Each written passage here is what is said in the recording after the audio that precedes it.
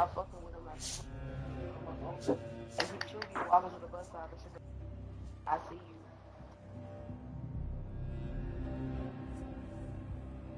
Right, yeah. Hey, bro. That that was my first first winner this season.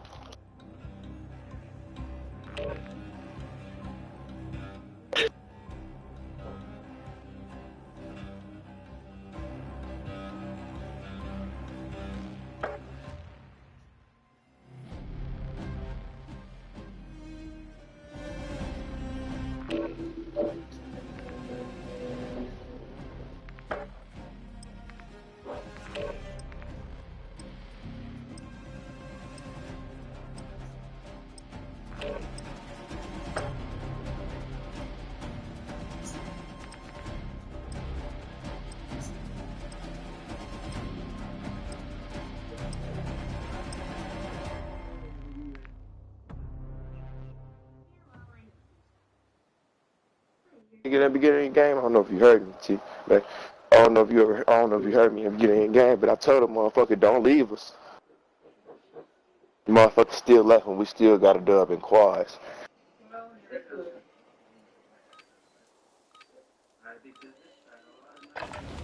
Check your weapons, check your gear. We're holding for deployment.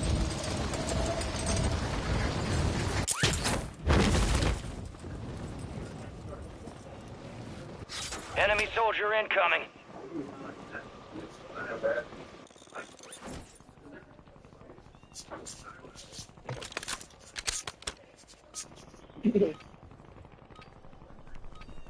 Yo. Yeah, I'm here.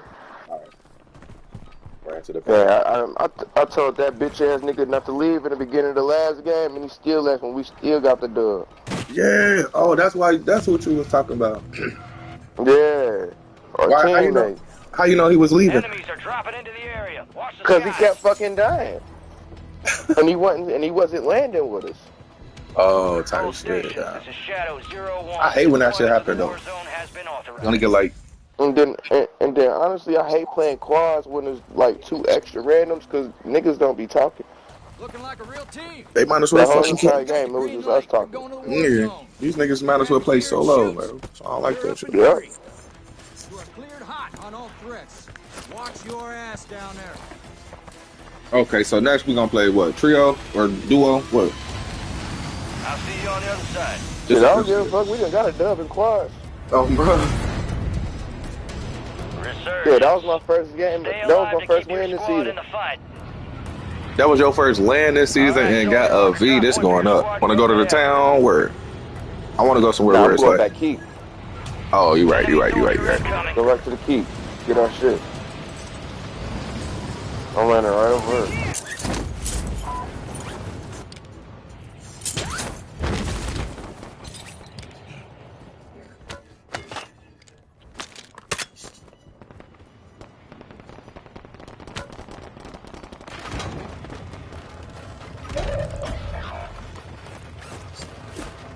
Where you at? I'm in the basement. You're in the basement. I'm upstairs right now. Ooh, it's a nigga up here with me. Your squad mates redeploying. Well done. Drop thing. Whoop-dee. Enemies dropping into the AO.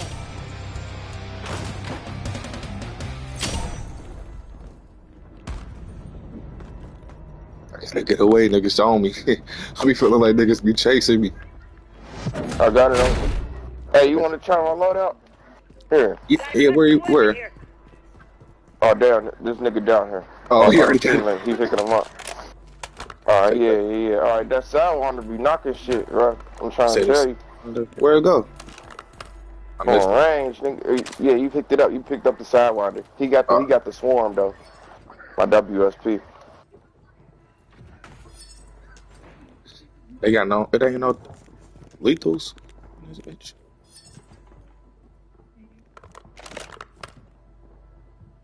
Which one heavier, 9mm or the 5.56? 5.56. Okay. Oh, like real life?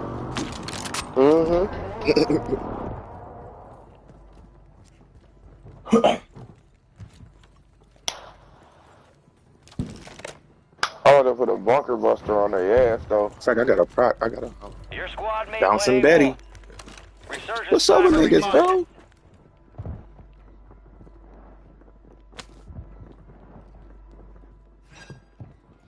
Nearby target designated for friendly missile strike. Yeah, they ain't like that. Somebody might go down off of this shit. Gas What is what moving. was that? Bunker buster. Oh, that's what that one is. Yeah, and they still getting hit by shit. 668. I got an M16 right here. I don't know if it's full auto though. It looked like it is. I think it got a conversion kit on there. Alright. Let's go grab it. I got the Hoger. Alright, look, this is what we gonna do. We gonna post up in here. Your Close that squad door. made it to the safe zone. There we go. We come back in here. You want that on the other side of the door?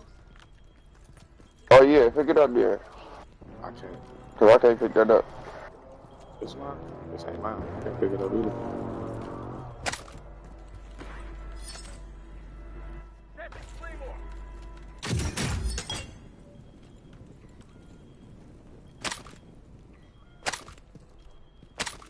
Hold on, he got eyes on that door. He got eyes on that one. I got eyes on that one. I'm gonna tuck up. I'm gonna tuck up back here.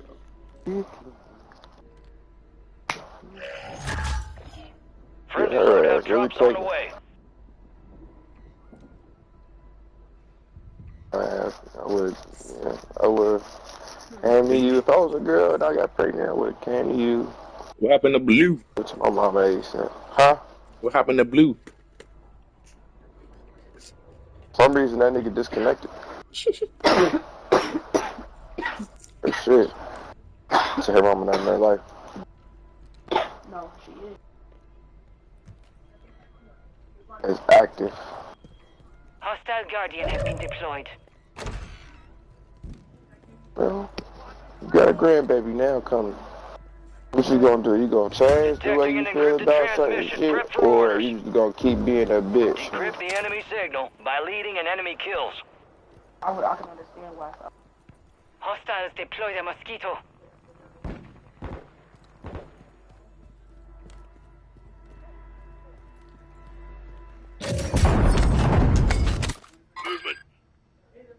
Nah, that couldn't have been nothing. I was looking. That could not have been anything. I think they just blew up, Shark. Shark, come back. I want to say they just blew up. You know, they'll blow up over time. See back if you hear me. We're outside the top squads. Let's push Be back if you harder hear to me, break in. Lay down in a minute, y'all. Alright. What you mean? Well, we ain't got that one thing going on. That's the rogue signal. That's to get that chest that be having all that cheese, and that's why I had so much money last game. Oh, where is that? Where is that? We got to get more kills in order to find out where it's gonna be. It'll be at like 5 different locations around the map. Which one do you want to hold it down or? Yeah, I normally hold this down until I find out if we gonna have the next ring or not. If we gonna have the next ring, then I post up in the keep still. Okay. Cause we already got a build locked down for us, a little section of this building. We can always go upstairs though. You want to mob upstairs? We can take over upstairs. You got Like gas I know moving what in. I see what you're saying. I know what you're saying. You saying like the circle. Yeah. Yeah, second circle. All right. You look funny as hell. You can tell. You can see me. Yeah. I stand up. Hold on. Your legs was on this shit and shit. All right, your squad's in the safe zone. You ever seen this? Oh shit, they go Blue. Oh well, he here, but he ain't active.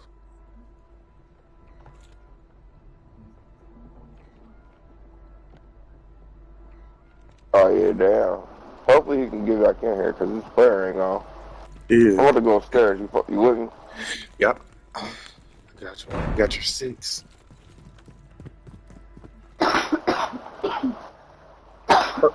Purple.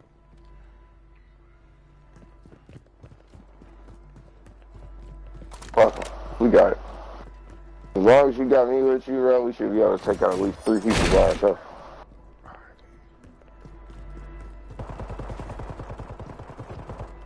Oh shit, they downstairs. They downstairs. See? While we rotated up, they rotated down. Eyes up. The sector's hot. Watch your 6, purple. Oh, I need to self-profile.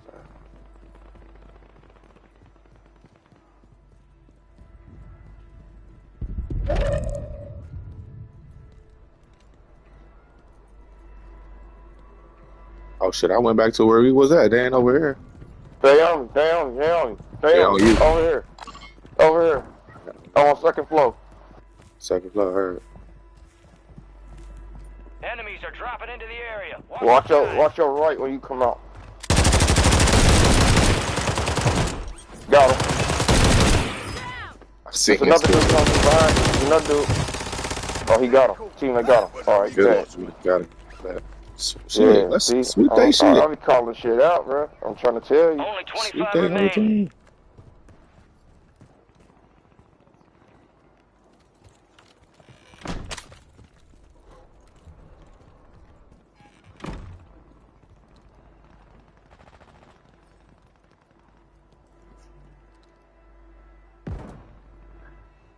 We've got 10 squads active in the field. Resurgence window is ending. Watch your 6. You niggas got all the money. I ain't been opening up shit, dog. That's why. Enemy soldier incoming. This should be. Oh Gas shit! closing in. What? Hey. He done here. I dropped him. I dropped one too. All squad members in the safe zone. Hey, he on the ground floor. Ground floor. He coming in.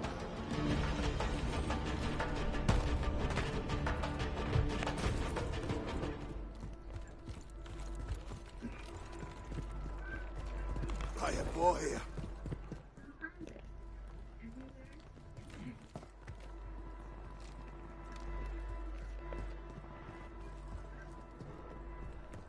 Oh.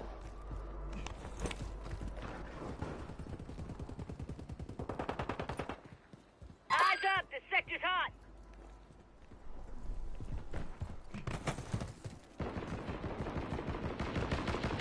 Oh, they dropping in. The circle That closed. shit took off. What? Woo-wee. Watch your back, purple. Hey, yeah, sir, I got it. Don't worry, I got myself. Matter of fact, yeah, help me out. That way I can say that. I'm coming. I'm coming to you. I'm coming. Be advised, resurgence is no longer active. This is for keeps. Enemies dropping into the AO. Supply crates have been restocked. Load up. Hey, there's a nigga on our roof. Oh no, he's not on our roof. He's on the same level as me. Second floor.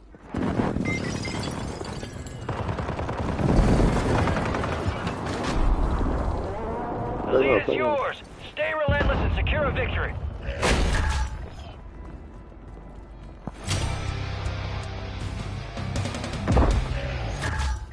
You have a buy station inbound.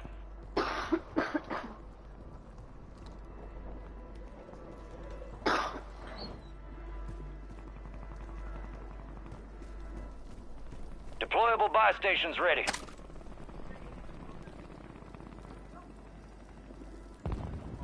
You're losing ground. Move it. God damn. You good?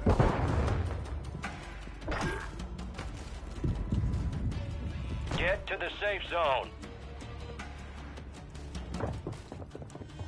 Thank you.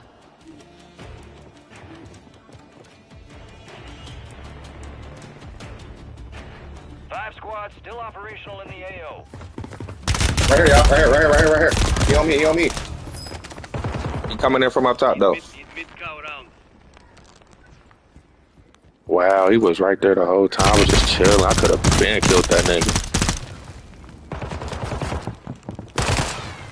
There we go. Yellow got his ass. That's you. You yellow. Oh. Shit. I don't know. The other guy. Whole team.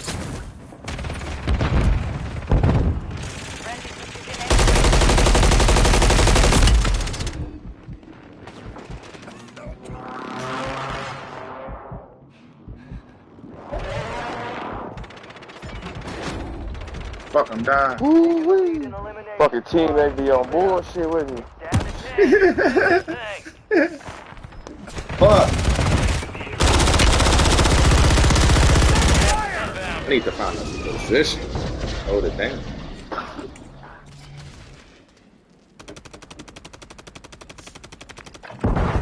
3 squads left in the war zone. Stay alert. I'm good. I'm good. Shit.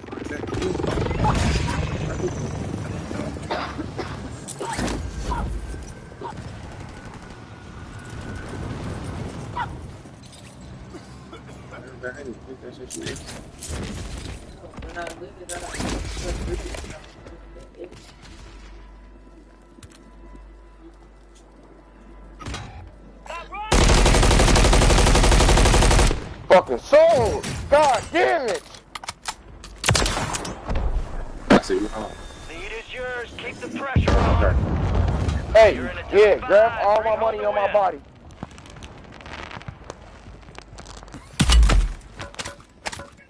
Grab the money, grab the money, grab the money. Oh, okay. Can I get in there? There ain't no more money. Oh!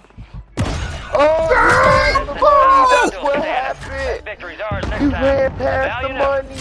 Keep Who, it me? up. Return to base for debriefing. Yeah! I was trying to get into the shit. The damn I thing. know you was trying to get into the buy station, but you, Yeah. like, when I didn't know you ran past the money.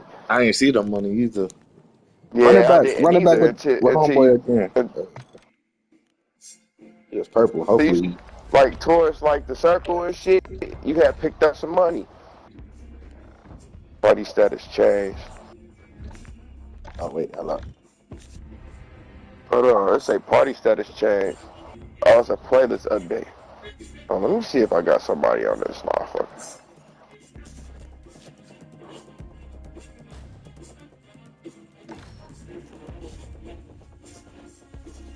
The vape. Huh? There should be one over there.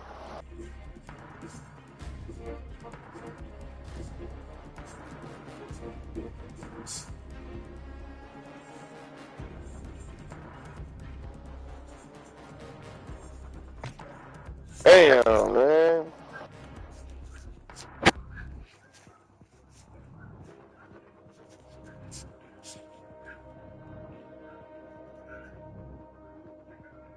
But I only went down because my PDS didn't go off, bro. What is that? Your portable. Yeah, it's a portable ring. A You throw portable it this. inside the gas, you'll block the gas out from you for like a 5 foot radius Oh, okay. around you, like, and yeah, you can heal up and shit. You just put it on duos, I guess.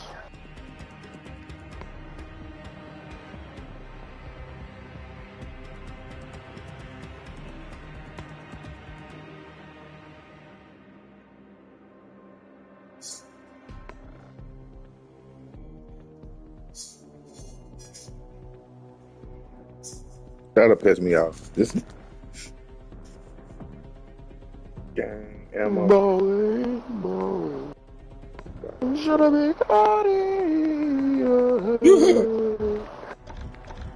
Super little boy.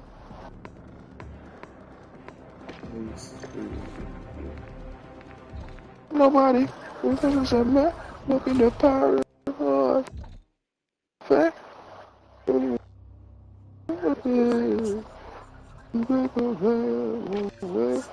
have been caught in.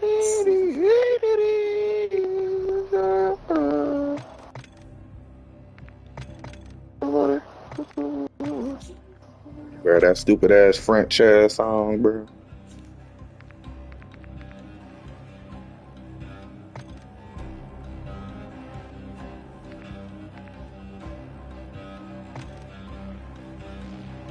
I never knew I could be this. What, save your class or something?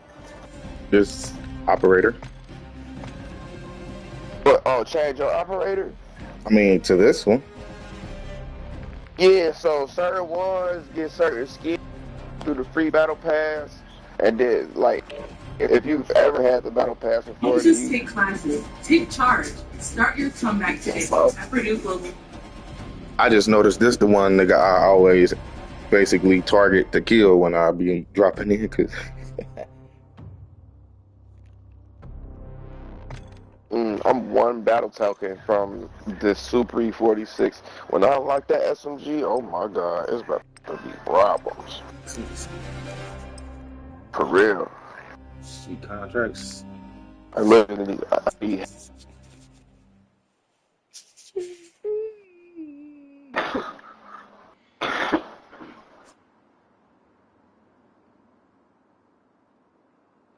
Damn, it's only one, bro. That's crazy.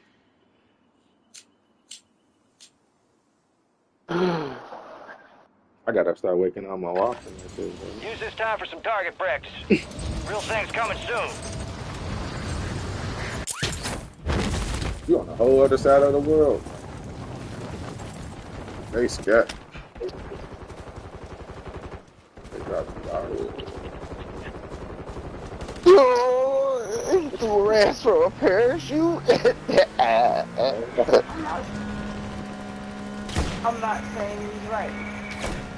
However, when you hurt somebody to that extent, you cannot tell them how to, heal or move coming out. So, what did we learn here? If you want to live, Told by his personal trainer, the death I mean, These bitches run on gas too. There are a lot of conspiracy theories revolving around music. So today I have gathered 6 of the most bizarre music conspiracy theories. Hey, I don't know if you peeped, but that nigga was going crazy with my gun. Did you see that? Nah. Well, last game, that nigga was going crazy. Like our Oh third. yeah, homeboy definitely did. Yeah. Okay. Bro, he was going stupid with my shit. Prep time's Yeah, over. Now you deploy to the Warzone. I like that. What's it called? The op that you got on that sidewinder. Oh yeah. Damn near all my guns got an optic like that. If it ain't that one, it's something similar. And if I got a scope on my shit, that mean I'm really trying to drill your shit with a lot of rounds.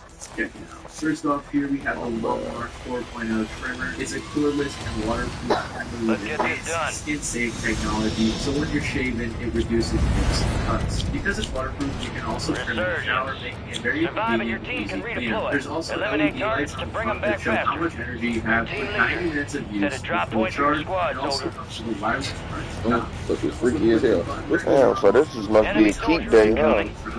There's also Yeah. we got the Crop Reviver and the Crop Preserver. The Crop Preserver is a ball deodorant, and the Crop Reviver is This nigga came through on the bottom level, 2 on the ground, 2 on the ground. Ah, the second one fucking got me. Actually pretty funny and really creative. For a limited time, you can get all of this great stuff and 2 free gifts. The Shed Travel Bag and also the travel bag looks very nice. They're doing it. They about to get that shit open. So go to manscaped.com right now and use code MattyB for 20% off, free international shipping, and 2 free gifts. I'm letting on. Oh, he behind me. Fuck nigga was behind me.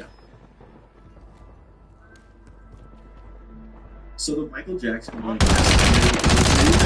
due to its fire during Pepsi commercial. I know you just seen me kill that nigga. Filming in front of a live audience. I know you just seen me kill that nigga, bro. Pyrotechnics went off. Like, we gonna have to hit the run that back. We ain't gonna lie. We can't go out like that. Yeah, press play again.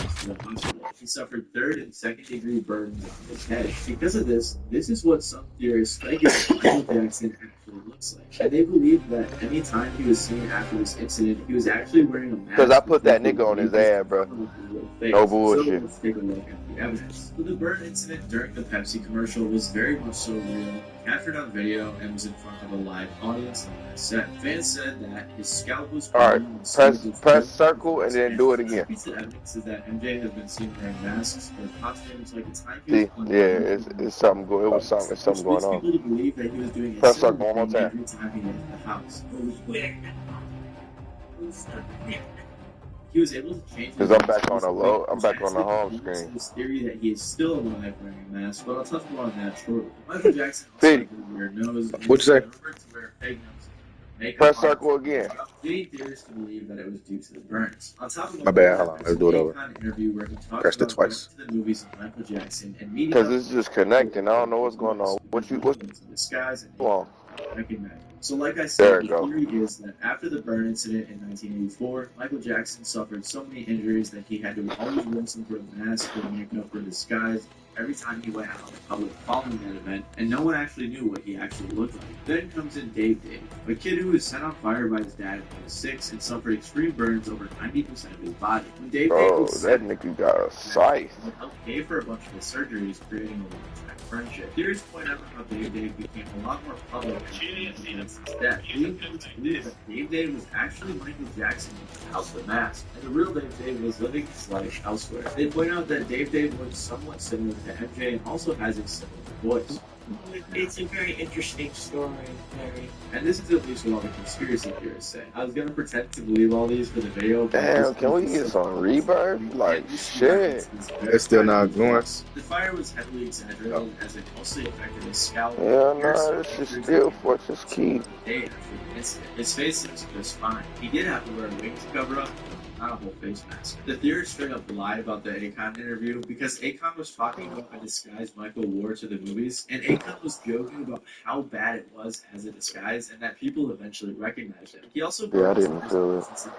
I was just that hot. So he had some plastic surgery to fix the issue and had a few more in the following years. His nose did have a lot of issues following these surgeries, which probably no follow-up. Gear and weapons will be deployed shortly. But a whole face mask was disguised. This is supposed to be my, Enemies dropping into the AO.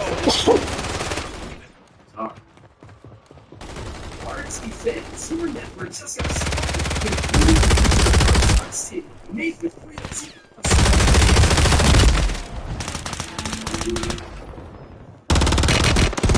So this theory is that the experimental rap group No, who was on this kid? No, we lagging. We're lagging. The attack took place on May 22nd. Hell no. The Manchester Arena in Istanbul. They got cheaters in this lobby, bro. Huh? They got cheaters in this lobby, bro. You don't feel the lag? Hell yeah. Yeah, I'm about to just invite you to my lobby. Alright, let's just send me the recovery.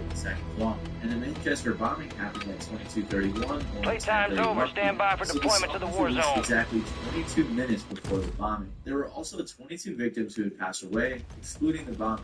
And the bomber was 22 years old. The song had lyrics like, "I'm listed by admired improvised explosives," and the bomber had used one of these IEDs, or improvised explosive devices, which is basically just a homemade bomb. Another lyric that lyrics point to is exit wounds and rabbit ears, rabbit holes that last for years. And if you aren't familiar with Ariana Grande, she had recently just released an album called Dangerous Woman, where she was wearing bunny ears in the cover. It was a comic theme.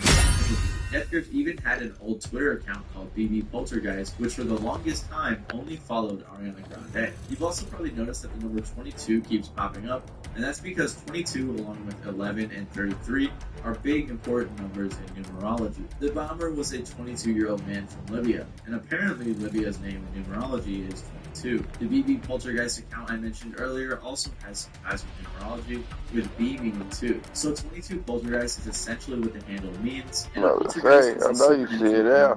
The first time I seen it, I just couldn't do it right. Their album Government Plates was surprise released 13 months, 13 days, and 13 hours after their previous album in 2013. I ain't gonna hold you, fool. The song Steroids was released We got 25. 5 seconds for This rebirth. theory does go a whole lot more into occultism, which is too scary. We about to run that. So just play a brief clip explaining the significance of the number 13. Wiccans, which have occult beliefs, follow the Celtic tree months, which divides the calendar into 13 separate months. Between the release of steroids and the year of the snitch, there were 13 full moons. Death Groups has often tied releases of their previous to various It's comfortable, ain't it? So essentially what some people believe is that this was some sort of Death Groups some sort of supernatural power.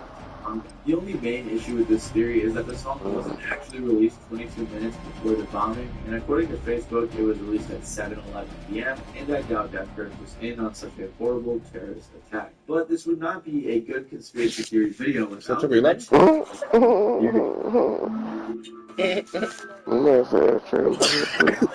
internet anarchist for bringing this theory to my attention, as he made a great video on the topic. But anyways, people speculate that Kanye West was actually cloned, and that there are two Kanyes that we have been seeing in the past years. Check your weapons, check your gear. We're holding for deployment. Kanye, I'm so excited to play this game. Barely performing the actual music, leaving many fans upset. Following his viral rants, he was at his personal trainer Paulie Pasternak's house when police were called because Kanye was acting erratically. Police got there and he was taken to the UCLA Medical Center. He was then diagnosed with bipolar disorder, given meds, and canceled the rest of his tour. People took note of how Kanye looked like a shell of himself in photos of 29. After this, he was working on an album called TurboGrafx X16 and a song for that album called UCLA. Enemy soldier incoming. That it was even recorded in the UCLA hospital, but I can't find any evidence for that. However, the song did have some very lyrics that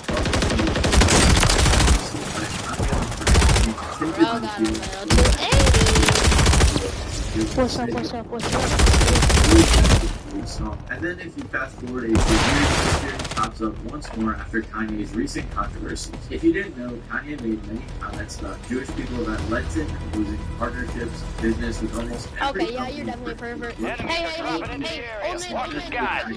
All stations, this is Shadow. He said this. You guys actually realize like how your power is not you're fighting who's right in front of you. And it's like, yo, bro, be my brother along. So Orlando is claiming that there were two Kanyes, but he isn't doing crazy claims, so he may not be the after this claim made by Brown and all the controversy he was in, Kanye shared a message from his personal trainer I mentioned this guy earlier because this is the guy who was first taken to the hospital with meds for his bipolar disorder. Where we landed? Where you marked on it. Now, so don't go dying on us out there. I normally fuck with Stronghold, but that's cool. He used to work for the military as a nutrition and exercise scientist where he would study medicine. He said in enemy buy station incoming. Sorts of drugs and he You alright? What's the fight for real? I'm going to help you a couple of ways. First, you and I sit down and have a loving and open conversation. You don't use cuss words, and everything that is discussed is based in fact, and not some crazy stuff that a dumb friend of yours told you. Let me know if you got steps on you. There's some niggas in here, I forgot to tell you. I was shooting up. You go back to Zombie Land forever. Playdates with the kids just won't be the same. Many people saw this tweet and took Kanye's side. Take your key card. But this theory goes even deeper. In December, Kanye tweeted a picture of a swastika inside the Star of David, saying he was again running for president. People were obviously upset and began to Twitter, but others pointed to Alright, take your time, come on. Yeah, see, they dropping bombs on niggas. You need guns here.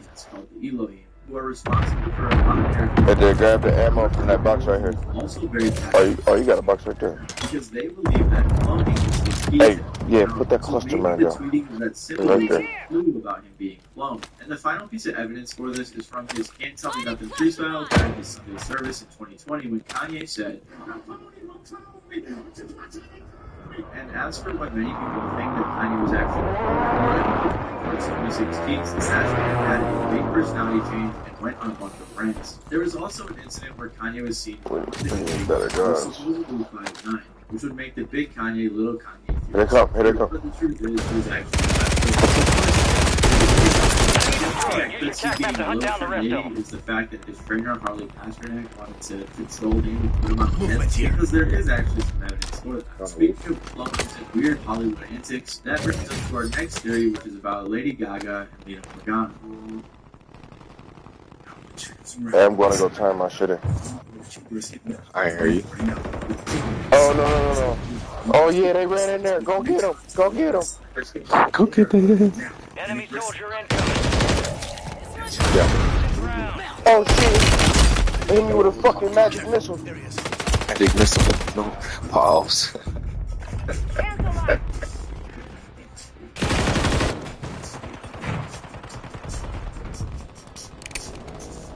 Get ready.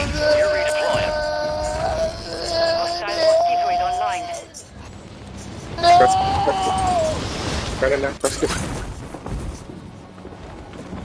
Your squad made it to Fucking the safe bitches. zone. It's all on you. Stay alive so your squad can People believe that redeploy. Lady Gaga was in some way responsible for the death of Lena Morgana, another artist who Lady Gaga knew personally and had a very similar style. So theorists believe that Lady Gaga caused her Your squad death mate's back and on then took her station. place in the music Good work. industry. This theory does For run standing very ovation. weak and some of the key points. So he had been releasing music for a while, and then around 2006, No, yeah, I heard it. the guy named I had to think, man, what the fuck? career other than the fact that he was rise. My fault, I had to light one now, bro. My bad. Music has been on the You radio, cool. and she was also featured in a couple of TV shows. This a nigga he snuck up on me. I got to get up too. Guess who that artist was? That's right. Lady Gaga was brought in to help him with his song. Resurging. Go get your revenge. Apparently they made around 12 songs together. One of them were released to cover one song called Wonderland by Lena with Lady Gaga's background vocals and has been leaked. After working together for about a year, on October 4th of 2008, an article was published that said a woman believed to be in her 20s or 30s jumped from the roof of the Staten Island hotel in Greenville this month, and as it eventually turned out, the woman was 90. I killed myself with my own crossing line because the nigga ran in here. Released an official statement. Meanwhile, Lady Gaga was Got reinforcements in. Wait, what the fuck? That shit just fucked my whole head up. Like, getting killed by my own bomb. CMZ basically telling us that Lady Oh, look, he Gaga running down. They running down. sweat, and she wanted to bring recognition to her daughter. She also Running down said where? that there is similarity between the two stylistically. Very similar outfits, similar makeup, similar styles, similar music videos, and even Told you they down here. There's two of them on me. They got a whole photo. She feels awful that a woman died at something. Throw that up. Oh, God. Multiple sources stating that they made a ton Friendly of mortar together. strike on the way. Because Lady Gaga Back on she station. took on Lena Go get after it. identity. People I had speculate to drop on this bitch. Lady Gaga even sacrificed her so she could be on a star. Really, the only evidence Man, I already burnt myself. Ooh, look at these fun niggas. statement from someone who claims to be Lena's aunt. So in the paparazzi video released in 2009, Lady Gaga is seen thrown over the edge of a balcony, which a lot of people believe is a callback to how Morgana died. They also point out how Lena's death was kind of suspicious since she was apparently dancing or exercising before jumping onto the roof. Gaga is also seen in the music video. I'm driving loaded. I ain't going. Wearing, and the video was very weirdly focused on death. Then there's also a statement from someone who is allegedly Lena's aunt that reads, "We, Lena's family, do not believe that she had an intention to die. I ain't about to run me up like I'm some pussy punk This bitch." theory also goes even deeper into a bunch of like satanic and spiritual and weird occult type of things. People think that Lady Gaga is involved in satanic rituals or that she absorbed Lena Morgana's soul. Yes, we correct. The biggest issue with this theory, though, is that Lady Gaga wasn't even Yes, man. because she was actually in LA getting ready to leave to film her Poker Face music video. So it's very unlikely Lady Gaga was involved in Lena Morgana's death. Like I said, though, this theory does go a lot. Hey, come grab this gun I got for you. Oh, no, you can go grab your load out. Enemy squad's on you. Stay sharp. It's over here. The theory that Drake I would just go grab the load out. It's right over there. It's nothing new at all, but recently it's been I'm coming with reignited, you. and this theory has always interested me, so let's look into it. In 2016, X's song Look At Me was blowing up on SoundCloud while he was in jail. Drake apparently found the song and attempted to reach out to X, but couldn't get into contact with him. So in January of 2017, Drake teased a song called KMT, where he was using the exact same flow as X did on Look At Me. This sparked a huge beef that really helped jumpstart X's career. X was talking crazy about Drake on Twitter for a while, and then Drake addressed the accusation in an interview where he said Then X went on live and continued talking crazy about give me your money. And died down for a while, despite there being some clear animosity between the two. And then in February of 2018, X posted on his story, "If anyone tries to kill me, it was Drake." However, he took it down and claimed that he was hacked, which would make sense since he was recently praising Drake for God's plan. Then in May of 2018, Drake released a song called I'm Upset, where he said, SMS, XXX, that's the only time I ever shoot below the net. Why you keep on shooting if you know that friend is dead? That's the only kind of shit that gets you some respect. Resurgence window is ending. X was murdered when Watch he was your shopping for motorcycles because the murderers were trying to take his Louis Vuitton bag, which had 50 do I got any fucking cream or something? Everyone on my Snapchat immediately became a detective. It didn't help when shortly after Drake released his album, the song Monetize on it, which had lyrics like "Sick of these people, get rid of these people," and Louis bags in exchange for body bags. That last line does seem like a direct reference to the situation since he was killed over a Louis Vuitton bag. Then, when the Sicko Mode video was released with Travis Scott and Drake, there was a scene where X looked like was being crushed by the rock. Following this, theories died down for about 4 years until Drake released his collab album with 21 Savage. And on the song On DS, Drake said, maybe I should break that 10 to a 5, then if it gets live, do a 5 again. People speculate that when you add these numbers up in a certain way, it makes 30, which is XXX in Roman numerals. Following that line, he said, if he held his tongue on that live, he'd be alive again. Like I said earlier, X had talked crazy. I see right here. 2 up right here. 3 all. Damn. 2 teams. 2 teams. Failure ain't fatal. Just an opportunity. I'm pretty sure it's over now. Murderous got a sentence, but Drake was called to show up, and he didn't. So his lawyer figured out how there was zero evidence that we were just playing squads, right? Yeah. So the bulk of this theory is what the fuck? I said it was. I knew they had. I knew niggas had 4.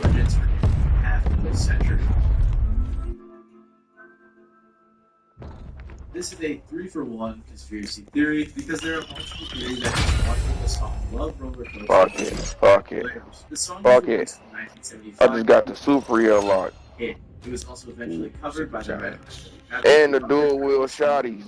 Ooh. For seconds, there's a faint scream that can be heard in the background. Level 670. Many conspiracy theories, so let's talk about it. One of the most common explanations for this scream is that there was an incident with the model who was on the album cover. In the album cover, she's being covered in honey. However, theories suggest that she was actually covered in some sort of acrylic. I don't know what the fuck they just did. The substance then got stuck on her body, and while people were trying they gave me a new SMG. Flesh. For some reason, someone caught the scream on tape and decided to use it in the song. There's also a bunch more theories revolving around this idea. A spin-off of the one I just said is rather than the scream being caused by her flesh being ripped off, she was furious with the Ohio player's manager and busted into the studio while they were recording the song. She was demanding compensation from the manager and threatening to sue, so he stabbed her to death. Her scream was caught in the original song recording, but somehow no one noticed it and it made its way. Hey, you got multiplayer? The theory is very similar to the second one I just mentioned. You got multiplayer? I think you gotta have a game for that. Damn, it ain't free right now? Broke into a neighboring Let's see. and murdered someone, which was captured in the song. However, since the game was like they were singing and had headphones on, they never heard the scream. Like the last theory, somehow the scream made its way to the final cut of the song without anyone noticing. Like I said, there are many spin-offs of these theories, like someone was killed in a nearby recording studio, or the model was burned by the hot money. Nope, it's still a lot. Yeah, alright. Members of the Ohio at the time, Jimmy Diamond Williams, it's still a lot. The following explanation decades. Hold on, look. Free trial. Hyper crack. It's guitars, and it's right before the second verse. And where? Type screech. Oh, damn, hold on. Mariah Carey does to go octaves above. The DJ made this crack and it swept the country. People were asking, Did you kill this girl in the studio? It say you ain't got the DLC installed. Right. So the only question is, was Mr. Williams telling the truth, or was it simply a cover-up? That's weird. We'll never know. Anyways, thank you guys for watching. Fuck it. We just gonna. What? I will see you They say that's what it sounds like.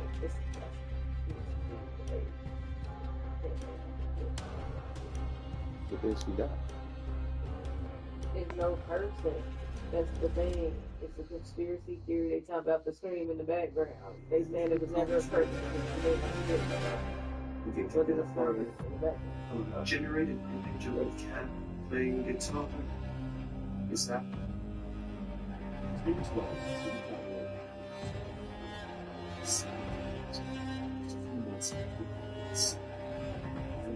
Yeah, no.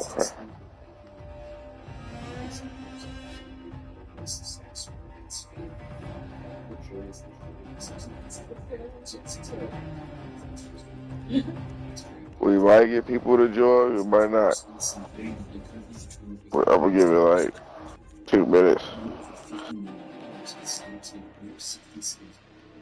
That way we still can get us a rebirth. Where we at?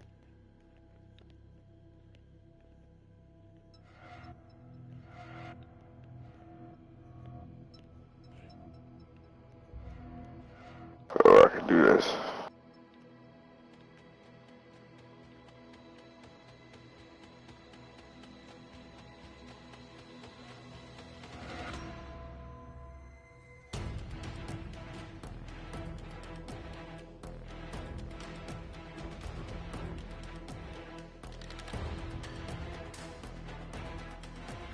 Now that brother just made me. Oh yeah, hold on, my nigga disputed on. Is your squad field open? Nah, I don't think so. Hold on. You know what? That might be the reason why, huh? Music plants are artists that are planted in the music industry by labels or other important people. Sometimes they can be hard to spot, and sometimes they're. Now you know you don't be. Bro, I'm trying to tell you. I do not fuck around. So the term industry plant is thrown around all the time. Tons of people will make different definitions. For example, when you Google industry plant, the definition is artists who started in the industry and are then picked up by a major label and groomed to be a star. But the issue with this definition and many similar ones is that it can be applied to a lot of artists. About to just go to trios. Fuck this. A better definition is an artist who has a major/indie label backing their movement. Make sure you water class. What I mean by that is like motherfucking pistol as your secondary. What is that? Get it on my own narrative. So that doesn't really help narrow down the list. However, for the sake of this video, different maps on Trio. Industry plants as artists who sign. I'm about to make a F tag. Some sort of marketing. Yeah. What you say though? Water class. What's that mean? Yeah, cause nigga, we gonna run that water a couple times playing over on Dale.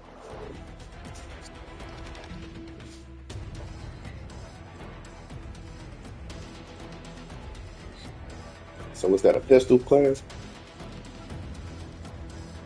Yeah.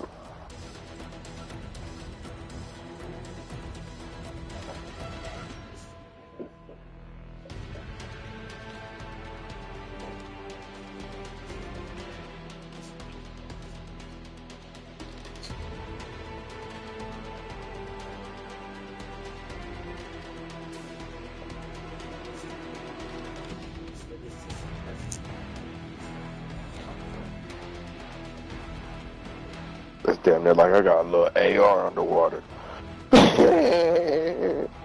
Real shit. Look at that shit. That ass barrel.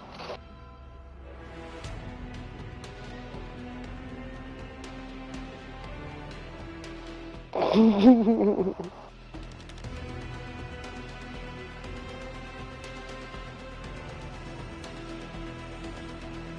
me know when you're ready. There was a little chapstick thingy around here though, like Oh, sting. Smoking this classic Yelling World song. This video caught the attention of Bradley Scoffern. Bradley Scoffern is a guy who's worked a lot with Odd Future. He used to help manage Tyler the Creator and Golfway. He had been working with them as early on as 2012 and also worked as a carnival director at Camp Vlog. So people theorized that Bradley found Jumex from this video, heard his music, decided to invest in him, hooked him up with some industry connections, and therefore planted him in the music industry. People have also said that the label he was with, Warzone Records, was created by Bradley, made to look like some indie label, even though there was tons of money behind it. Like I said, this isn't a confirmed fact, it's just speculation, but it would make a lot of sense as to how Jumex got all these industry connections. People also theorized that Bradley had Taco direct his first music video and song, and Taco even played it during his DJ set at Camp Vlog in 2018. His following song, Boner, was released shortly after Trap, and he had writing assistance from I Love there? who actually helped him on a Damn, I want that Superi too, bro. That shit like I can't hear nobody. There's also screenshots of you don't hear me? asking people to write him a song about flexing, but I'm about to start a new lobby. for this song. I can't hear. With top comments Oh, there it go. What the fuck? Energy can personified. Jumex also did this thing where he would just. What the fuck was this going on? Really trying to appeal to the emo type of community. So with a little bit of digging, it looks pretty obvious that he was planted in the music industry. And after releasing some EPs and singles throughout 2019, this shit been tripping. Collaborating with people like Lil and Travis Barker, it seems like he parted ways with Warzone Records. His numbers started slowing down. Warzone probably realized that their investments had failed, so it's likely that they pulled out, or maybe Jumex left them. So as of now, he's been releasing his latest songs independently with little to no success. I honestly think you gonna laugh at me though, cause I dropped my mouth. Music wasn't great right off the bat, and the industry plan thing was so apparent. In my opinion, you gonna laugh at me though, cause I dropped my mouth. Preconceived notions about him. They didn't really want to check his new stuff out. Well, first of all, even if I did, you laugh at my tape. And then when I show you, you gonna touch the damn spot.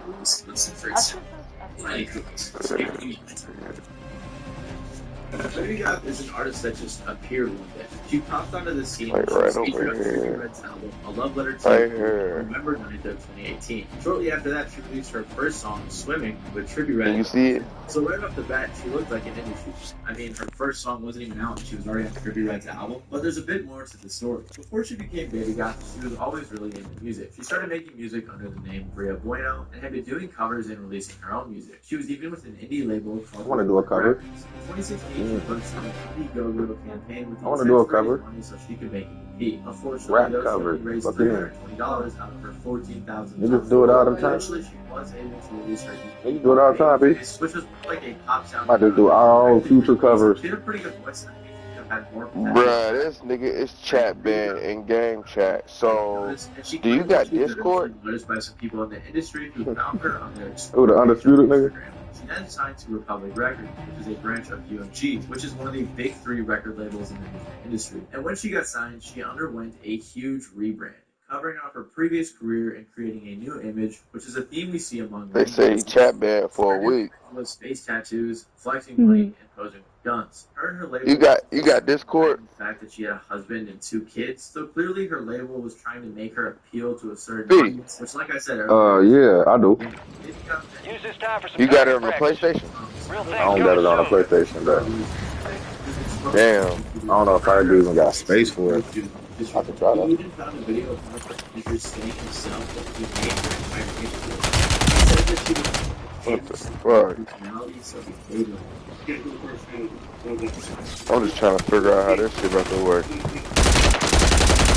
get a cool name, right? All these words have face names, right? So you go to work, right? So she walks to the hook, she looks cool, right? All ladies.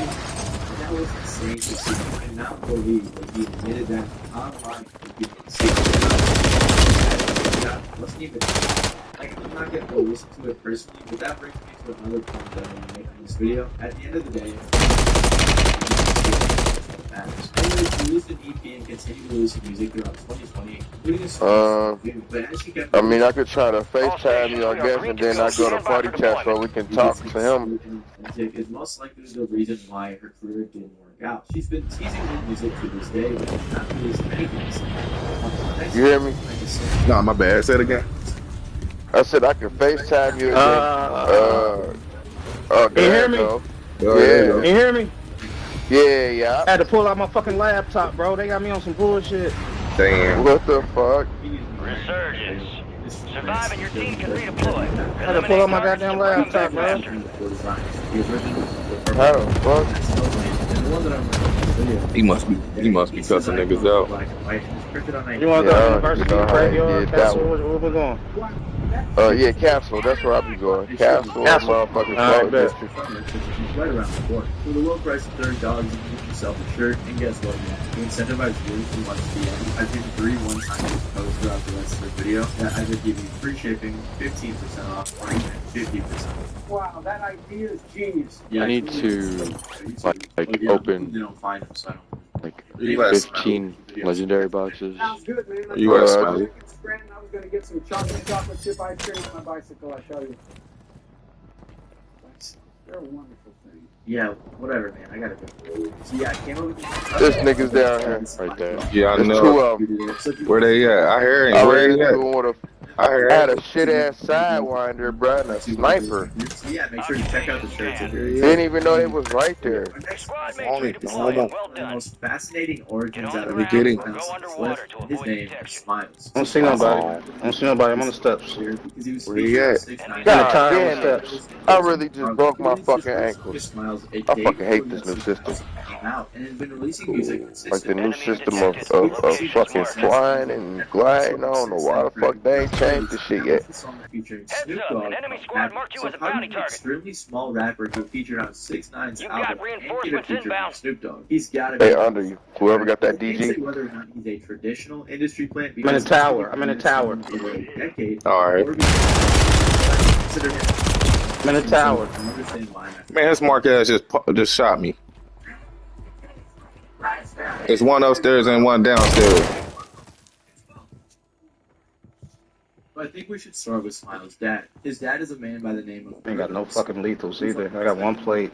Estimated net worth of $575. Get ready. You're redeploying. The reason I think this guy is his dad is... I'm coming back. I need that.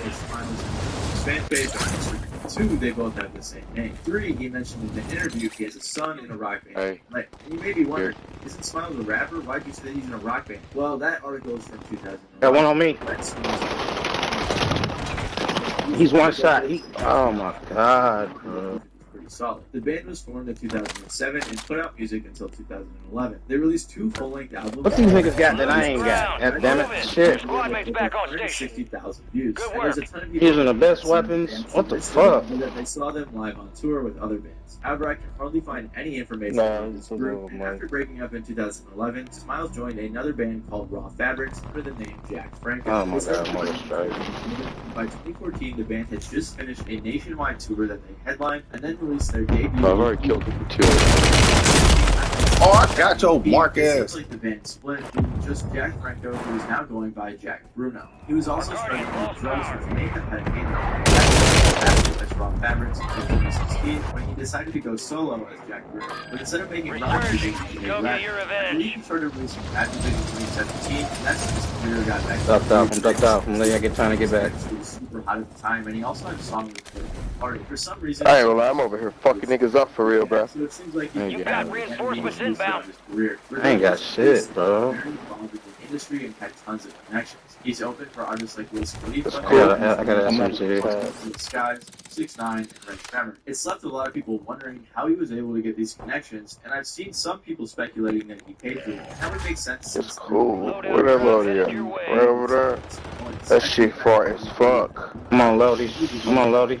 This live Dunkin' Donuts. I'm going loadie. Trying to eat a diamond and you read a donut. When you're trying to get insane and you go nuts. Anyways, he released a lot of music as Jack Bruno, although most of it was deleted from streaming. But then in 2020, Jack Bruno being rebranded as Smiles. His persona was essentially that of a 2010 smiley face person. It seemed like he was trying to have a secret.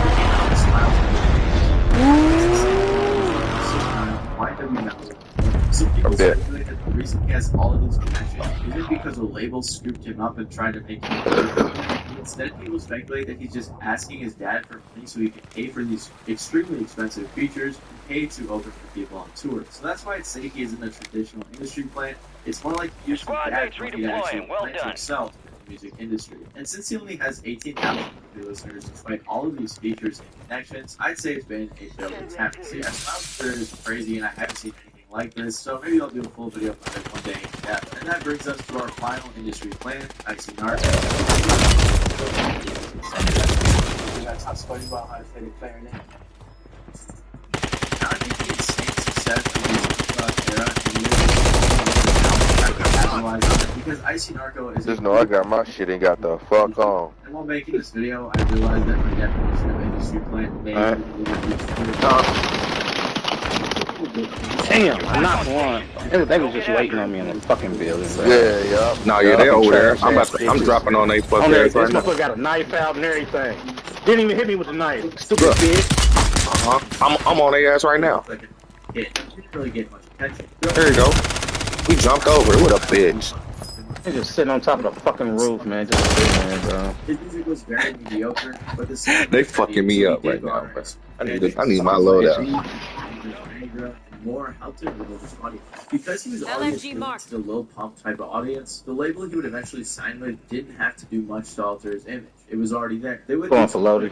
Do cringy stuff. Yeah, I'm trying to move up. Oh my god, they camping Lodi. Are you trash ass bitches, bro? Early 2018 and instantly began Camping Lodi?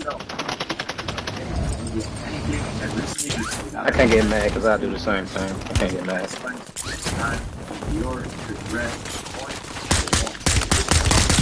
Streaming instantly blew up in the streams. Icy Narco got a no jumper interview and was seen with many other artists like Mind Every Your squad mate's back on station. Covered the gimmick. Good work. Songs. And of course, some people were enjoying his music even before he signed, but it was very short-lived, and a lot of his views were probably just from people who wanted to check out the Gas is inbound. He dropped his album Winter Can Be Murder in 2019 with 10K, and it performed very poorly. It seems like his label even had a link up with Gary Vee for publicity or PR, but it's clear that this was a corporate decision. Regardless, after 2019, he stopped working with 10K Records and has only released 5 songs since. The reason he didn't work out is because his style was so unoriginal. Come grab it on the street, come on. In the safe He was zone. just trying to capitalize on this trend. Most viewers were aware of this too. Oh my god, bro, I can't. God. And again, I wouldn't say his music I'm trash, bro. I'm trash. I'm trash. Originality, and it was capitalizing on a dying trend. So despite No audio in this fucking game. he failed to grow. Let me know if you have any other industry plans you'd like me to talk about in the comments below. Anyways, I hope you guys did enjoy this video. If you're interested in checking it out, I think they're pretty cool and I like them. Make sure to get them on 90balls.com and have the link in the description below. I'm gonna get fucked like this, I go play Apex. Shit. To kill your bitch ass. Right. Right. I dare you. Ah, fucking dog. Arnold Thomas. God damn. I ain't even going for Lodi no more. Fuck. Yeah, fuck it. I'm not even going for Lodi no more. These motherfuckers just sitting on top of the roof, camping Lodi. Yeah, I'm good. I'm good. Tell me, bro, I could bust shit open with this shit.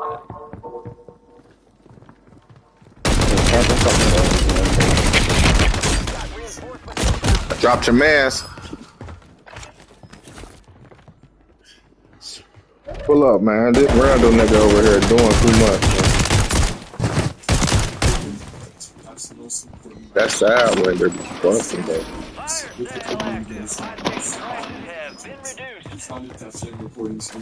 Alright. Hey, look. I'm about to buy Lodi for us. I'm about to buy fucking Lodi. Y'all land on me. Or throw it in the water. System of a Down, Neil Diamond, Jay-Z, the Dixie Chicks, Slayer, the Red Hot Chili Peppers, Adele, Lady Gaga, and Kanye West, just to name a few.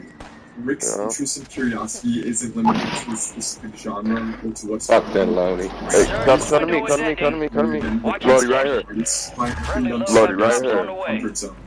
Rick is most recognizable for his Fire still do a lot of things for us, man. He's often seen. Oh, that's how we got that. Hey, Petey, grab this, or one of y'all, grab this motherfucking, pistol right here. When I tell you, Y'all gonna do work with that Fire sales motherfucker in the over. water? Adjusting prices. Every time you scratch it, magic was flying in the ass. Gas is Keep moving. your main chop though. Keep your main chop so when you gotta get out the water, you got something to shoot with. Facts. Ooh, he around. Somebody around. He's sparking my shit. Ruben is a non-traditional producer. He He's doesn't coming for play you. any instruments, and he can't operate a mixing Head to the board safe or a zone. Pro Tools setup. In 2007, Rick told Ooh, that Esquire, bitch. He's still in the water. I don't know anything I ain't even about got my music. chop no My more. dad was very little to do with music. Damn, these hoes running down. Look, check him out. Check him out. Damn, they ain't playing around. With his ability to offer skilled notes on how artists can improve their songs. All right, y'all, we gotta move as like make music without commercial. Yeah. Knows what he likes and senses what the rest of the world will in a like unit, as man. well. Stay alive Even one if you're time. not G, in the just business of making music, swim away. there's a lot of ways to make it. A man whose vision is Yeah, you know, I'm a Navy SEAL for real. There I go. Ooh, there you go. There I go. Nah, we gotta. I'm about to drop on you. Here we go. Knock this bitch ass. Hey, kill that nigga. Kill that nigga that just knocked over there. Oh yeah. He right over there. Where you at? Where you at? Where you at? In this area. He right over there. Jumping up. Ooh.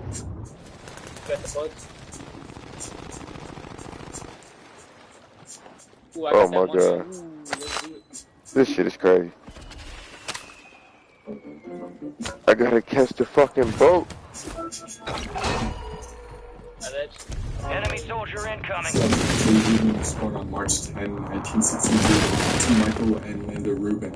His father sold shoes and his mother was a housewife. Rick grew up in Long Island, New York, in a household where music was always playing. The Beatles was the first thing. I was probably 5 years old, 4 years old, 5 years old. 6 years old.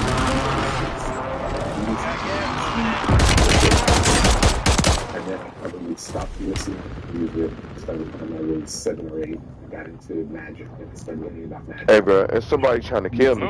I know. Get up out of there. Beach into Manhattan and hang out in magic shops. I shot his ass. He got up off you. When I was 14, I had magician friends who were 60. I learned a lot. You're around, I still though. learn about magic all the time. I always think about how things work, the mechanics of the situation. That's the nature of being a magician. End quote. When he was 14, he went to see a pediatrician because his neck was hurting him. The doctor told him it was stress and that he needed to learn to meditate. Thanks to this encounter, Rick has been practicing transcendental meditation since he was very young. Groups of AC/DC and Aerosmith, and then gravitated to the intense and angry sounds coming out of the punk rock genre. Soon he was playing guitar in his own punk band called Kids. At school, Rick said he felt like a loner, like he didn't fit in, like he wasn't part of anything. That was until he noticed the black. Hey, they behind. It's two behind you. You beware. 2 of them. 121 Savage, and it's another nigga with like army shit on. Yeah, I seen that bitch. Which were groups that were all Told you, there they go. The nigga on the roof, 21 Savage still around. Yeah, he ran in here. Nigga just Spin, love it, and forget everything that came before it. Rap was like the hardcore punk movement, except the black teenagers actually. I dropped 21 though. Fuck it. But I was over there whacking their ass, bro. I knew where they was going. I knew exactly where they was going. They was trying to go to the most cuttiest cut of the area. Yeah, pulled up on that. I can't believe this though. Ooh, that map was just on some fuck shit, y'all. That map ain't on speed really no more, man. That shit spanked.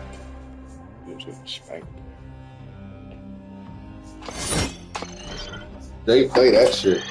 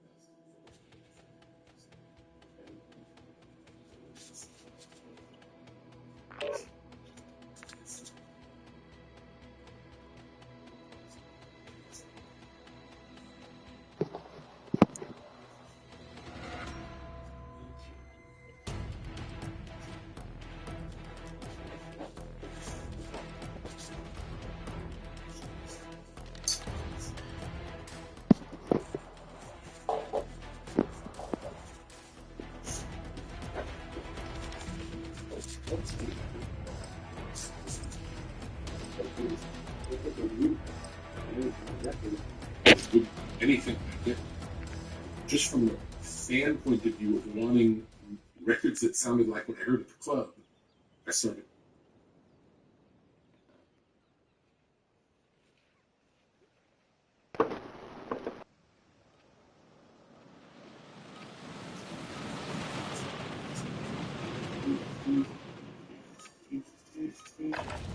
You're up fast. We're about to get evil.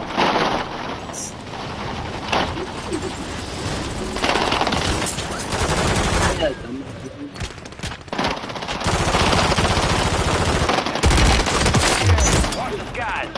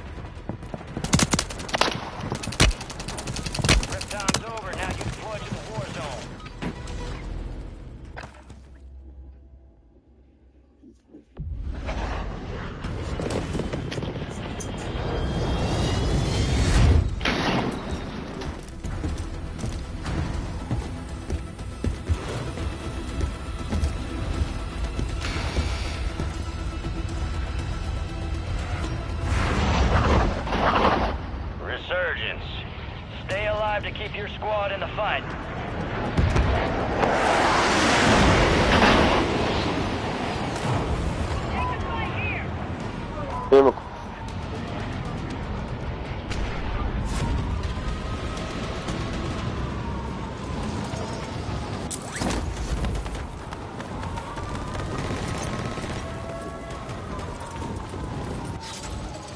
Oh shit, I got that pink thing. I got that pink thing hanging out. Oh. Got the pink thing hanging out. We got Lodi. Loadout drop. We got UAV. Hey. Yeah. Hostiles deploy a mosquito. Enemies dropping into Hey, the look, AO. hey, Speedy, come here. Come here.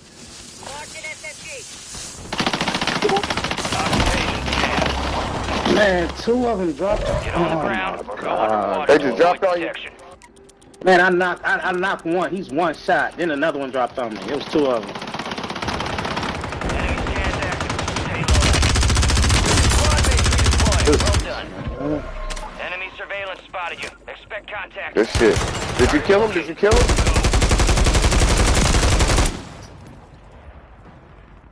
Hey, they see me though.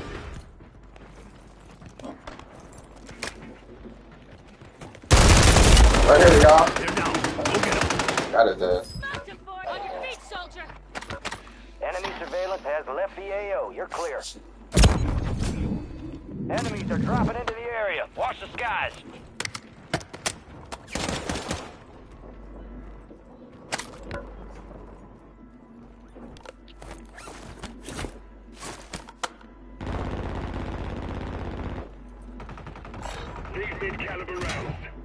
Hey, fool. Right out there.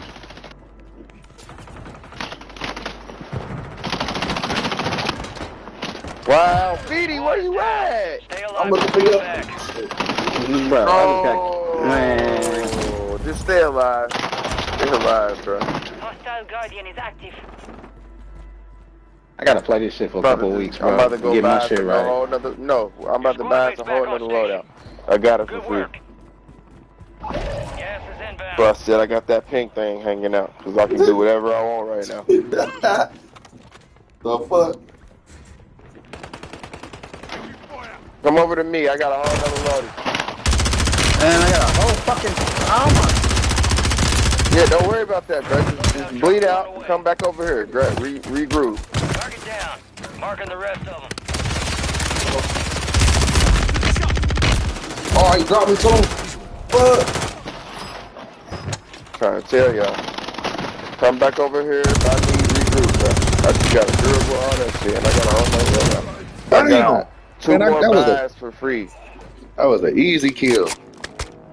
Time for vengeance. So I can buy whatever the fuck I want two more times for free. So for that free skin. So if we need to get another loadout, we can.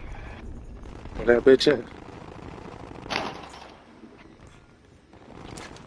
Enemy soldier incoming. We have a loadout drop here.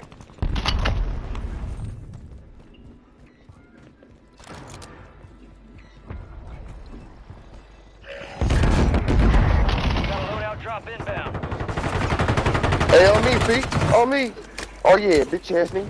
Be what? Fuck you, bitch. Kill me. Hey, Daddy, what know that? I'm trying to make my way to this nigga right here. Damn, but a motherfucking TV remote made me get killed, nigga. Fading fast here.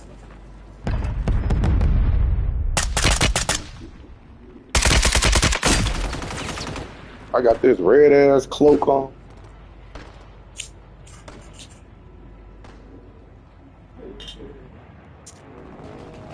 Stand by for redeployment. Hostile mosquito is online. Bitch, use a hoe. Use a hoe. Come on, bro. Just land over here, Swear to bro. God, use a hoe, bitch. I've been killing shit over here by myself, man. Hold on, Yellow got action. Yeah, he ran out. Look, Yellow. He right here in front. up. He right here in front. Right here in front. Area's hot. He running around. XP boost activated. He went back in. Here. Let's push him. There's only one of them over here. Look, he hopped out. He ran out. Oh shit! Oh shit! Oh shit! Oh shit! His bitch ass is on me. His bitch ass is on me. I'm running back on y'all right now. His bitch ass, man. Fuck the bullshit. He mad as fuck. Enemies dropping into the AO. Fuck the bullshit. He started sparking me out the air, y'all. Pull up.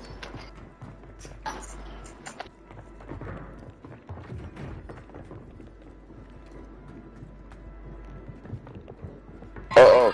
You got one right there. There you go. There you go. Oh, his bitch ass caught me. It's two of them. It's two of them, actually. They on different teams. There's hella niggas over there. Yeah, matter of fact.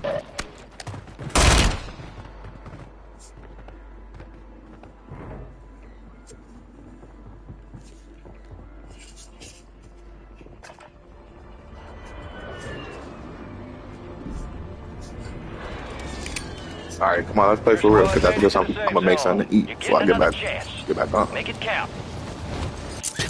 Only 25 remain. Eggs and shit. So was you really doing that tater tot thingy? What's up? Hey. Hostiles deploy the mosquito. Hey. Oh. I've been calling you. Was you really doing that tater tot thing? Alright.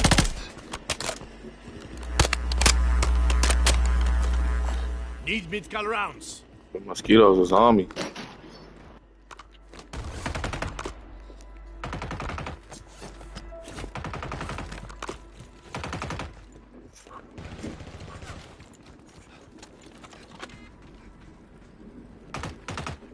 I ain't got no cheese. UAV.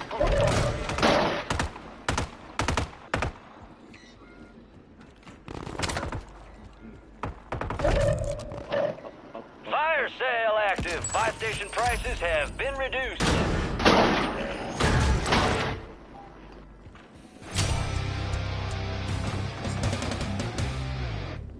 Hey, it's a nigga right here. Where you at? Going towards this helicopter. Hey, Undisputed, it's a nigga dropping down on you right now. Damn. Yeah. That was great.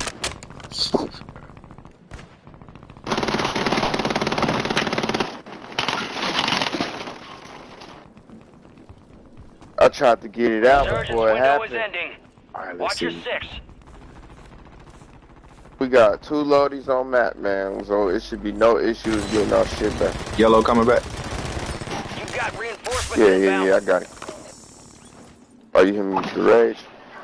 They up here, look. Yeah, I know. Ooh.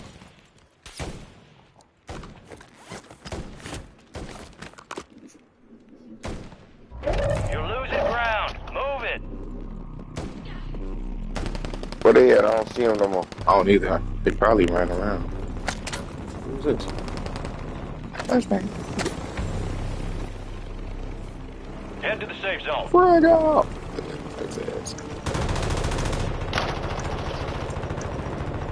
Whoa, advanced, baby. Fire sales over. Adjusting prices. Oh, I see one. You look like Snoop. Fuck you mean? Hey, I got a durable for you. Where you at? Here, I just be here. Hostile Got Guardian has 95. been deployed. Yeah, I'm gonna throw this up. Give it some proper vision. Okay. Oh, what? They just brought Lodi over here, y'all. I'm going over there. Pulling up.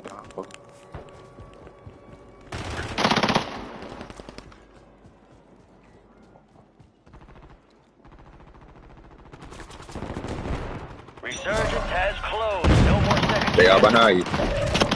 Fucking damn, man. And I can't even come the fuck back. Hey, buy me back, somebody. Get over there, though. They chasing me now. So it's another team. I'm about to lead them right to the next team. Oh, fuck. Yeah. Fight them niggas. Fight them niggas. Don't fight me. Fight them niggas. Yeah, fight them niggas. You still owe me, y'all. Oh, you a bitch. You a bitch, purple dude. You a bitch. I'm about to give up. Fuck you. Damn. I was finna. See, he came out of nowhere. When you get over here at the security, you gotta throw that cluster down. Hey, what that do? I be wanting to. Yeah. Hey, grab that money on.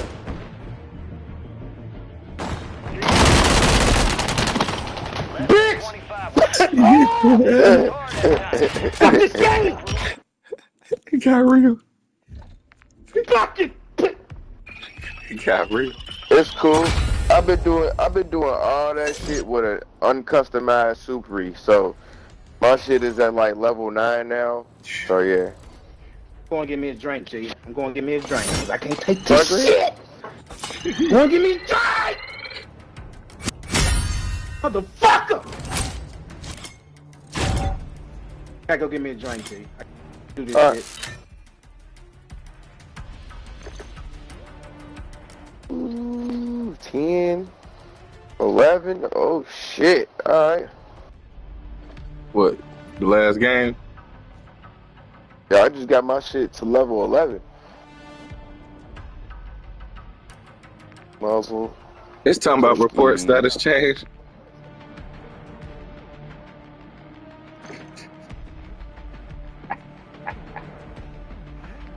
It's called a wreck because one bite of this I only had 2. easy, meaty, oven-toasted masterpiece is sure to wreck every other sandwich. Well, not our other sandwiches, but others' sandwiches. We bring the hot. From dreamer to doer, it's about finding the right path and the right people to walk alongside you. At Indiana Wesleyan University, we help dreamers become doers. The road ahead is closer than you think. Discover the way at IWU.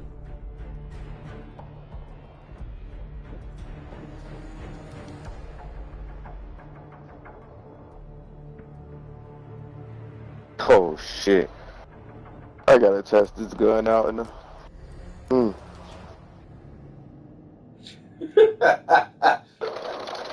Oh my god! Oh, there go they. Bro, this new SMG fire.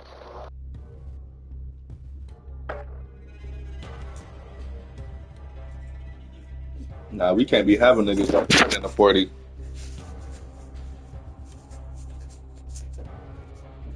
You hear me? You talking to me? Yeah. What? Buddy ass went good. He got your ass a strike.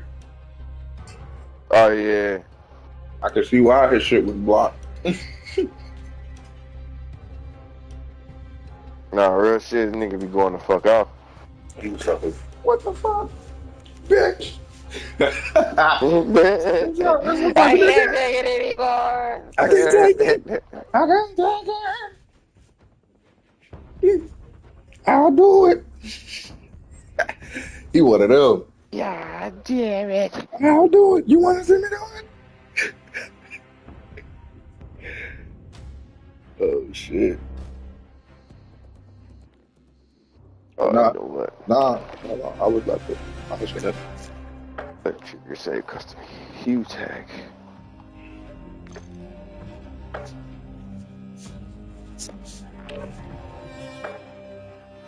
That way I ain't gotta keep fucking making that fucking class over and over and over again.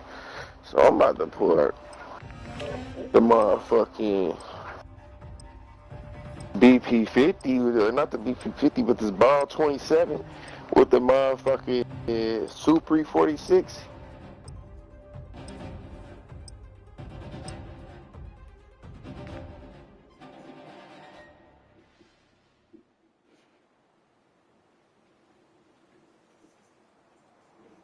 Hey, mom.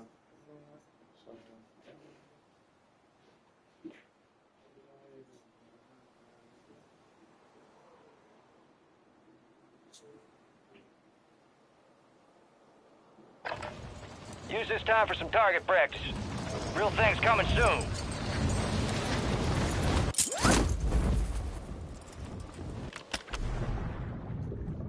I say, mom, what's your age and type?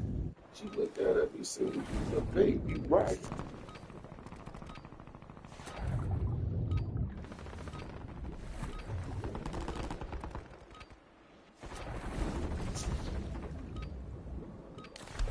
Oh shit, are they really releasing Black Ops 6 on Game Pass?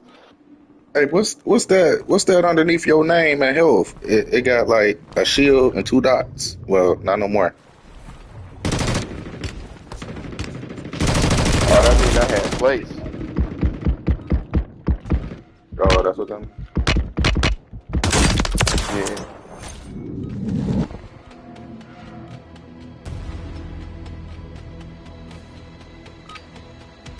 Playtime's over. Stand by for Motherfucker stabbed deployment to me the twice. Warzone.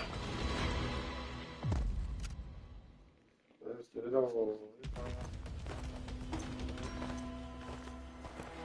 Gang's all here. Head shed gave the green light. We're deploying you to the front lines. You're up. Grab your chutes. Rules of engagement are simple. Weapons free on all threats.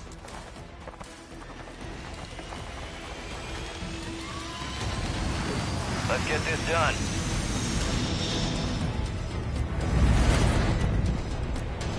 Resurgence. Survive to redeploy fallen teammates. Kill to bring them back faster. What's this place called? Oh, I know. You said what? Yeah, I know where he at. I'm about to just land graveyard. Graveyard. Ground zero.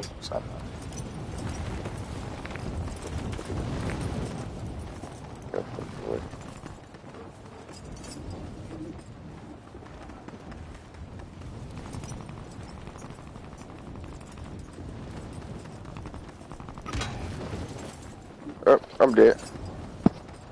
I see one. Down to you, soldier. I'm dead. Stay sharp.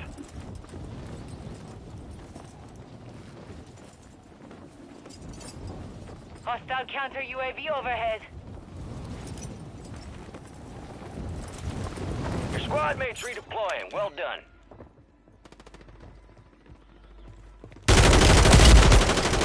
Kill my homie.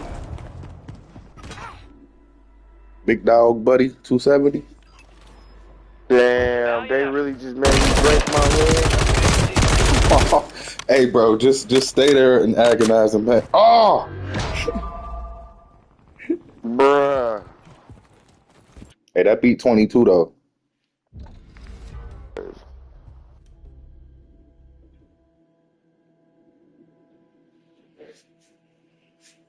Hey, man. That's all right. Nah. So, small.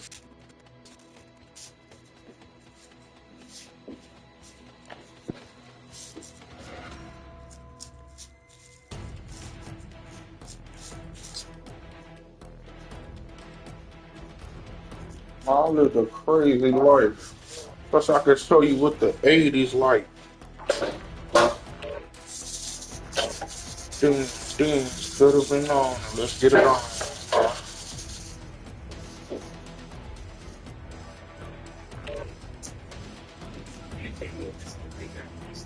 What's your age and type?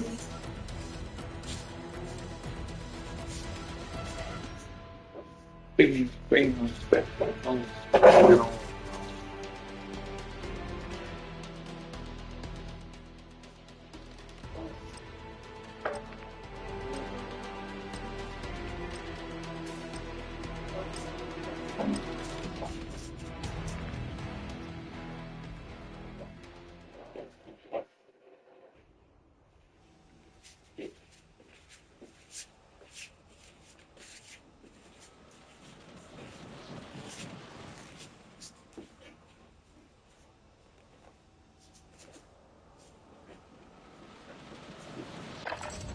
Check your weapons, check your gear. We're holding for deployment.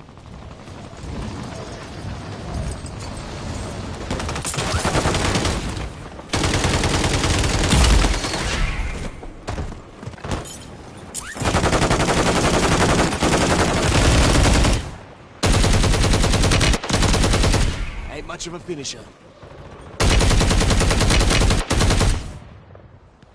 Enemies dropping into the AO.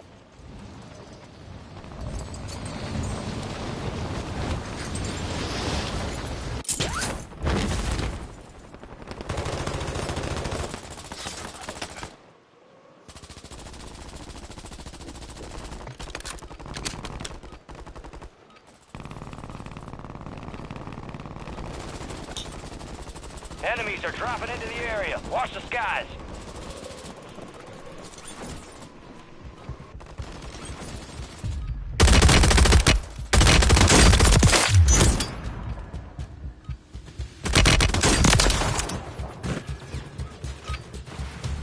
All stations, this is Shadow 01. Deployment to the war zone has been authorized.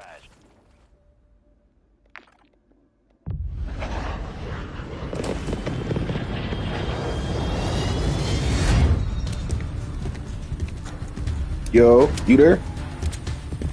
Yeah, I'm here. Oh, okay. I thought you weren't there.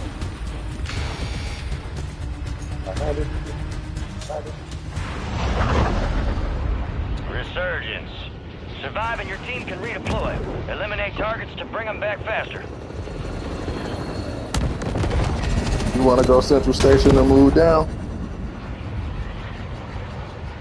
I don't know why I like doing shit like that. This that. Nah, never mind. This that water board. I don't even know this place. I know the zoo. Where the zoo at? I'm about to go zoo. Shit.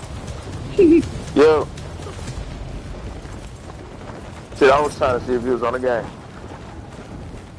I'm on. Alright, I'm gonna send you an invite to my lobby. Oh, me. Check this buddy out. Alright.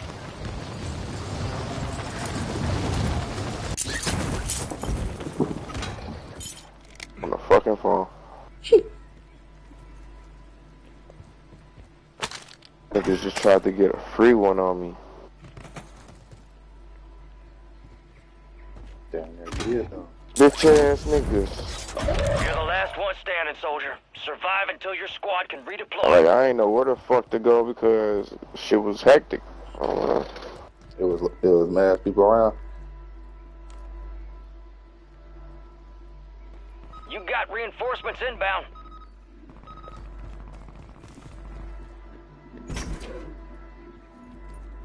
Alright, you landed zoo. Somebody just dropped in here. Is that you? That's me. You get out of me.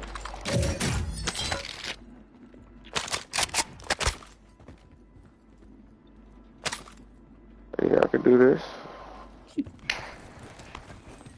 Yeah, Yeah, I'm going over here, Float District. It's gonna be more shit over here. Alright. Telltale sign right here.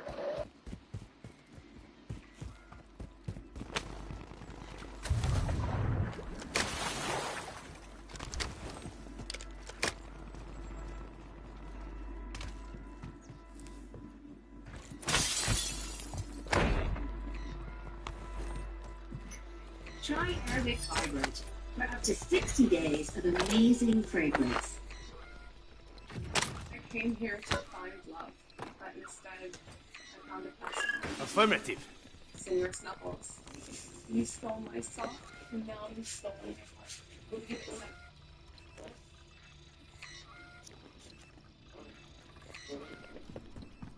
collect? Gas is closing in. Tim, how you got all that money? You got all that bread, bro.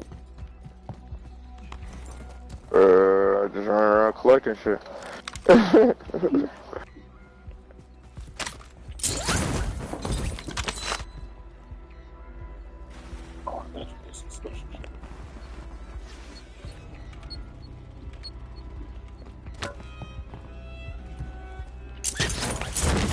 Get to the safe zone.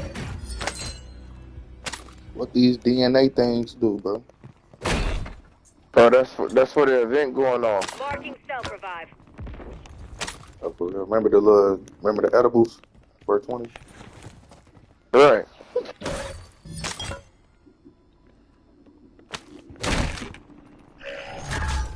Oh, yeah.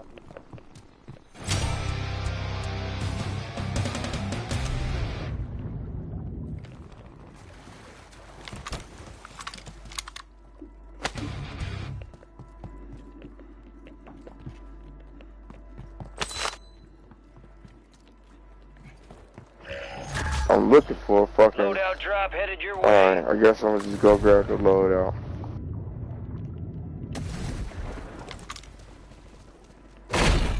Circle closing in a minute. Oh, wait. Yep. Oh, wait. That motherfucker closing now. Closing right now.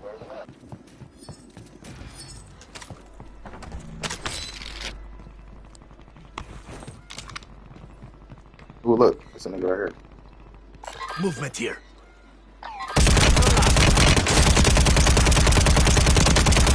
He just running up, though. Like, you don't see me.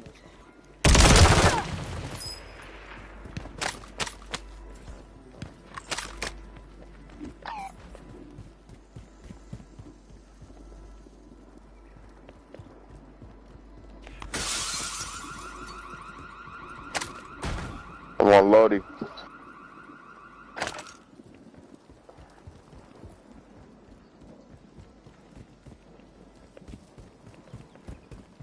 What suppression mines do? They just keep a person from either coming in or you feel me? Like it's basically a distraction, but it's still damaging motherfuckers.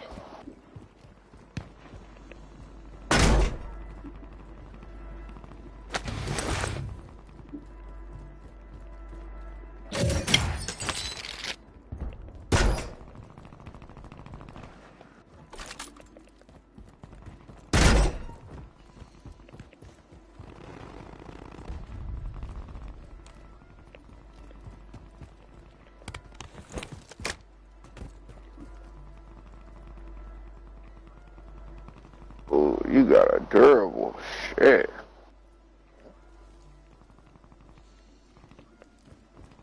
And I'm going over here.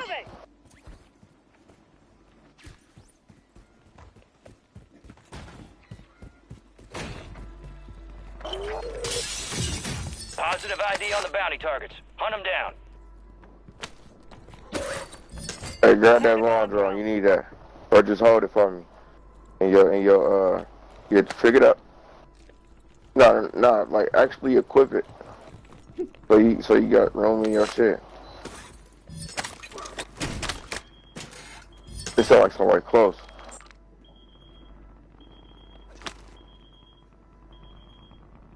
Hey, you got one of these? There's an upgrade here. Oh, somebody near. Target area marked. You're cleared hot.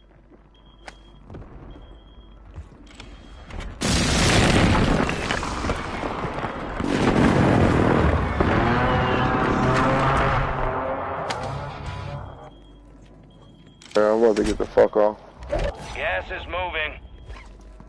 Yeah, I got like 2 of them. I'm going to the water.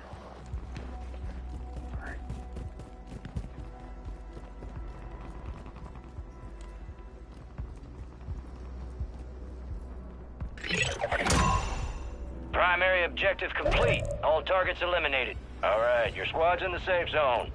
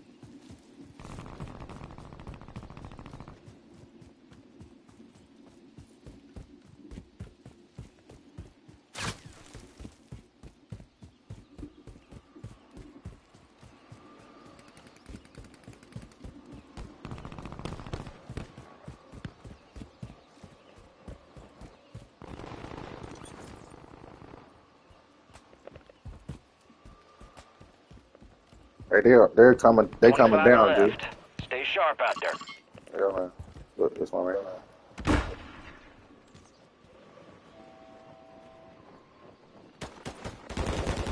I need cover. I ain't fucking with him. Hold on.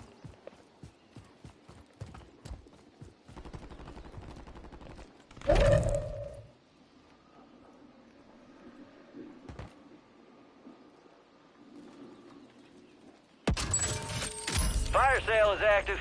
Buy station prices are adjusted. Track in the water. There are so many Tina Feys I could be. So I hired body doubles. Indoorsy Tina loves a deluxe suite. Hey, I'm about to hold the water down.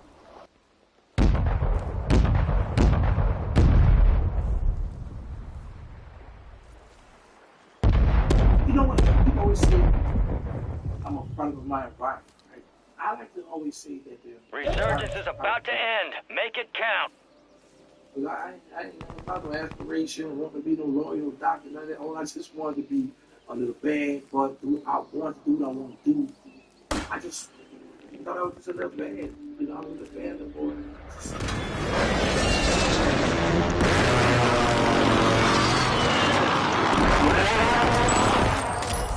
Fire sale's done. Prices are back Hey, to where normal. you at? Gas is inbound.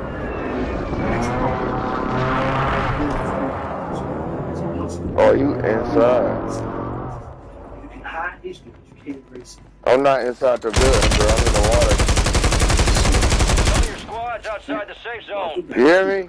Yeah, I come. For this one, we do something that Yeah, I'm not inside the building. I'm in the we water. tell the entire life story of one of America's most notorious villains. And in this video, you'll get to see the disappointment of the surroundings. You'll also tap into a Enemy soldier incoming. never been told before. This is by far the craziest and most intricate video I've ever done. But wait, before we jump into it, let me clarify a couple things. First of all, you might be wondering, how did I get all of this information? Well, firstly, we actually did an interview, and on top of this, all of the documents are either sealed or they were lost in Hurricane Katrina. I say that in this video.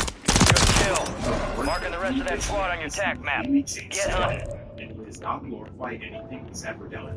Instead, he rather explains how this can happen, why no one should ever enter a life of crime. All of this in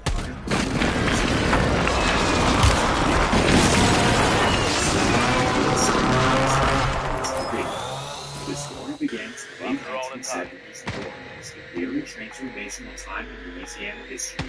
Believe it or not, the 1950s, 60s, and early 70s were an amazing time to live in Louisiana.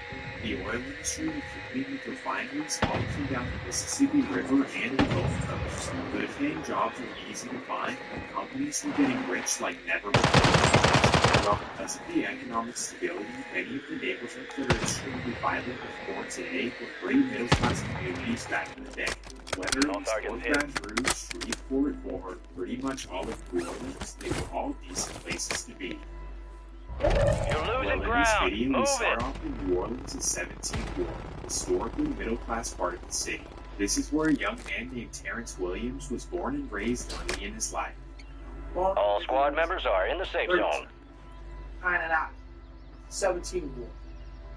Not too far from where Lil Wayne always rap about, Hollywood. That's right. Back in the day, we had chickens in the backyard. I used to be on Birdtown swimming team.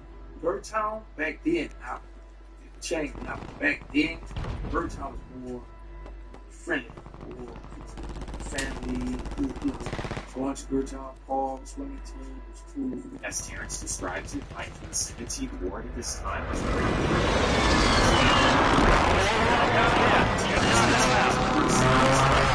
pretty much made it impossible to have a proper nurturing and supervision as well. To make matters worse, he rarely recalls his father ever being around. Because I don't remember when I was a little from the baby, but I remember part of it around, but not for a long time. So, but for the most part, mine has always been a mother. And because of this, Terrence spent most of his early years roaming around the neighborhood by himself, sometimes even dabbling in crime. My mother going to work, she worked at the Sheraton Hotel. So I don't have a father here every day, so I can just look around and be like, well, actually, that's what I'm afraid of. I still had a store too back then. Well, despite the family situation, maybe being a little devious as a kid, life for Terrence was pretty good in the neighborhood. The neighbors looked out for him, and there was really never any concerns of violence. He was just another regular middle-class kid in New Orleans who was living a pretty good childhood. However, from his birth year, Hey, what's up? Gas is closing in. Had left Houston, Texas. Anti-business and corrupt politicians led the companies to move to the safe zone. So with dozens of massive companies leaving. Who you walking at? So just like that, and 20% of its population. As a result of this, many low to middle-class income families could no longer afford their mortgage and were forced to abandon their house. Banks took over foreclosures all over the city, once while Terrence's family was devastated, especially with all the dang kids to support. So until 7 years old, Terrence was born in the middle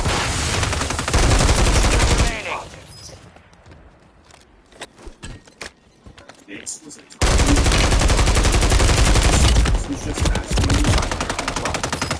Gone, dead. You got gas moving in.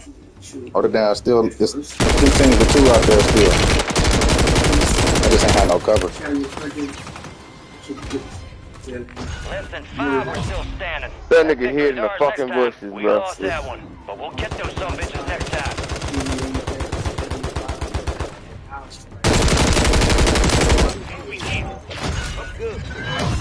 You step into a different time zone. Little Terrence had I gotta think, we playing fucking trios, bro. We were just playing fucking trios, bro. We stayed on deck. Oh, that's what it is.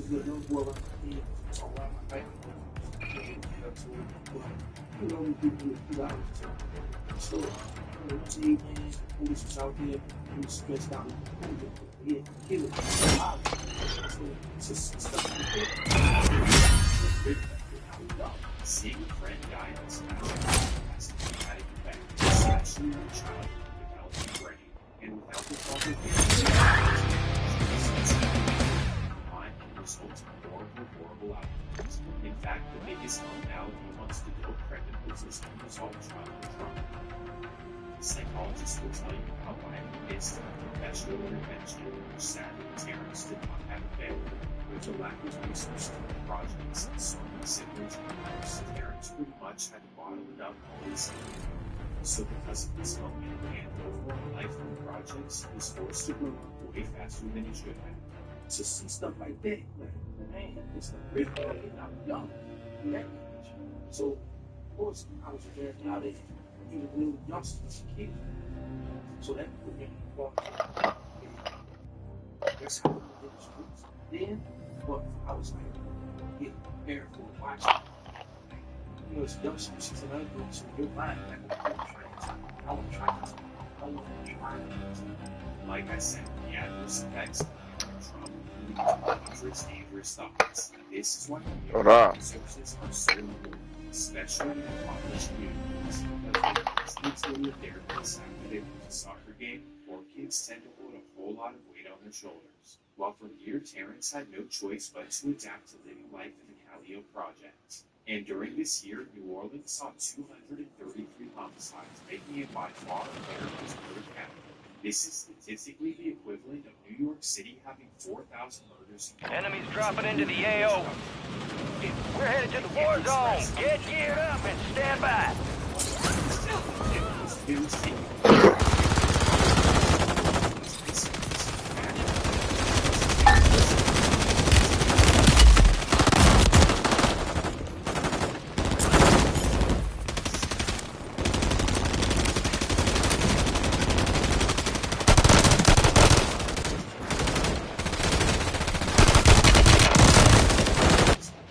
Enemies are dropping into the area. Watch the skies.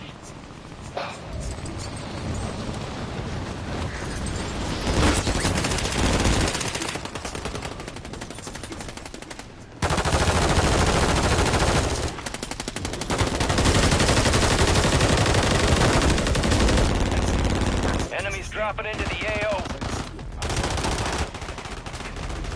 This area is still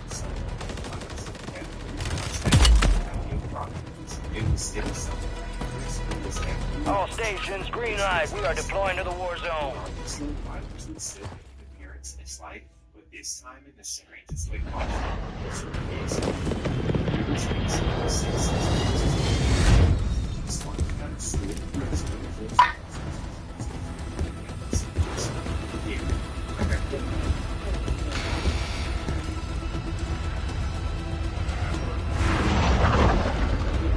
Resurgence.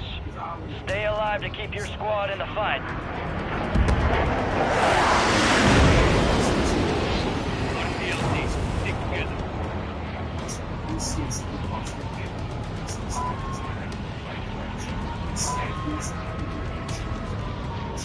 Oh, he might prison. Alright.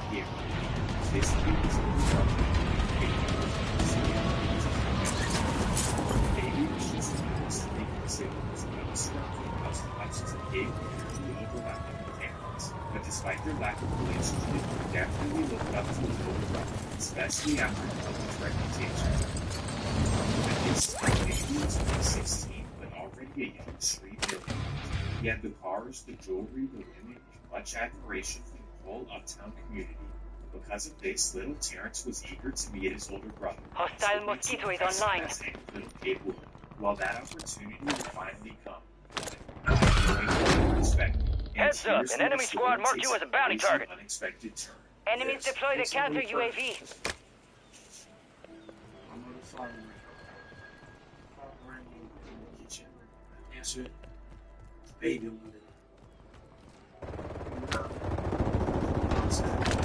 right?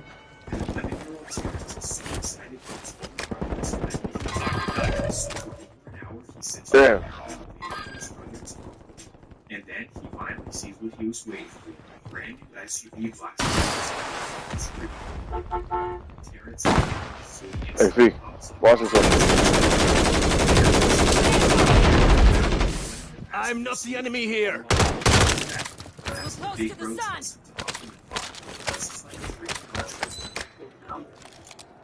Thirsty.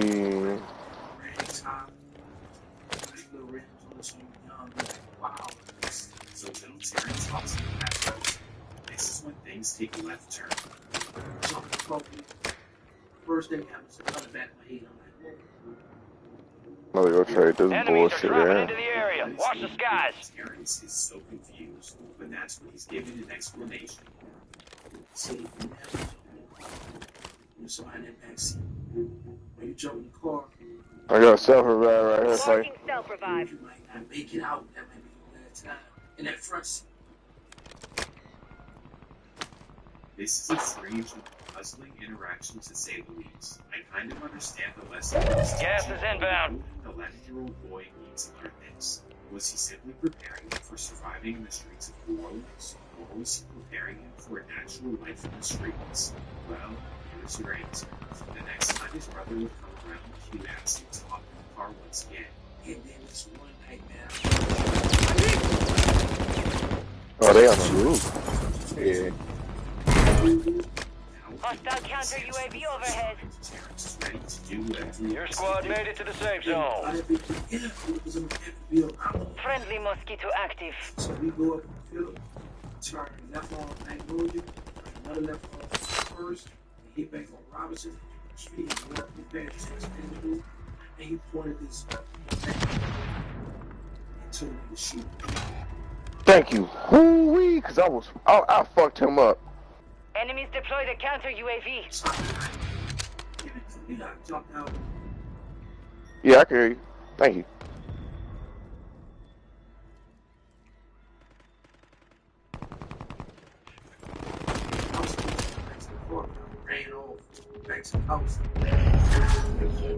You got a loadout drop inbound.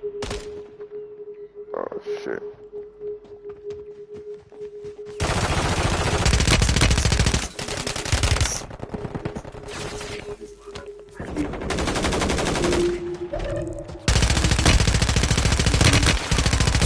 Took a shot.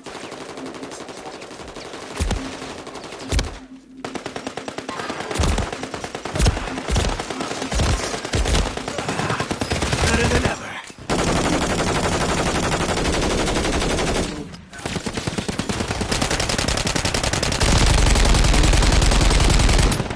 I got him. 24 enemies active. Kill Another them one all. down there. It's another one down I'm there. returning you to the front. Earn this.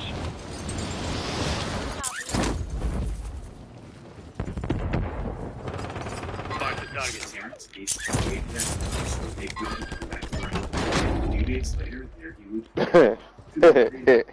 Yeah.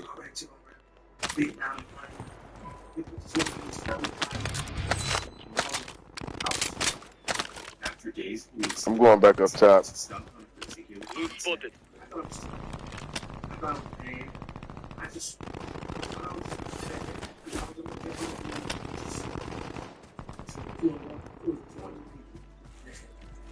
I'm so too.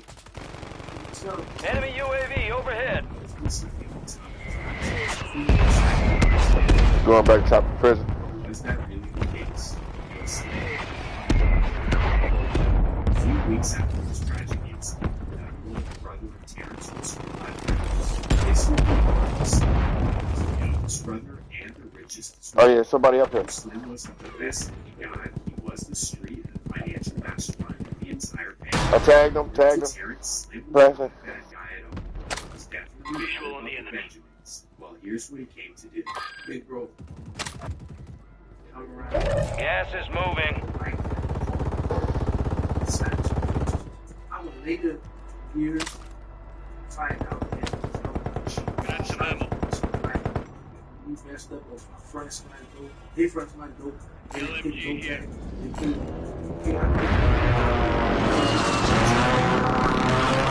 Alright, your squad's in the safe zone. He was going on. All he thought was that his brothers were showing him. He was pretty much doing anything they asked, just in the idea that he was making them happy.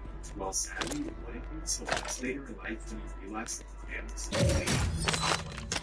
I would later on, I would first start reflecting. Oh, yeah, play it like that. What's the upside? My big brothers talking the right talk. You know, they're there for you, buy you a nice pair of tennis shoes, a nice little polo shirt, a school if you have. This is a lot to take in, so let's take a moment to pause and really think about everything. Here you go, Moving this way, mark the target. boy who has others on the trauma and the lack of a quality Cancel in left. his life. All these differences his immediate surroundings, so he really has no perspective that anything he's doing is wrong. In his own mind, he rationalizes Bounty targets identified. Nah, Weapons the free. circle gonna close in on us. much deeper than that. In fact, psychologists will tell you that no child has ever born that. Fire sale active. Buy station prices have been reduced. Terrence was headed down a Marking sniper system. I think so. Right. No, I don't remember them getting tater tots. I don't remember them buying any tater tots. Visual on the enemy. Yeah. This is when Terrence's mother would engage in a relationship with a new boyfriend who had the potential to step up for little T as a father. However, this man was hardly a role model. Well, at least not a good one. In fact, he was possibly the worst influence that Terrence could ever have. So let me Get ready, resurgence window's about to close. All bounty targets destroyed. Hell of a job.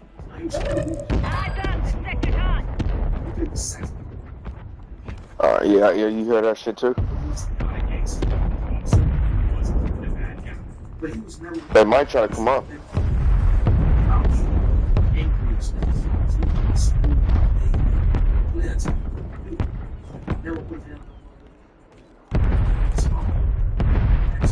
You got gas moving in.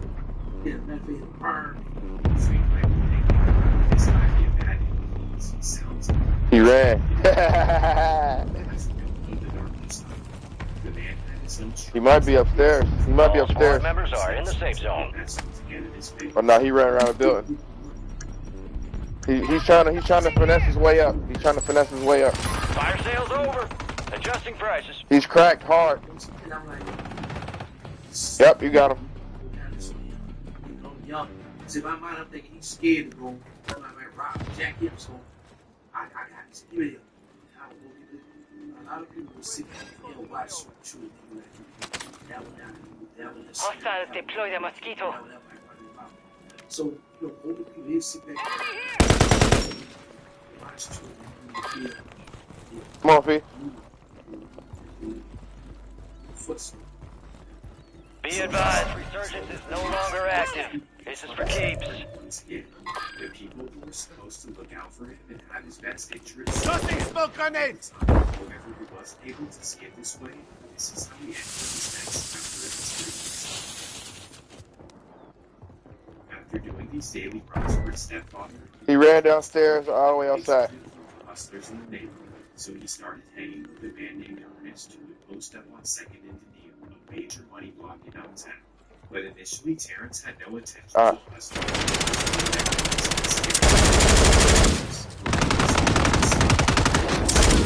I got him. Pick him up. To this point, he was Terrence no all around. Gas is closing in. Anyone is able to that the age of Your squad made it to the safe zone. Be advised, enemies deployed a blast station. Let's shoot out the sky.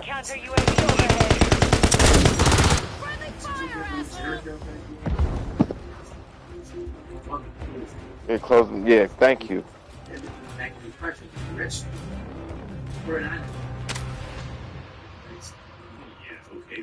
They over here at the tower. That's where that back station dropped, right over here. But they're like on the bottom half. Hostile motor strike near your position. This is how Terrence started. That's great. We still got circles.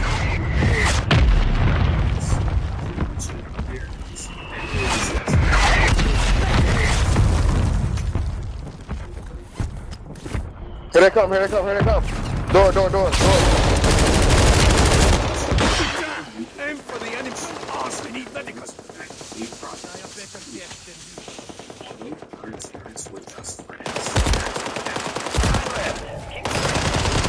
You're losing ground. Move it. Get to the safe zone. We good. Merci beaucoup.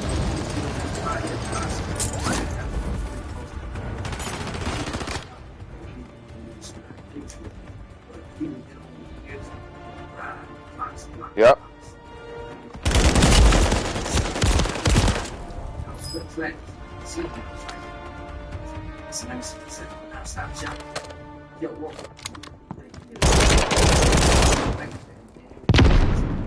Mosquito was cool, arrogant, and had a lot of money. Being that they were now Magnolia projects that were bound to speak.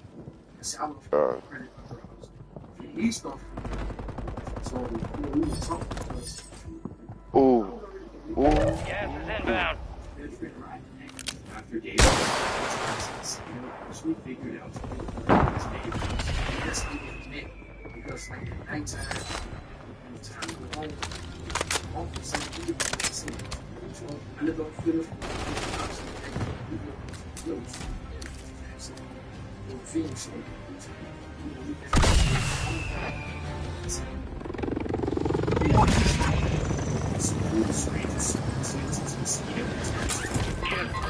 Disregard. Pretty much down to do anything better than running wild, basically fighting through their age.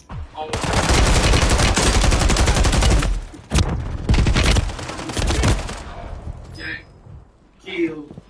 He was one of the ones that was. We were chilling. Let's go. Like he was never one of those. He was never one of those. I dropped me one before I got up out of there. Always go. Oh, let's do it. If you got it, let's go. Never chill, but people like it. Last chance. Finish the job. Trying to turn up. Turn up. This was bad news. The two of us now trying to prove who could be the worst. It's like a teacher would accidentally put the two class clowns together and all hell break. They just robbed me. Well, although they were only 13, they were both already financially independent. On one hand, Terrence was scraping by doing whatever little crimes. Oh boy, only 5 remain. You were close. Failure ain't Hey just man, an I opportunity tried. to do better. I really just tried to get us the dub. He crept up. Hey, little bro was clapping shit though. Let me see. PD, all we needed was one more kill, man. One more kill. Yeah.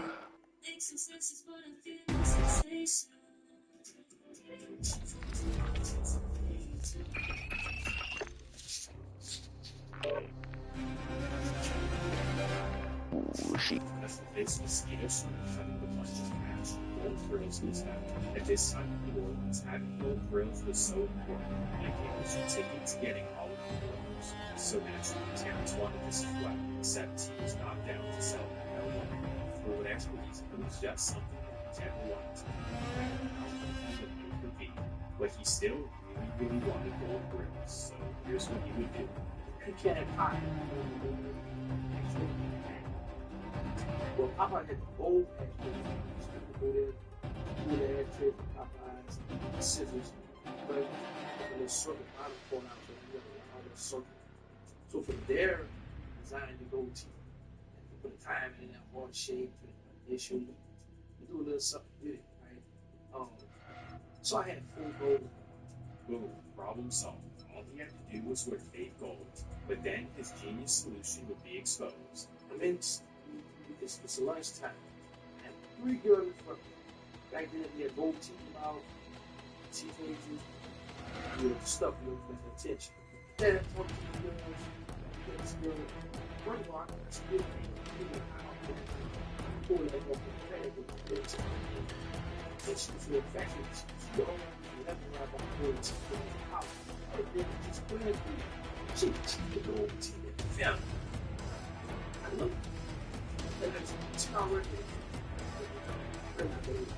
So yeah, middle school there was a lot of pressure to have money in court. That's what his skill was so far. He would post up on second all day to stack his money. Well, for Terrence, even with his conspiracy incident, he still sometimes he would hustle here and there, but mostly he was just his game. But he could always say the once and was helping out us. Terrence was first protected. Mosquitoes don't fit the state into common. Running the gold team with those consequences. It's a regular policy as big.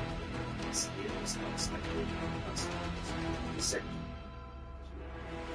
I knew it was new in the store. They will come to look for it. There's something.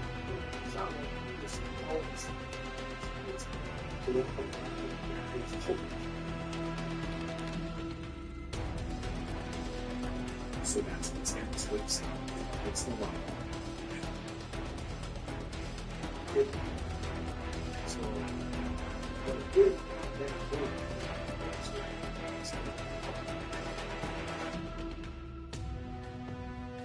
Thankfully, the guy was okay.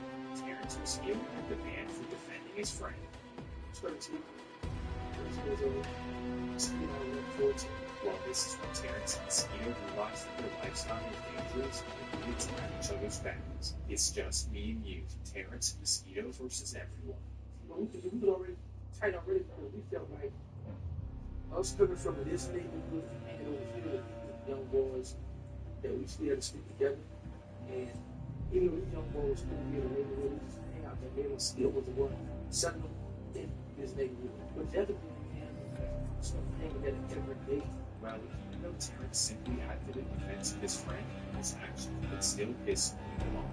In particular, it pissed off the guy who was stealing from the Magnolia Projects. All he knew was that little Terrence had killed his friend. Because of that, Sterling was looking for him. Well, Sterling was looking for him. This is serious. Terrence being called to his first meeting. Finding out that Sterling was looking for him, little Terrence was worried about him. In fact, he was still down on the project. His potential was a good project.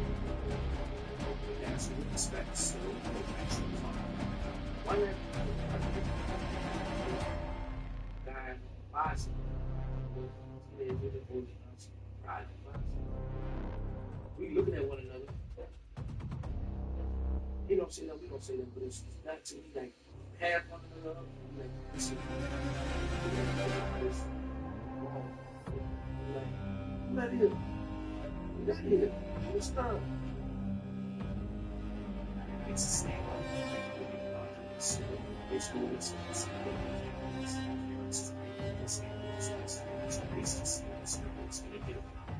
Thankfully, Sterling doesn't want to fight. Instead, he just wants to talk. So he approaches Terrence respectfully with all of the intentions he has away.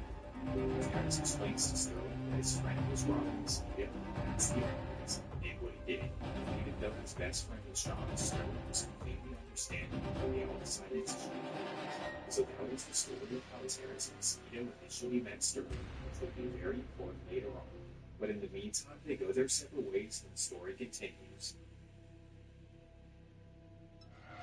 It's now 1989 and Terrence is 15 years old. At this point, he's completely in the streets as he's robbing clubs, stealing cars, and pretty much cutting school every single day. But more importantly, he's eager and willing to take hits for his older brothers. By this time, Bernie and Slim are multi-millionaires in the streets of New Orleans, and their goal is to control the entire market. As you would assume, in order to achieve this, it entails eliminating a bunch of fraudsters. So as crazy as this sounds, Terrence will be able to take for the street.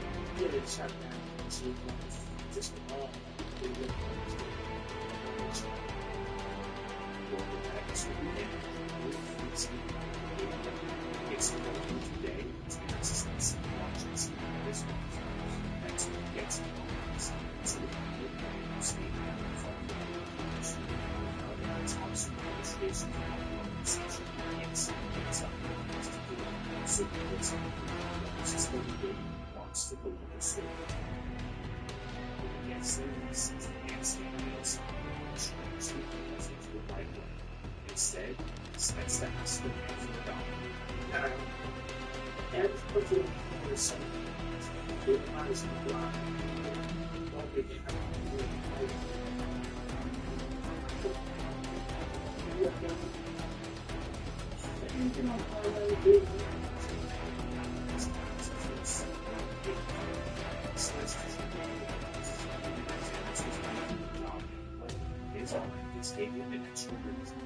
So now it's like you heard it come to you with right? But you dump on and hustle this with It's tragic. From the input I come from for $1 because now it went from me doing something for this person to another person. There's a truck for $1. I'm really going to put something in the store. Even though I don't know, you won't get to leave it, but I got you. They don't open the store. So Terrence plays it off and walks in the store like any old customer.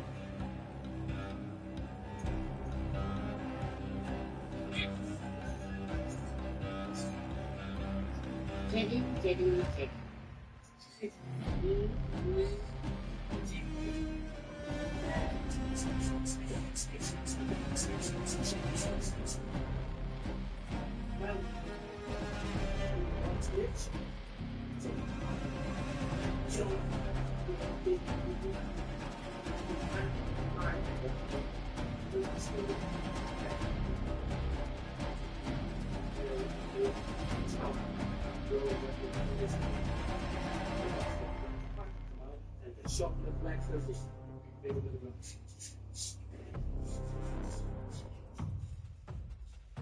Needless to say, Terrence completed the job. At this point, he's so far into his life that he feels like it's not right routine. Gets a call, gets the job done, thinks nothing of it. Sadly, this will continue to page away for the next 3 months. Between February 4th and 10th, he has committed the first 7 months of the time. They didn't know all the hidden things to impress Terrence. And because of this, they pretty much got out of the return for everything they had done.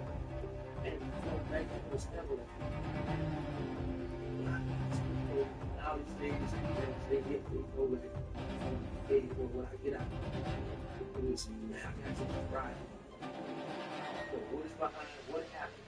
And I asked for that money. It was back then I never received a payment like cash. I always get clothes, shopping. I already shopped for the few outfits for looking out. I think more for me was the police officer for me. Because coming up it's like when you're young, when you are with certain people, when you already like doing something like that. I got you. Small rounds, stuff. Such a good movie that I'm like, there's another life. Sometimes you don't know what to impress you. At this point in his life, Terrence understands things in progress years and centimeters. And given that board to still more than he does have a message from you. This day and time, with that young scholar that need to hear from us, that we can talk to help until this from the so that's why I always say so we start with the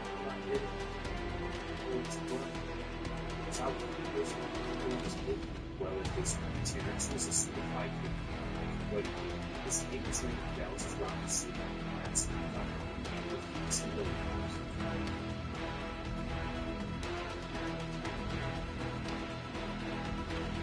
despite being just 15 years old, James managed to gain 6 songs, 4 of which that was it all started in January of '89, continued for a few months until 1990. To this point, the year never progressed for rain. It's because of this time the Warriors could literally get away with it. So it wasn't with us, and equally as always, and is probably most dangerous thing. It's a mistake, but most likely not being expedited for testimony. Though the extent of significance, and so having to go to jail is something to never die. The only way they could have to go to jail is if they did something practice. So here's what happens. At first, we were just instrument programs, and it took a step of the Southampton. But then, they moved into a completely different life in the streets. This would be a guy named George Cookie Cooks from the Magnolia Projects. Okay, it's been a while to really help friend with George Cooks. Because when we first come around the neighborhood, it was like a standoff for some stuff. He would give it to all of them. So I was like, for cooking. He's looked at me like, oh, it's not for sure. I'm like, you can't do this. I'm trying to be friend. As he stated, George was a midfielder and was also a professional partner. And being a gangster loves to impress his peers, George treated him as he wanted to show him that he could steal cars too, even though he had never driven before. So, he was a professional. Right? I won't say so. First, so smart. So I heard his name. I actually made it. Never would have done it. So it's a lot. George Jones was excited to do it. And that tells him that he has to go to Dave and that they'll meet up with him later. But really, Gangsta has other immediate plans. I have to go home now, take me a bath, come back. Alright. So I walked up Central that I was going to the bath and I turned it. Come back to the So impress George and show him that he can steal cars too. And I didn't steal the car. So when I said, first you can drive. Turn the corner with lift fast on the text man and walk the whole thing. Gangsta has no idea what he's doing. He really wants George looks to see if he had stolen the car. So he tries his best to drive the block that George is posting. I went up. Remember, this is a little speed trap in the cars. So it's like small. So a car coming on the leaf. So I had to put him in reverse and take him to the house. His plan goes forward. He sneaks into someone's house and has to run away. Chopped out to the board, trying to catch him. George split on that night. So even though his initial plan had failed, he ended up going to steal a car with George later that night. And as crazy as it seems, this is how George and Gangsta became close friends. So never seen cool, so hanging out. So now instead of being a two-man clique, George, Gangsta, and Mosquito were a three-man army. So they were already selling products and doing hits, but now stealing cars was added to the equation. On a regular basis, they would steal people's cars and simply joyride through communities for fun. Eventually, it was only a matter of time before they steal the wrong person's car. And that takes us to March 24, 1990. March 24, 1990. So, we need to go around the city thinking of we got to be sick. Gangsta, George, and Connor were most high school students that was formed for second in the nation. So that's when Gangsta decides that that's cause for them to rock. If we joke that we're on 30 and 6 times, Cali, rock. Decides that also wants to take their car. So if you want to change car in this case, George also exactly.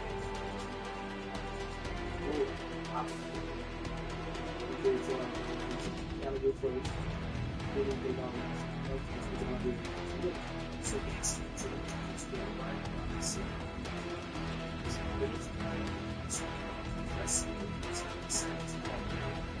So while the world is out he's looking for the big solution.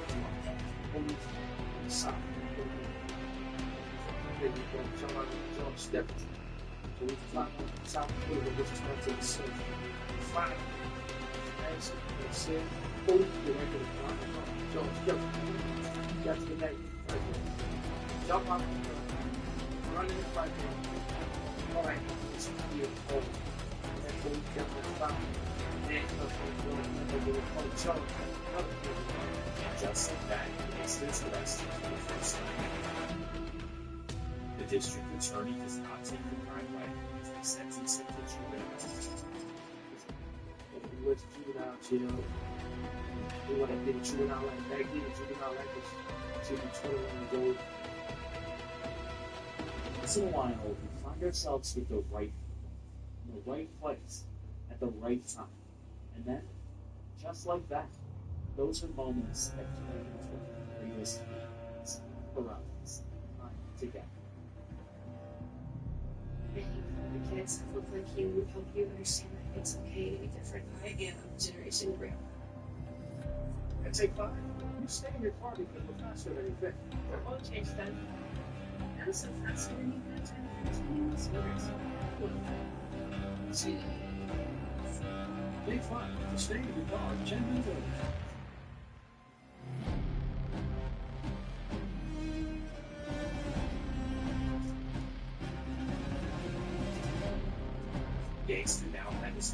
was 15 to 21, one of America's worst juvenile facilities. But here gangsters transported from the orphans and Titans to discuss the ways of Louisiana, a hot city in which jail called Louisiana Bay. Here gangsters introduced to a blue fire by handling constrictors. In his life, he had gone straight to gunplay. He had never really fought before, but in LTI Bay, where everything was about fighting, he had to get down. Recalls riots and major fights between the Third Ward, which he claimed pretty much had it was just a terrible experience. He and his friends did not want to meet him, so that's when fellow Third Ward came up with an idea. Let's break out of jail. So he's a friend of Christ by semester. Him and his Third Ward friends to break out of LTI.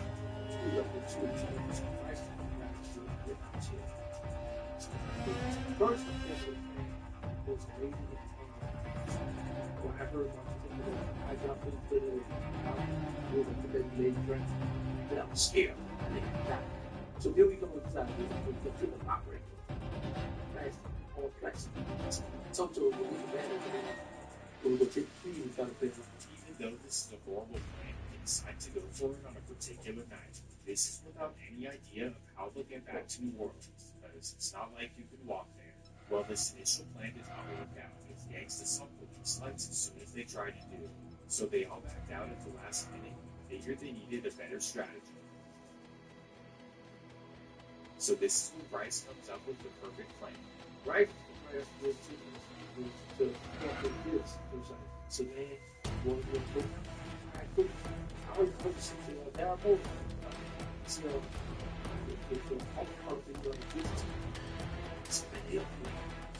so they have all of us come outside. All particularly, we had all the brothers and come out. It is a long spread. The walk. Devices as soon as they see the car, it's very often this gas. So you sit down, right? And I was waiting for the boys to do it.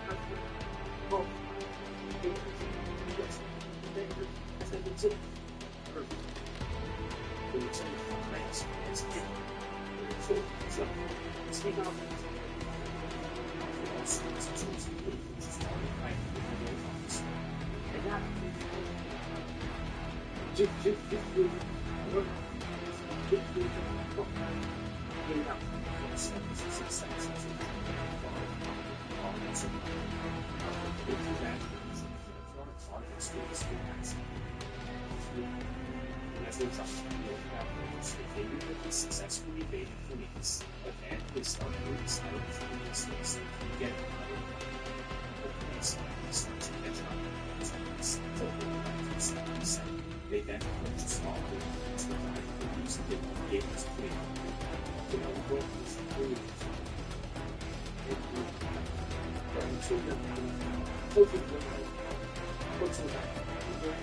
I jumped the phone.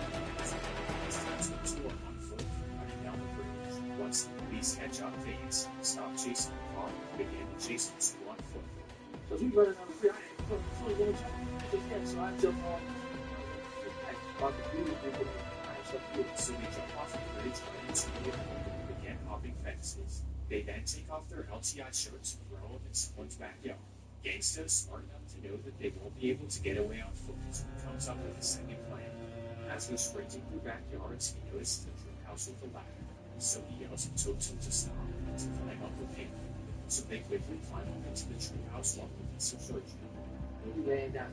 Get a seat, but definitely all the way. They ran with so many little shirts. So 10 minutes of that. We up there.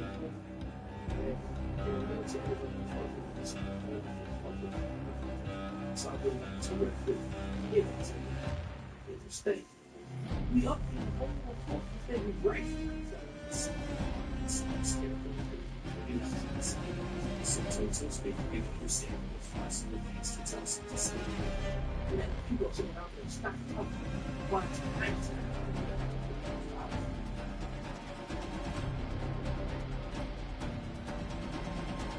For hours and hours, they made case room to discuss the truth.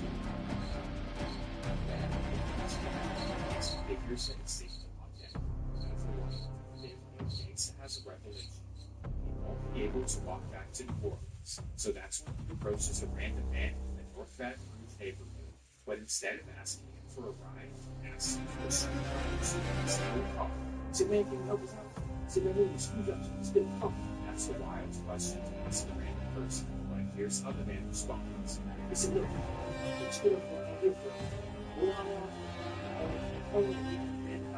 that's why we do that. Right now, let's get a pump. And just like that, you have an escape plan. A random man who is just going to help them steal his car so they can get it. So try and push it right now. Sweet. Go across the night and chill. Some folks go. We kept playing some brown character. We jumped the base. We took us to this club. This club called Glass Chef. Let's go start up. $5. Yeah, $5. So we took the go right in. Now, Toto and the gangster are headed down I-10 towards New Orleans. They have an hour to go without getting pulled over, and they do. As they approach the city of New Orleans, gangster notices flashing lights in the distance. The drivers, right to thankfully, disgusted market still against the drivers from the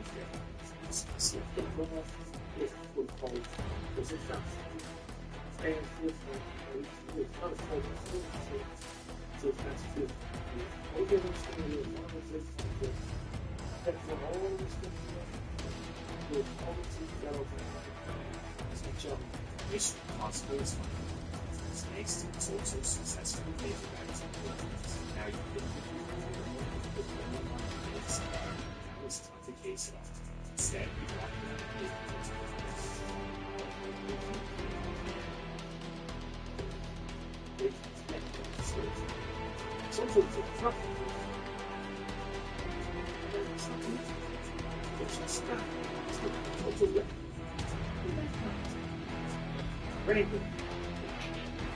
Where's every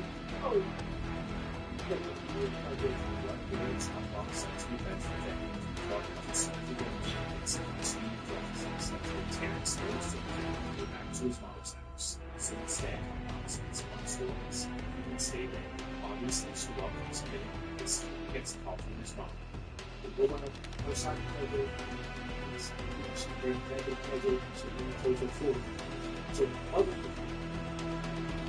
you know right?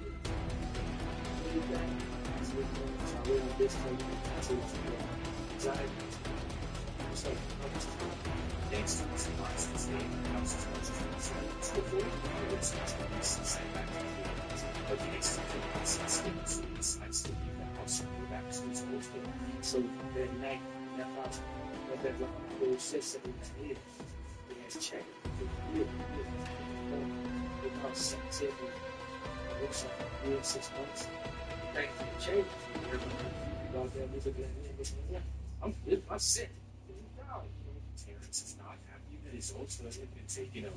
He also understands that it was going to happen anyways, so he decides against starting a beef with them, and instead decides to start hanging out in the Magnolia projects. And despite the fact that he's on the run from juvenile escape, decides to go right back to his wildlife in the streets. Sadly, Toto opts to do the same thing. From him, he's arrested in the Magnolia projects a few days later. Toto is absolutely pissed, especially because he's facing new charges for a gun. In fact, he's so pissed that he asks Terrence to bring him out of jail before he sentenced. Obviously, this is a terrible thing. Typically, Terrence Williams actually decides to do. I go to the last second bake sale. Taco Tuesday. For a meal for your future in-laws. It's gonna be great. With McCormick by your side for those hundreds of years, it's gonna be great. The same as chicken feature kids. WGU, you can get your degree with the same accreditations as the large universities. See why over 95% of employers say they would hire another WGU grad. And learn more at WGU.edu.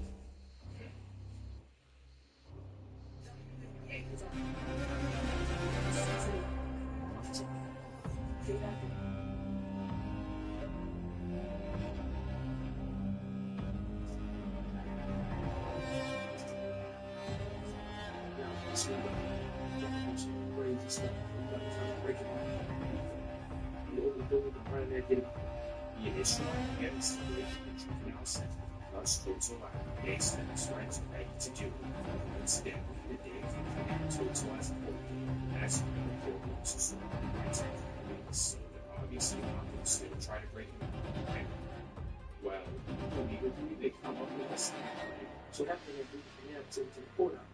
The plan now is to go around there, and when they come out to the courthouse, put a gun on the door, get them from there. So they head over to the courthouse ready to break it up. They get there, and right then, Gangsta has a moment of clarity. I said, man, don't y'all think if we go around and try to free him up, people might see us and try to get to us or whatever. I said, yeah, you're right, so look. Thankfully, the plan failed. Toto was sent back to MTL. So with Toto being arrested and sent back, Gangsta would go on the King Road from his friend's mistakes. But this was not the case at all. Casino, George, and Toto being locked up. He had nobody left to run with in the streets, so he filled his days spiritually and rolled back to school. He enrolled with a fake name, was for him just so he could hang with Collins and talk to girls. Gangsta recalls this as the most fun and reminiscence of his life. His all he was focused on was fun. While this meant lifestyle would last for 2 months as he waited his friend for jail.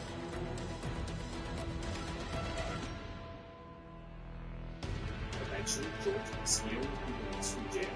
Gangsta would get back to his old life in the streets.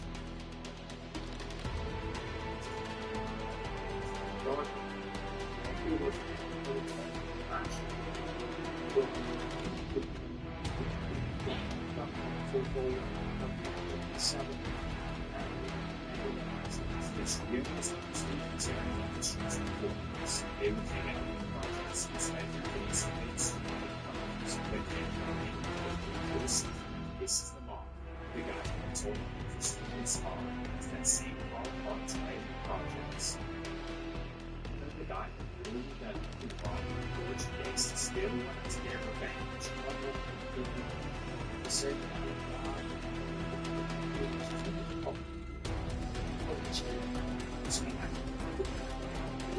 so George Gangsta patiently waited outside for the man to come back to his car. Then those members go behind and the street's car. Tell him, man, that big shit, some girls, basically, they shot the truck. At this point, they have no regard for anyone's property or support the few money. Every day brings new destruction as the terror of the world streets. As they say, the world's around too. Gangsta and his crew felt untouchable because to this point they seriously had never been touched. However, when you're living reckless and wild, you'll run into people who are just as reckless as you.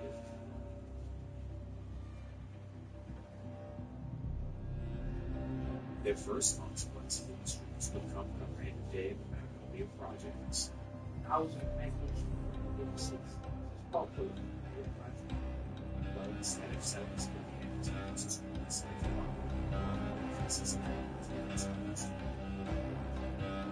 so notices that the is dangerous.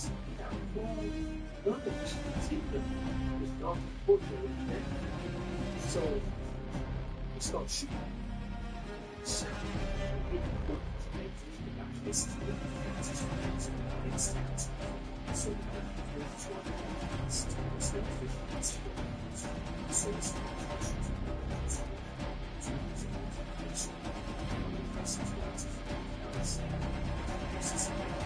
taking straight to jail, but this is nobody knows she's going. So without writing his name or checking his record, he's sent right out of the hospital. Yeah, I got a part of that. Can I do something?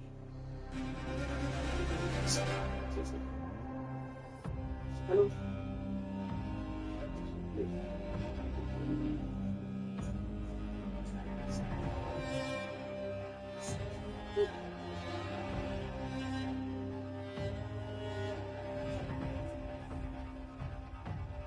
Well, at this point, Terrence is really invincible as he seems to duck and dodge his way around the hospitals. Whether it's getting away with a bunch of crimes, escaping juvenile jail, or hospitals not even running his name, Gangsta simply will never be taken down. At least that's what it was seeming. But then he finally makes a mistake and puts a temporary end to all of his badness. Him and his boys decide to get a house lit for the very first time. Even though they're already making money in the streets, they decide to do it just for the sake of doing it.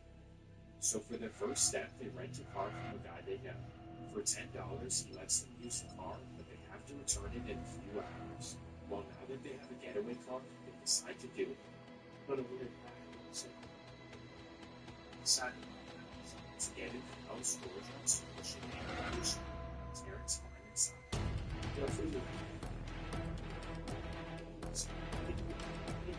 So afterwards, push the room, so they do have to know. It's a start shooting something. That's right. So that's when Terrence gets in the house. He's finds the house. So it's cracking. They heard it. So she pops in. Says that the business. So it's a bitch to go. Let's get it ready to the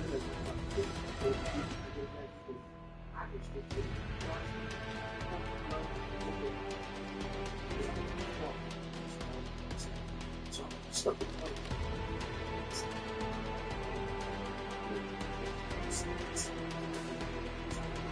But instead, it's not wants to go straight to the ball to the ball.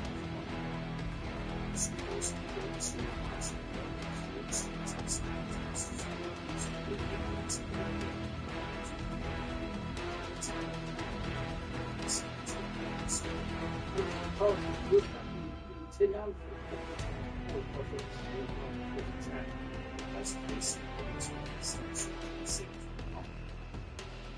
so right after they see George and Terrence hop in the car, now she's that's the police get and arrest. Basically, the party usually get frustrated and also Terrence faces charges of all heads. Is that what the person will take as because of all that shit?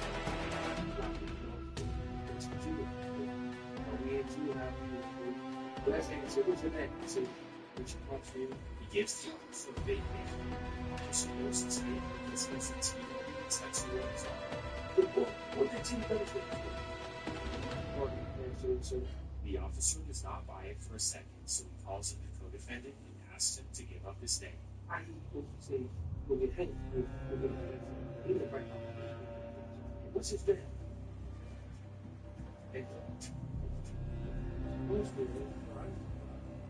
His co-defendant stays silent. The officer still does not buy it, so he decides to ask Terrence what school he goes to. So so what school goes to?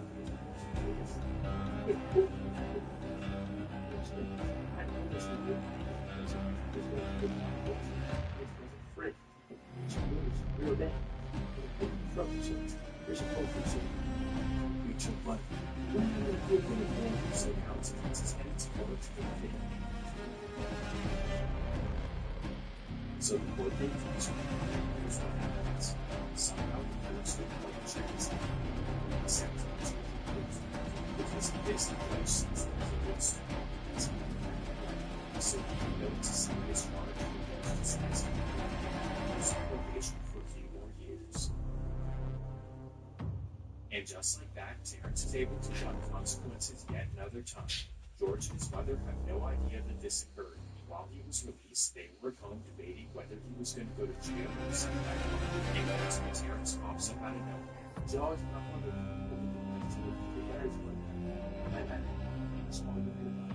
so did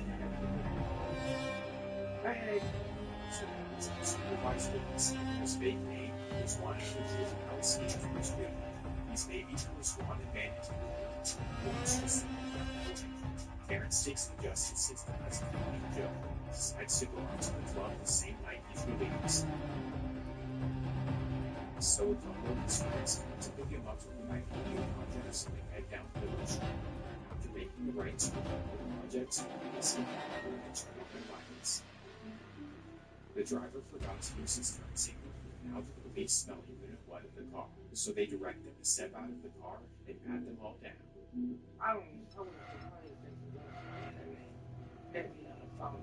So now Terrence is handcuffed sitting on the hood facing a misdemeanor gun charge. charge him. I was like,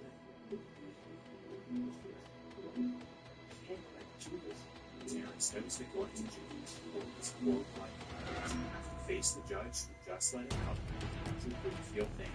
So going to juvenile court is not conditions comes up with a room. But he recently turned 18 as a face and figures that get in his real name and they so that's like people that now. So yeah. So it's really perfect. So now it's March 1992. Terrence makes his court appearance for the first time in possession. Misdemeanor charge is the end. This himself, he is Pepsi, since the max sentence to 6 months of jail, typically will get probation. However, the district determined it's a major mistake and circumspectly on the strong. The report, they're going to think it's sort of better than they're really good time to the points of really statements of hate. Because of this major mistake, the judge dismisses the charges of the so once again, this loses what consequences. Because he used to instead of the circuit of sentence, while Terrence knows that this is fair, because seconds against him. So it's big. The judge thinks that the edit and schedules the press conference in front, and here's when this finds his coach's favor once again.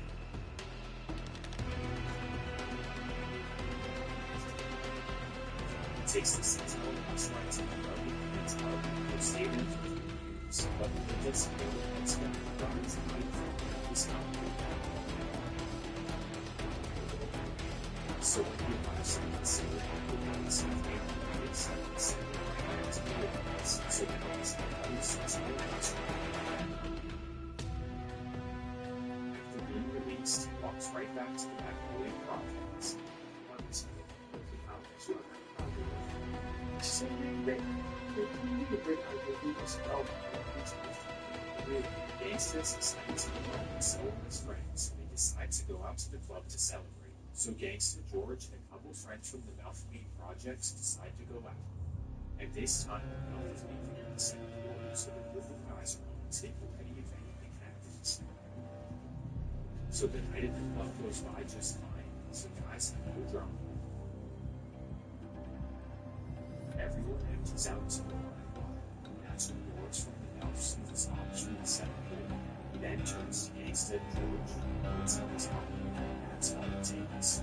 Instantly, George asks him to boys from the Elves get a bit to the guy. So they whip out boys from the back, they walk across the park.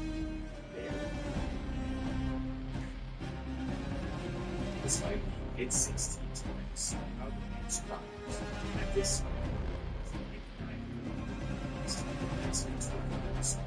although they were dozens of cases, and for years so the police did snakes and the others who would actually see the others, but no one did anything so it's not something that happened, and just like that, Gangsta George and Norris were arrested for attempted murder.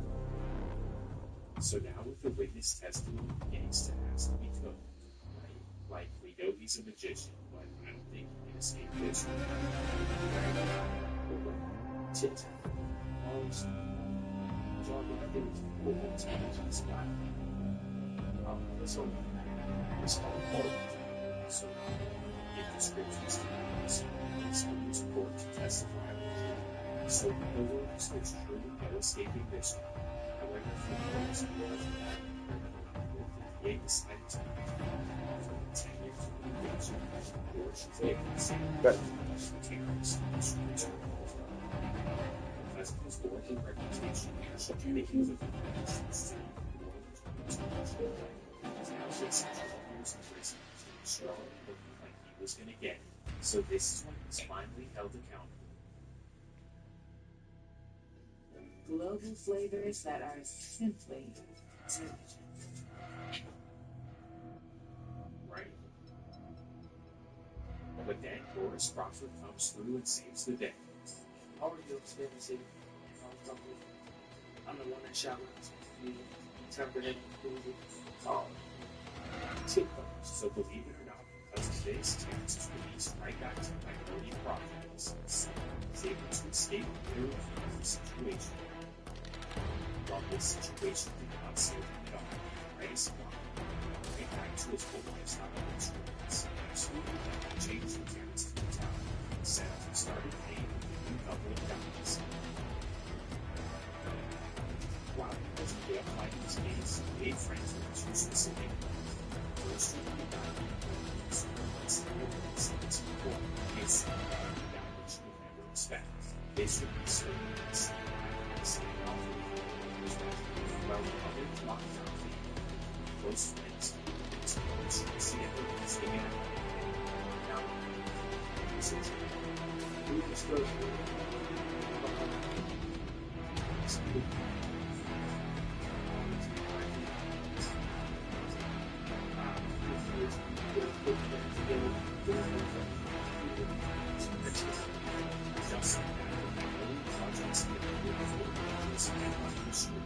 Gangster dreams, romance, arrogance, definitely unstoppable too.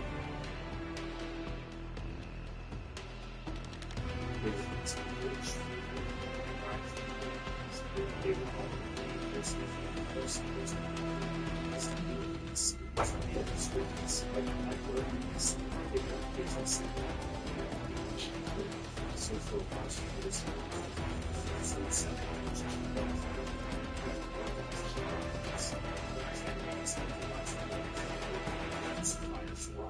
they were basic sappers who were trying to compete with new hustlers and kingpins. Well, once Birdman decided to do it, decided to find some cash, all on the problem. So that Bird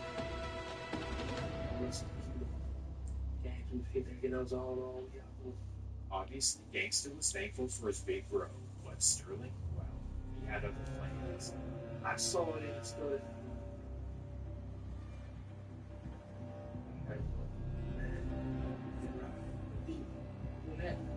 Not only did Gangsta sense that Sterling wanted to rob him, but Birdman did too. So after stuffing the pockets, Birdman was Gangsta's beside him. This is a crazy question. I'm going to put came down to take one thing out. Even the bird gets to blood with his friends who get close to its best. So in this one, very well from everything which is however, he also knows he doesn't need some big brother. He may not take that much. Or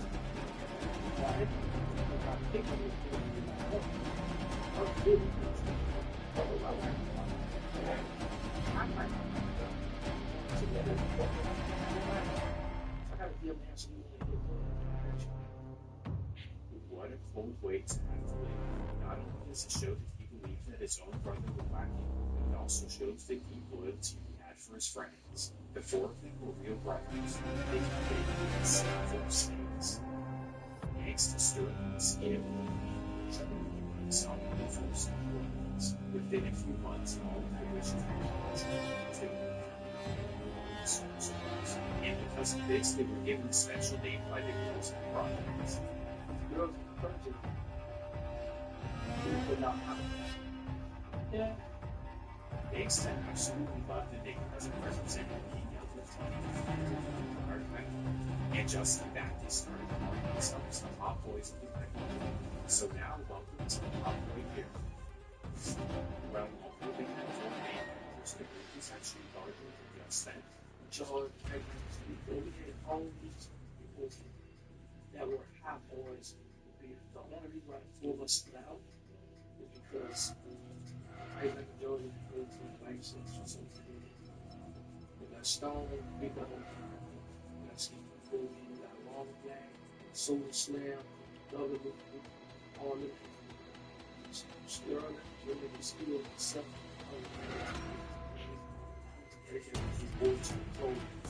So it was like going to a picture and taking a picture of the space to lay down his bombs. Never knock each other across each other. And innocent was support schedules of consultants, babies, and things to live in the members once were fantasy. We always so number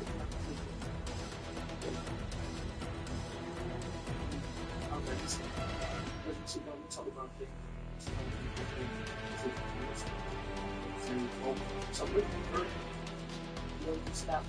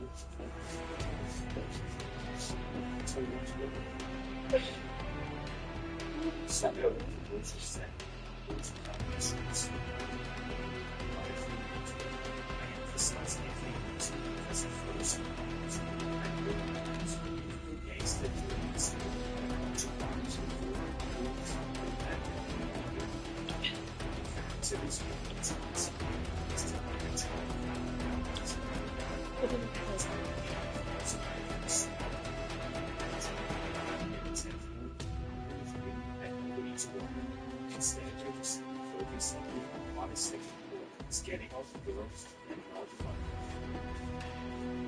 Gangsters slowly building this video and rising superstars. But if I told you the most popular pop, that introduces us to a young man named James Tackle, commonly known at the time as Magnolia Slim. As the name suggests, Gotta get your roll on. Is that cringy now? What? I ain't see it. Everybody get your roll on. However, this life was also a very talented rapper. Early on, he would make a name for himself rapping in projects and then progressed to performing hip-hop parties in high school programs. Then, by 1992, Slim was only 16 years old. Honestly, in the city, he started being recognized all over the region. He was his first show. Yeah. That takes us to the influence.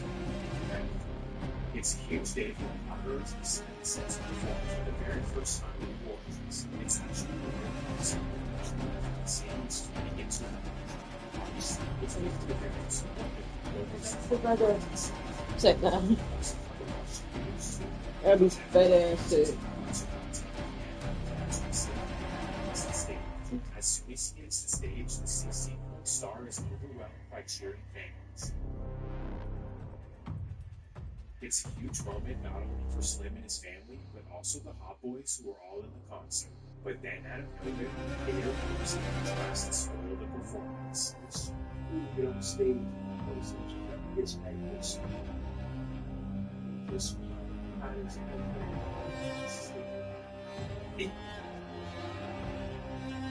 Little does he know,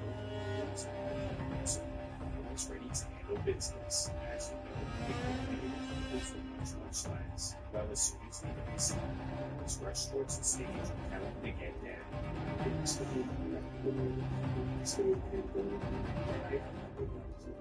This right here definitely could have happened, but thankfully the Hot Boys allowed them to apologize. The reason that they didn't harm the guy is because they didn't want to ruin Slim's special night. They wanted him to end his concert on a positive note. However, this would not be possible.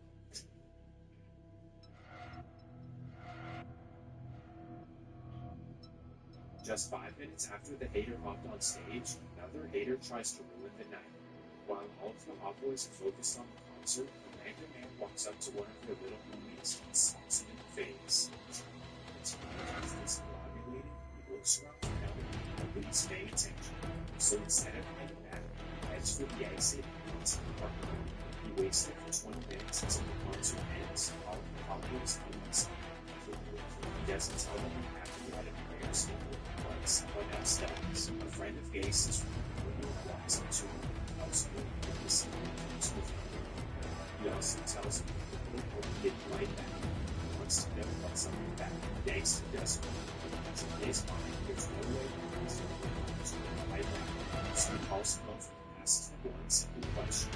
Which you can punch in the face. He tells him yes, and then Gangsta can see from now exactly what he did. He wants to man across the parking lot. The sense of which is across the park. So the people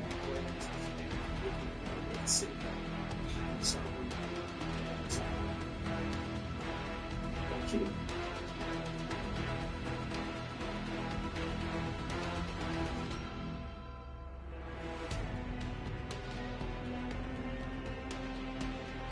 So, it's big day. There's almost a little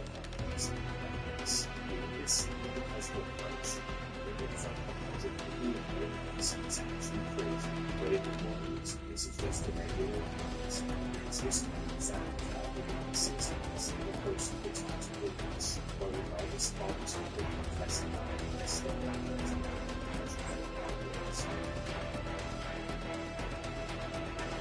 it's started like this, you want to confuse people's way by any means, but in the mornings, this meant that everyone wanted to try. Like, oh yeah, y'all think you know dangerous? Well, watch this. Now it's pretty much like practice. We're able to do something to we're the top dog in New Orleans. So just 1 week after the concert, someone would try the Hot Boys once again, with this time Gangsta being guitar. This sounds like a bad idea. It's a late afternoon in the Magnolia Projects, and Gangsta's posted on Washington with some things for sale. At 7 p.m., a man that he's never seen before walks up to him and says he wants to buy something. The guy does not look like a user, so Gangsta is skeptical. So naturally, he pauses heavily. Fear that the man could be an undercover officer. But instead, the situation is even worse. The man quickly whips out a plate and points to Gangsta and tells him to give up everything. The CEO notices what's happening from across the street and sees what's up. Put up the bill on the 30. Just get it.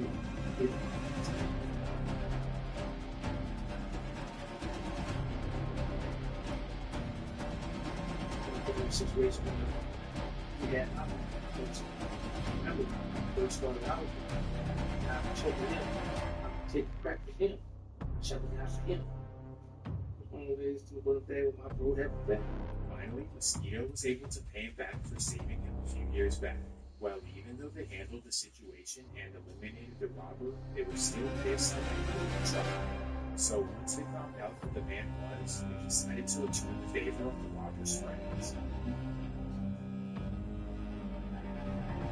Mosquito the Gangsta elevates the block of the robber right on the backside of the Carnival Complex. Right behind that, she was watching. So, the guys running out of cover. As soon as they see the money, Gangsta and Mosquito walk out and go over the robber. That's talking crazy. The man doesn't want to give anything up and starts talking crazy to the hot boys. That's when they turn into a 187. The fire. Still took it. And took his gun.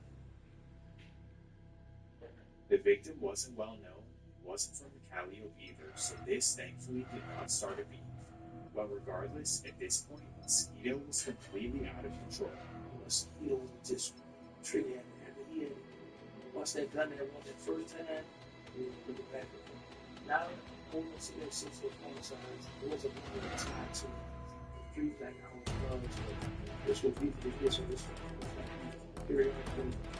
We need to forgive from 3 and 5 and 4. If you say something like 5 and 5,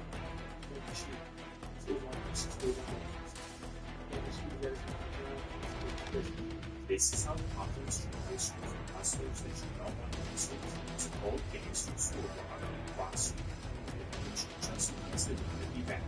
And with this mentality, it will come to the nobody likes them. They're not beautiful across their own avenues. So this whole thing through the both of the builders and confidence that they will be hang out with each other's properties. It was always the other person that so there's a story of stories.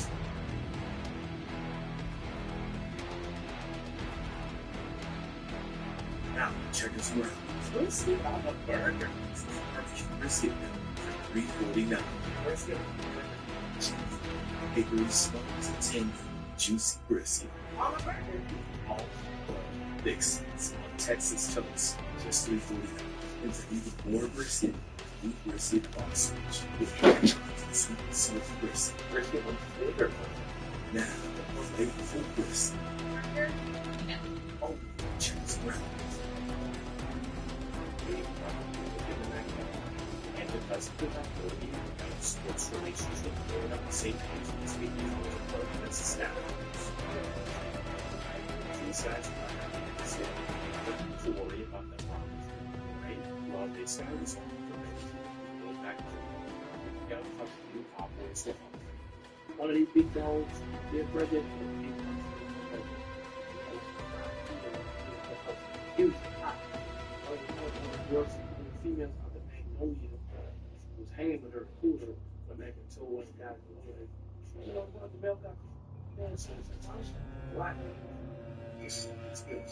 Gangsta admittedly had nothing to do with this, but his friend's actions had serious consequences. When the man finds out, he's absolutely pissed. He wants to know whether his baby mother set him up, or if the Magnolia boys didn't call him. So the man starts asking around who did it, just to find out God knows bragging about Gangsta. The man cannot believe it, tells everyone about what happened. Collectively decide that all relations are done with the Magnolia projects. They initially declare a meeting with Magnolia, more specifically with the Hawkins. Now, they got solved. We were like this. If it's me, never was fight. Look,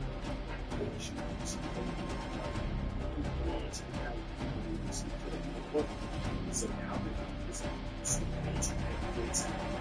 the Mel first with the Magnolia. Nobody expected this to ever happen. So here's how it initially turns out. From June to November of 1994, the Malcolm project lost 11 people, and according to the paperwork, Mosquito and Gangsta were responsible for that. For one project to lose 11 people in under a year is pretty much unheard of. But in the city of New Orleans, this is how serious the abuse can get, especially in 1994. In fact, in 1994, the city of New Orleans saw 424 homicides. This is the second deadliest year ever recorded in American history, just behind the Seattle loss in 1992. This was a time when truly every single day in New Orleans could be your last. Bodies were dropping left and right in the city of New Orleans, and the craziest part was that none of these included a hot boy. Well, according to Gangsta, it really wasn't originally than just getting lucky, I guess. But as you know, in the street life, what goes around also comes around eventually. Unless you move to another city and stay there forever, or you just hide in the house, you will get touched. However, for Gangsta, he would be arrested in early 1995, which may have actually saved his life.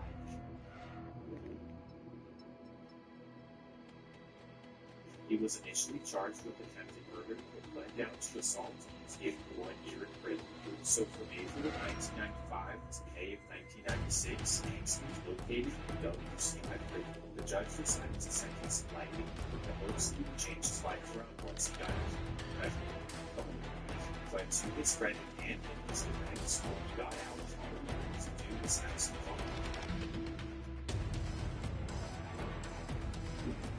And that takes us to June 1st, 1996. It's a huge day in New Orleans as the annual Super Bowl takes place in the Super Bowl. Here, everyone can enjoy the activities, rest, fresh air, and water and new girls. Typically, large gatherings in New Orleans do not end well, but they include this venue because embassies in New Orleans have used so the next day, it's days to the rest of the country. It's very pleasant.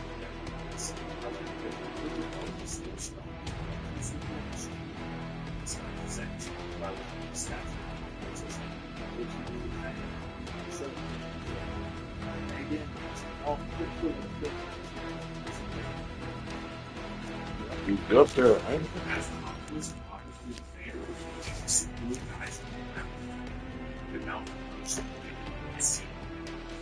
So the two sides clash in so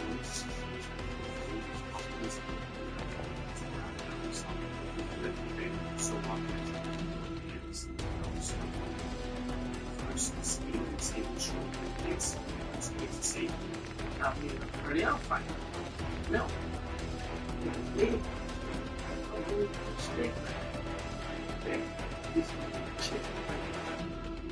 He said, oh, yeah, night. You don't feel me now. I gotta go back to the out of here. So gangster went to his life and was able to with his friends. That's what they used to say. They raised snake. She was what they were sure. So I'm like, so I fell out. The tension, right? They call me, I'm not sure that I'm charged. School right on the chair. Gangster was taken to the hospital in time. Doctors were able to stop his wound and stitch up his lungs. Lungs had come out, so he gave like some staples down my stomach. He thankfully survived this scary accident. But this right here was what brought him right back into stepping after his prison sentence. He now knew that the Melf were determined to get him gone, so he needed to move forward. So it was the first time we go to this album. They not like us. It's a Saturday afternoon. Oh, wow. Across the river, Ducky loves. They're gonna do some rain. Yeah, finish rain. Everybody was still on the streets. I want to kill like this. Some of my own work for them was to all of the girl. I was holding out right.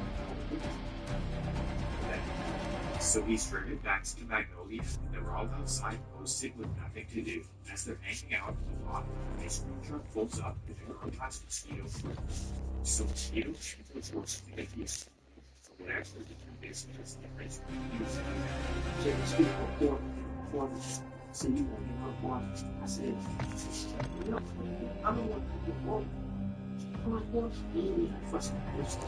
Gangster was already upset with his voice and lost what it now his face became more bad. But then out of nowhere, something completely changes his mood for the better. So just have my minute now. Pretty fine. Walk out of the streets.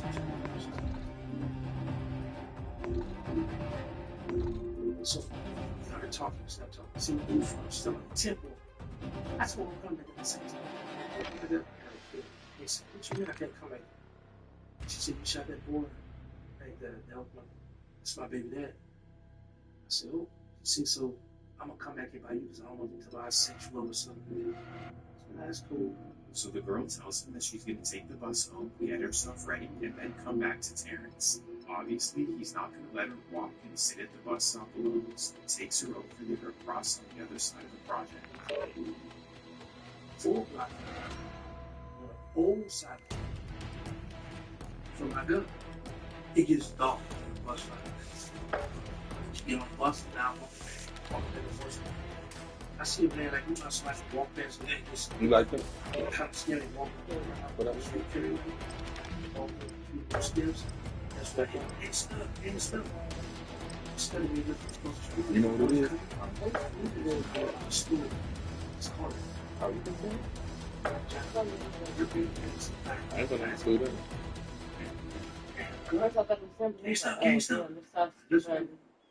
It's a husky guy with a hat and a mask running toward him. You know what it's called? You know what it's called? It's not a pathetic. Country shit.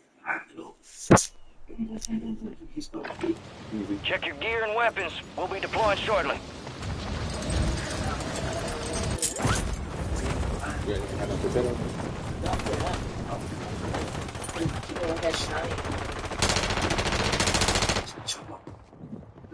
Enemy soldier incoming. I can't even make out what it is. It should be.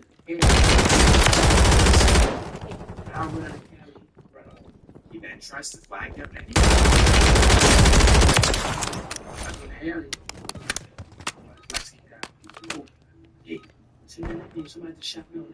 Enemies dropping into the AO. I ain't afraid you come in and kill me. Stick out around. He's spooky. Hear shots because that's crazy. I was the other house. Shit. That's what Mosquito and G. Man, tell me, send me here. Got up. As soon as I got up, my home, Mosquito and Big G.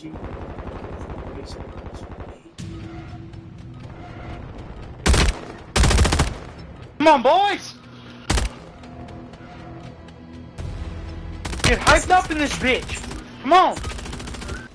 All stations, we are green to go. Stand by for Where's the deployment. enthusiasm, boys? Come on. Oh, we're done. Let's get this shit done. Head They just shed wanna gave the do green it. light. We're deploying A you to the deserter front left your lines. squad. We'll redeploy you faster to make up for it. Why would he get an attitude about that man giving that girl a quarter? Ass down there.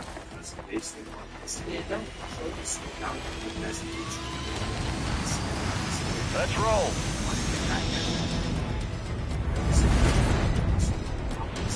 Resurgence. Survive and your team can redeploy. Eliminate targets to bring them back faster. Mark a drop point for your squad and lead them in. Aaron, where our fourth for us?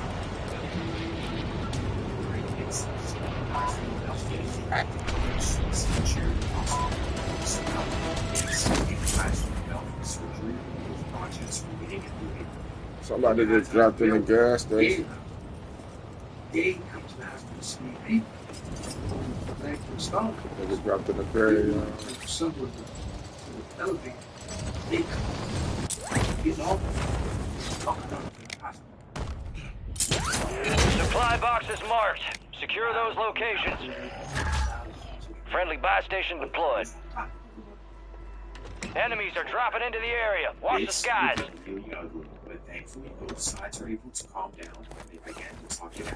The Valve explained that they didn't even know. Deployable buy stations ready. And of course, that they had nothing to do with it. Of course, due to belief, the Hot Boys are not so certain. But the only way to know is to wait for Gangsta to survive the surgery. So in the meantime, everyone is waiting in the hospital for Gangsta to come home and to tell them what they have.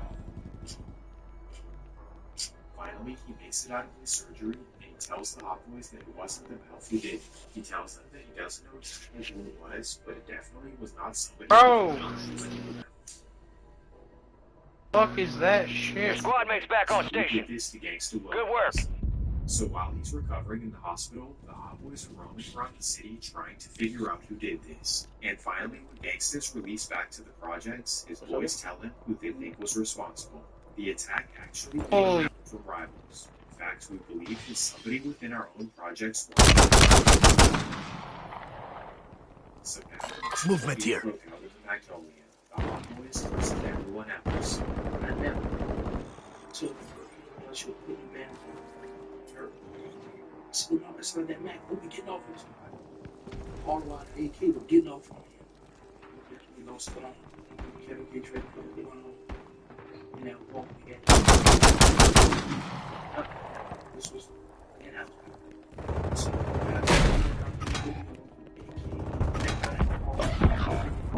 so now,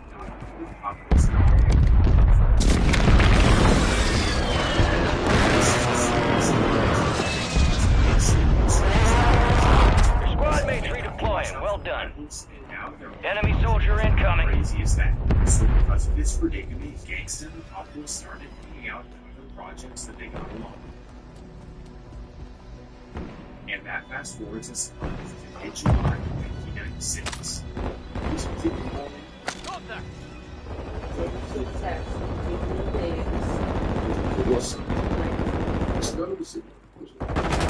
They locked us out there. All squad members are in the safe zone. Said summer.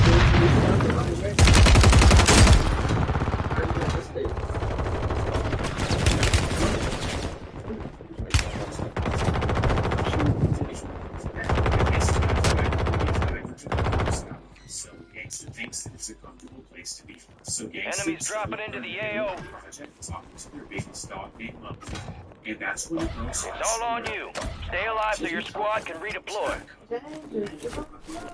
She said, I've been running for that gun. We've been so that because we thinking about you.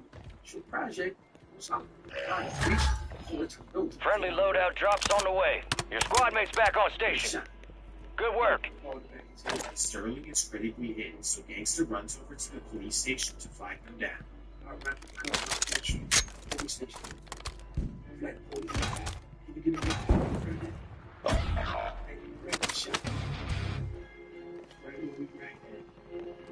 girl is saying her son to ride to. She's holding him in her Hostile mosquito is online. Sadly, Sterling does not make it. Gangsta is absolutely destroyed. You got reinforcements inbound.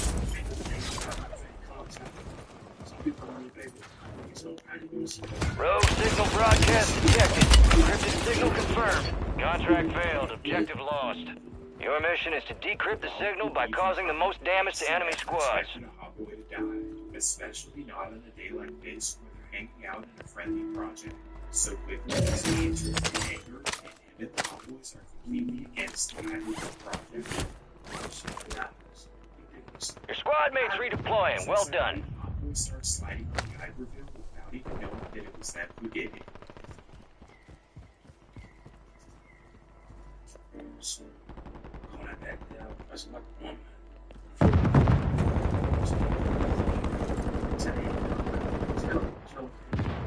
We're outside the top squads. Let's push harder to break in.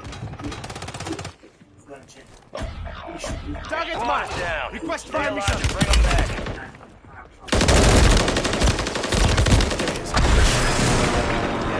But we'll get them back. She goes. Where you going?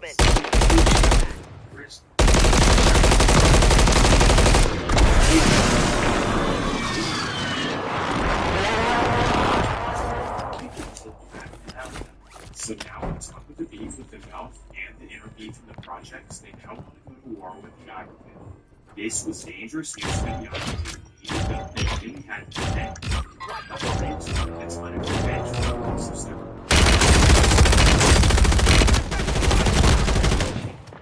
But then, before they could do any damage to the Iberville, somebody would come forward and defend us.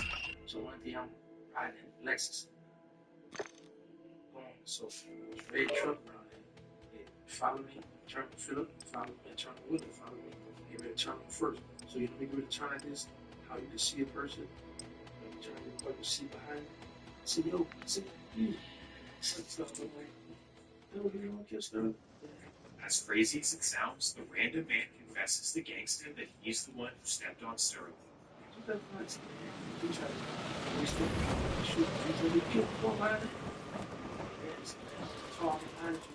man from the Valve does not believe in the Hopwood's and all the gangsters. Check your weapons, check your gear. We're holding for deployment.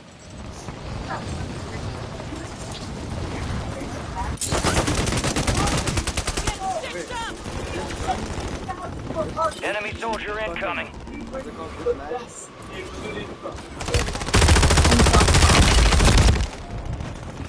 This is how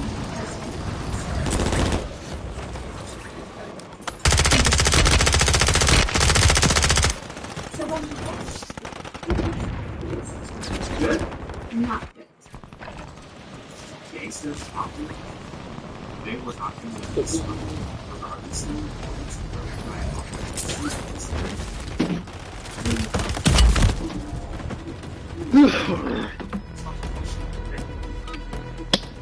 Playtime's over. Stand by for deployment to the war zone.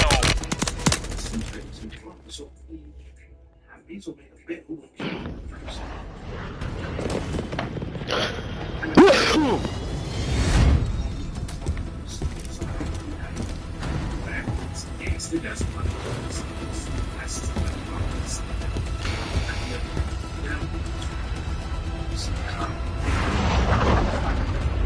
Resurgence. Survive to redeploy fallen teammates. Kill to bring them back faster.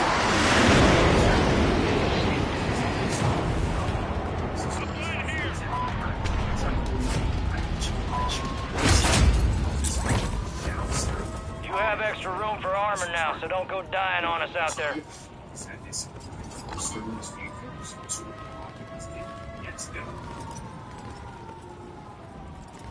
Moving in to the big day, Sterling's Field.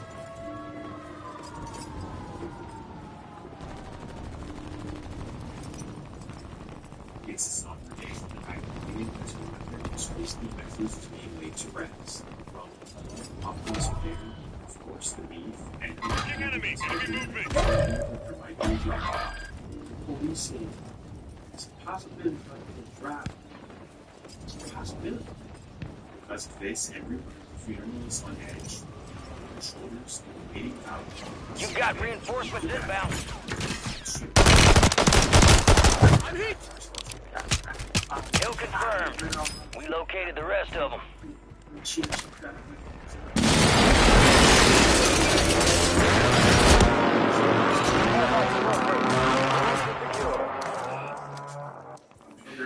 Hostiles deployed a mosquito. Better than ever. I'm never down for long. Supply box secured. 2 to go. Enemies are dropping into the area. Watch the sky. Supply box remaining. Move and secure that daggone thing.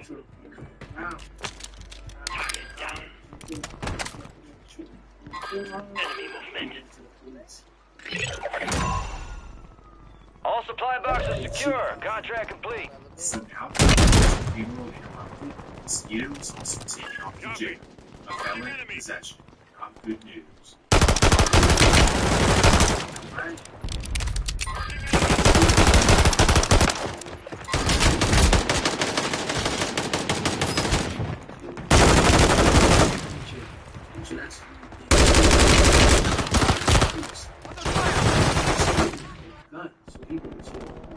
You're back on station. Go get after it.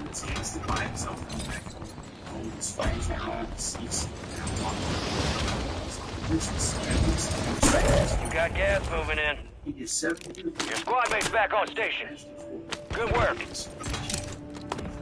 Enemies dropping into the AO. Hostile mosquito is online. Obviously, this is exciting news for Mosquito. He knows that he will eventually be called back to prison. So instead of going back to his registered address, he decides to stay with his sister in the county of Providence. He was hot. At this time, the Cali of Magnolia... Alright, your squad's in the safe zone. So much so that Magnolia Slim actually signed with Master P. So given the project's close relationship, Mosquito figures that this is the safest place to hide out. Movement here. You got reinforcements inbound. But little does he know, it's actually the worst. Careful. Got enemy spy drones tracking us. Let's blind them.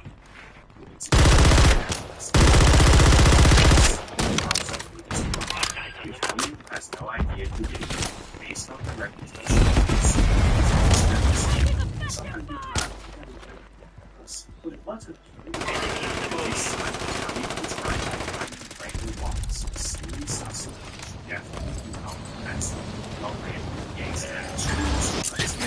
Got a loadout drop inbound. So David basically assumed that right after the Cali was dropped, and would hit up Gangsta and see if it was him who did it.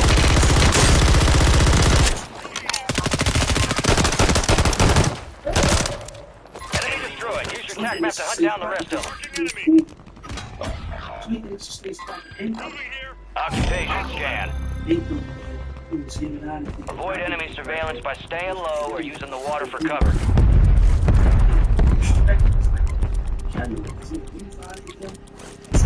Enemy surveillance active. Get to cover. Enemies are dropping into the area. Watch the skies. You're compromised. The enemy has your location.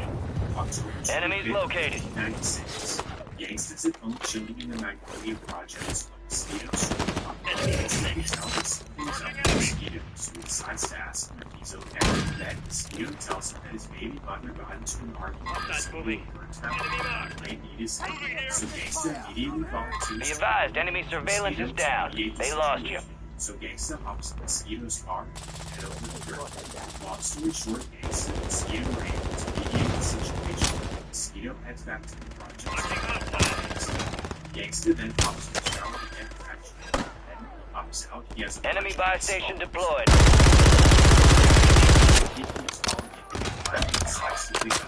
This is when he receives shocking and devastating news. Spy drone still got our intel. Get it back.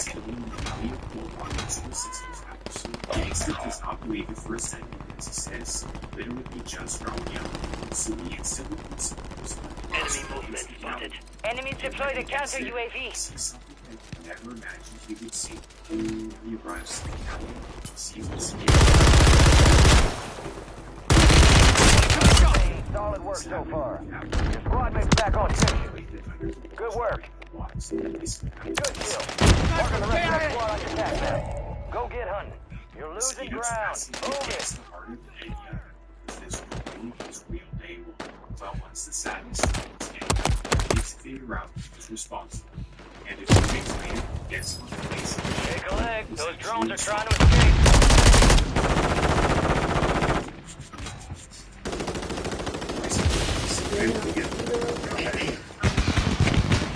Drones got away with our intel. That cookie has crumbled.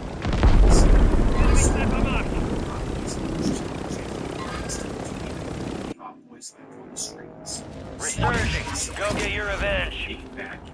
Your squad mates redeploying. Well done. However, when your name escapes to Williams, you must get revenge at any cost. You felt like the family business to spread for absolutely no reason. Even if you thought you were wrong, the beast trick him to see if it was true, that was the bare minimum. So because of Dave's case, the force against the family of Broncos.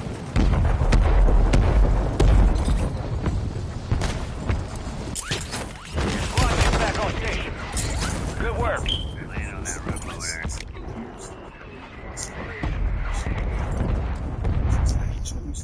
Enemy soldier incoming. People on me. Every single day. Did you know? Good one. Dead. There's one more. Major strides in music, especially with Birdman's Cash Money Records, with artists like Lil Wayne and the world was about to be on fire. Birdman had the genius needed his name, so he decided to ask his little brother Gangsta for him. Here's how it would go. Hostile Guardian is active.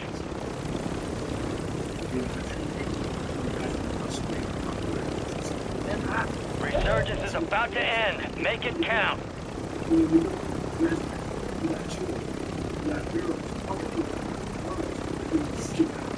Hostiles deploy the mosquito. Get ready. You're redeploying. And for the Cameo side, well, Master Peak recently returned from Richmond. You've got reinforcements inbound.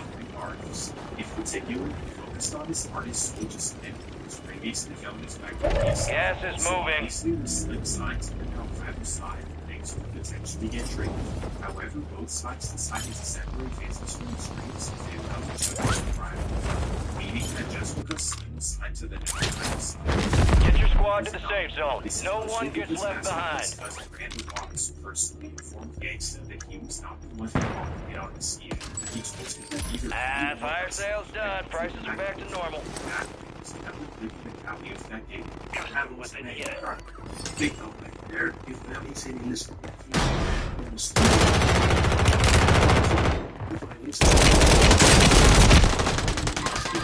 I dropped your mans.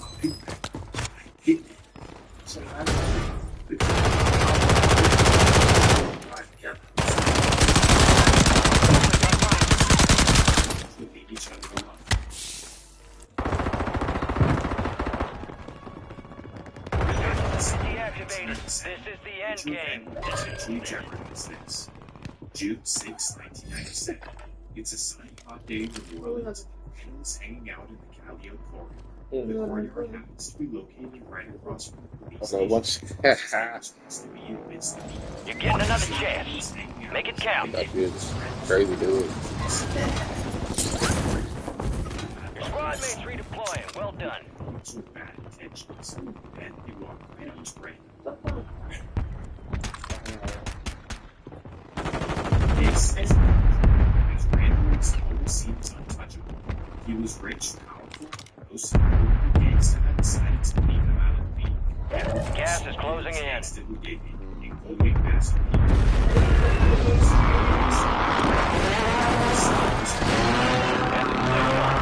This was bad news, but Gangsta literally had nothing to do with it.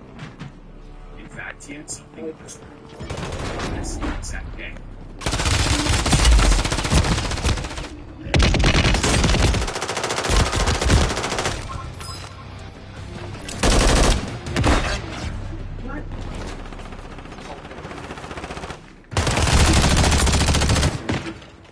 That should be dedicated because nobody let me well around. killed that. I should have enough part coming because the police station right here killed it. Bar, Rose Town, still not supposed to be. So it was like. It's down to 10. Win this thing.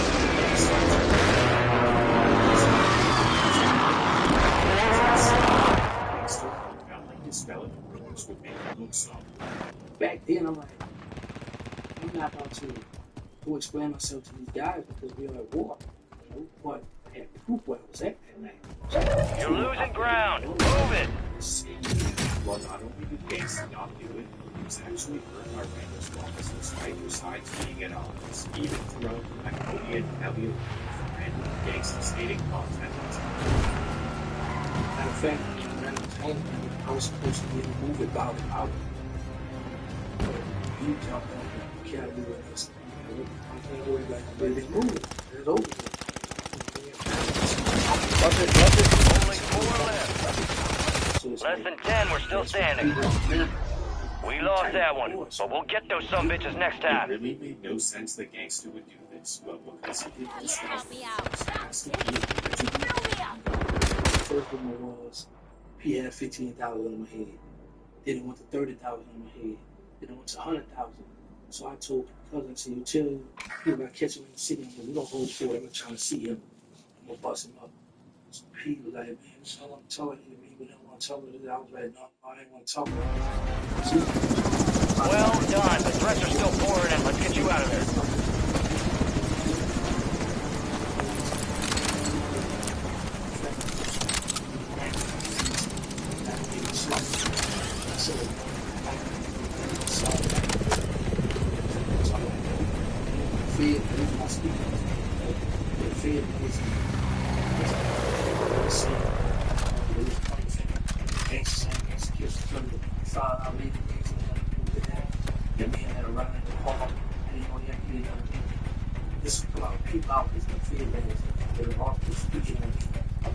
So that's why I talk about it. Speak about it. As Gangsta's house, it would eventually come out. So we need to make this thing. Just what happened. They said it. And I'm not gonna call no names, who I think did or whatever. But later on, we can find out. Well, because he backed off of Gangsta, the Calio projects did not agree with him.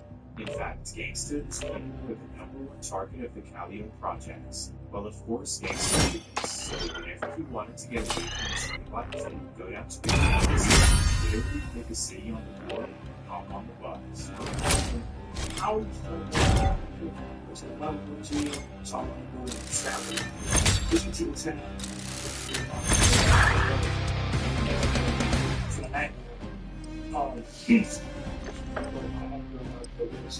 So how did of all places, Gangsta chose the random Des Moines highway to go. So he, his homeboy, and his homie hopped on the bus for a long, long ride. All they want to do is get away from the hellhole of New Orleans and to have a fun, relaxing time. So 20 hours later, they finally arrive in Des Moines and they wander around looking for things to do. It's a shopping center, like a club. So I got my BBS. I'm about to think this club is packed. Oh, it's going down in there. So I'm flying in this room. Gear up fast. We're about to get evil. I'm big with this before the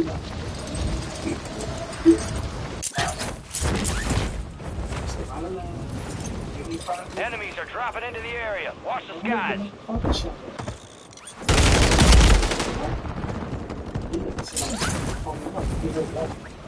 It's my own car.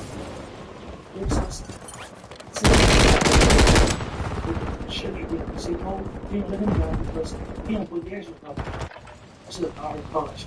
Well, I'm going to get to me. You don't do that? So you get what?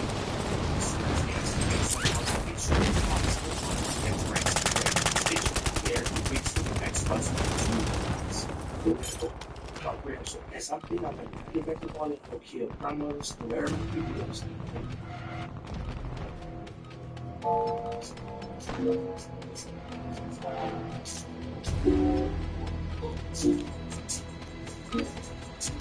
All stations, this is Shadow 01. Deployment to the Warzone has been authorized. What happened was, they found out when people house downtown, and the car was There we are.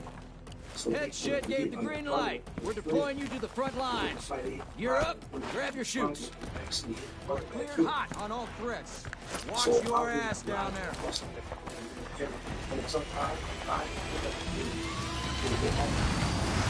Let's roll.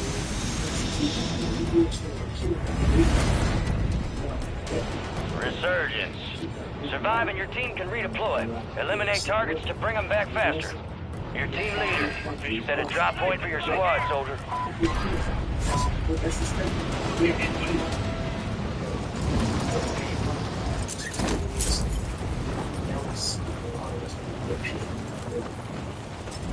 So Gangsta thankfully decides to be smart and learn from his buttons back once all of this that's the ones who are by this time, he slowed down. His boys were on top of his age was bringing maturity. Not to mention that with the growth of Cash Money, Gangsta was now being exposed to life on the road. So now, instead of taking random greyhounds, he started working toward the hot ones. Friendly mosquito deployed.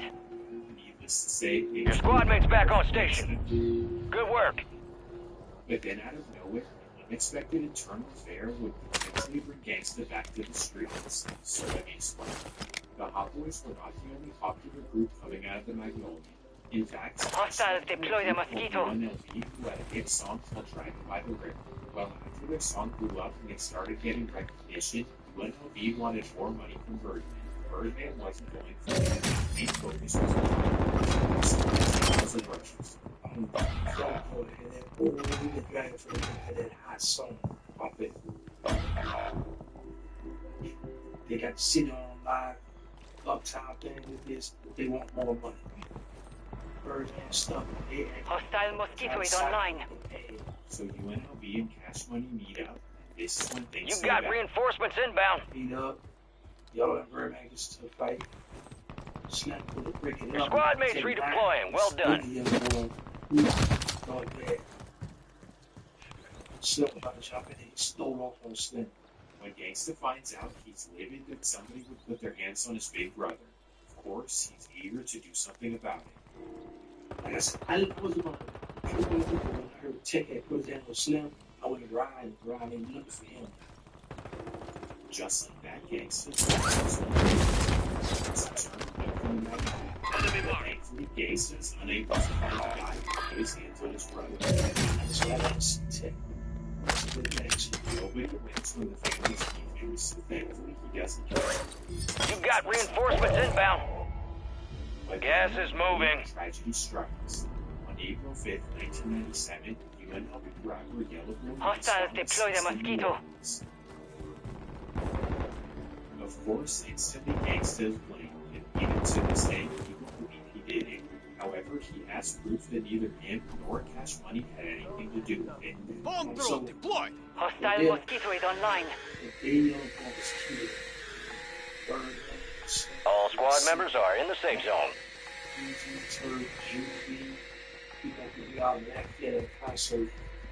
That young boy was killed. He was always laughing at a little regular hotel, something like a little hotel, not a hotel, you know, a hotel like apartment complexes.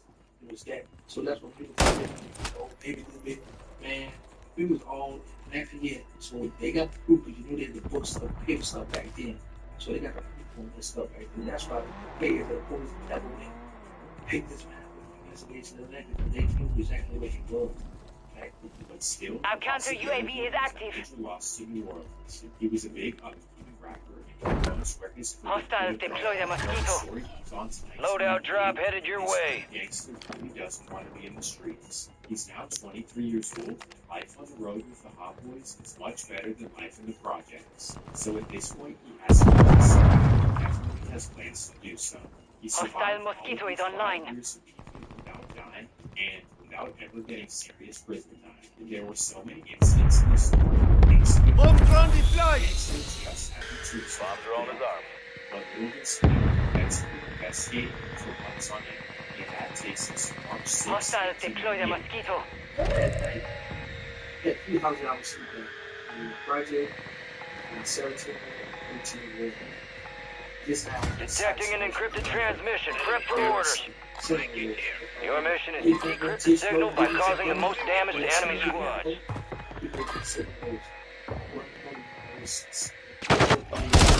No effect on target. It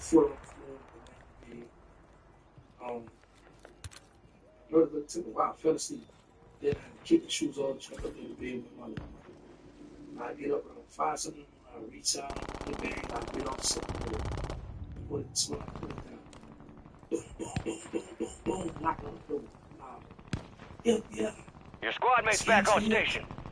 Good work.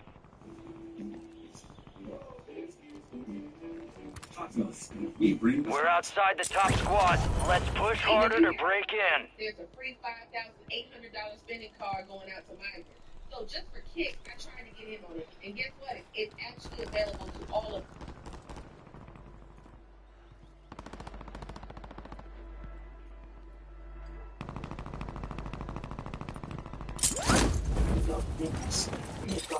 Shields, guns. I see.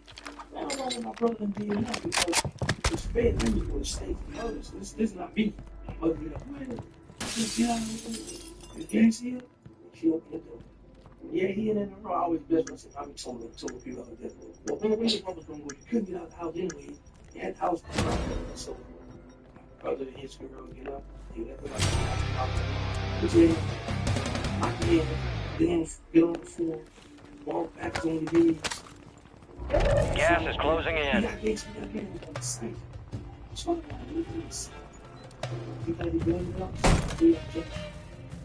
My home respect out of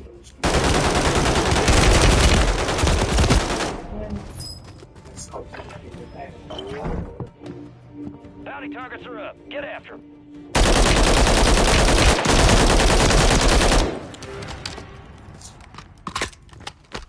Gangsters taken to jail with no idea in his head, possibly be arrested. When he gets there, get ready. You're redeploying. Friendly airstrike in AO.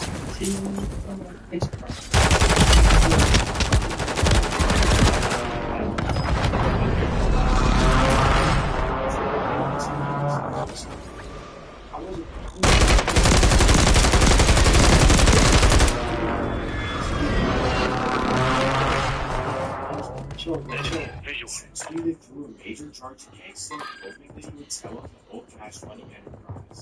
The vets didn't really care about gangsta or anything he had ever done. They just wanted to use him to take down cash money.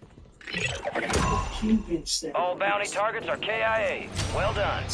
Your squad mates redeploying. Well done.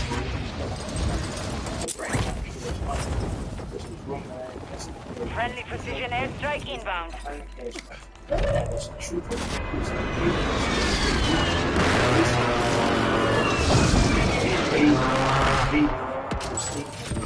Fire sale active. Buy station prices have been reduced. Yeah, I took a hit for this one. Yeah, I took a hit for that one. They thought I would come back. They thought it was going to break me. But the carry, no, I'm not this bad. They take care of me. I don't know. I'm going to This is kind of strange. It's almost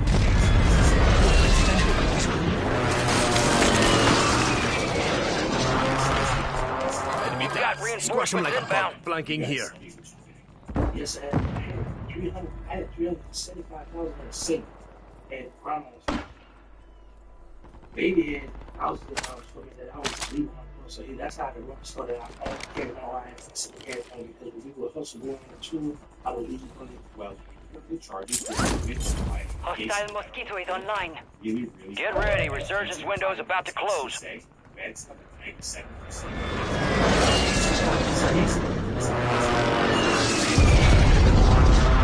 You've got 10 squads active in the field. Give up information on cash money. Gas is inbound.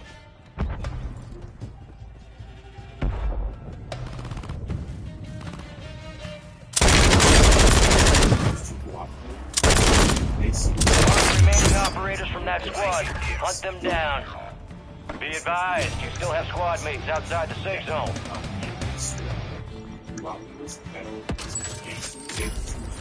Fire sale's over. Adjusting prices. Only 25 left. Keep up the good work. Position could easily be seen. But thankfully, Gangster Duke wasn't jealous. Instead, he was just proud of his family. He was happy that they were sending him money. That's my family. I'm happy because this time. Your squad mate's back on station. Good work. Instagram, none of that. We had Enemy soldier incoming. Check to the jail. So at this time, we're getting checks.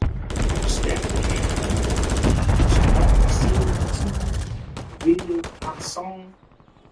You got reinforcements inbound. Took a shot. One thing I will say.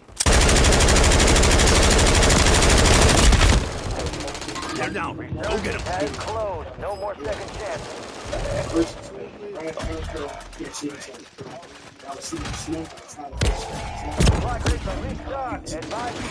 Invading fast here.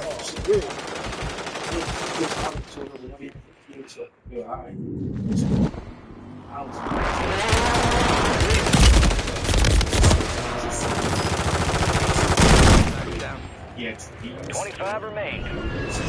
Failure ain't failure.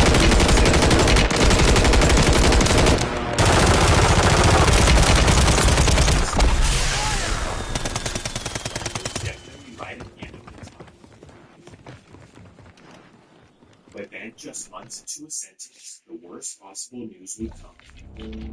For the first time, I did this for 20 years. While waiting for sentence of 9 years on the court, I in the jail cruising with the brain about homicide because I had to leave that case.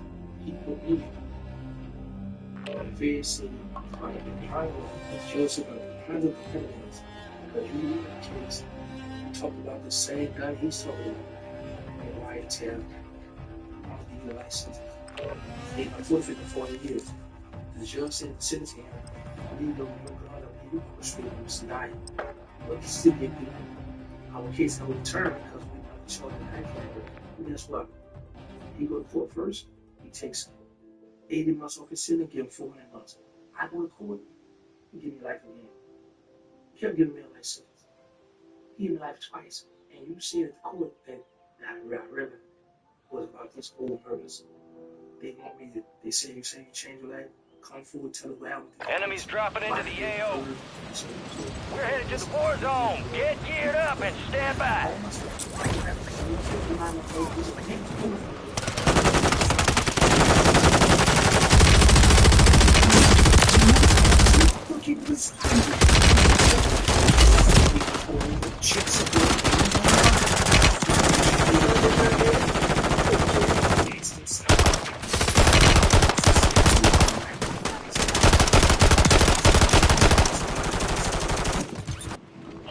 Enemies are dropping into the area. Watch the skies.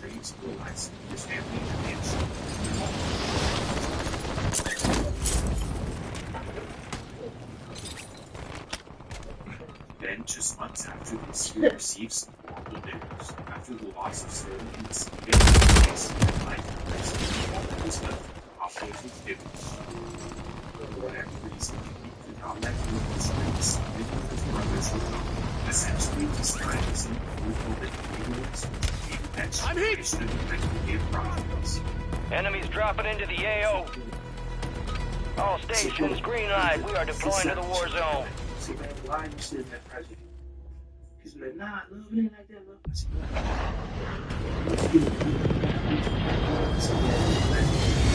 I said, that's other people. This is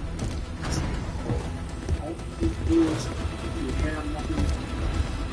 Just like not all of them. Resurgence. Stay alive to keep your squad in the fight. Alright, soldier, mark a drop point for your squad and go get after it.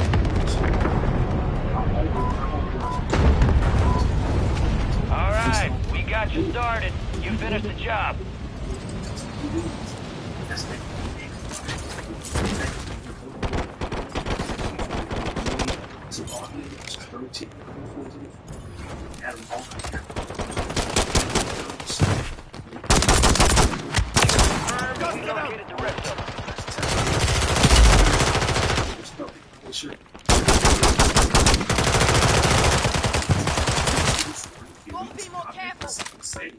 Get out of the That's happened. These will come true. So happened when he got killed. This is how they get killed. This is doing that in the school. Enemy soldier incoming.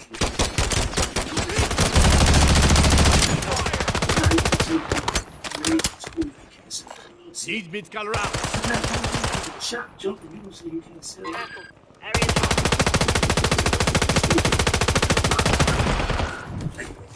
Enemy squad's hunting you. Stay sharp.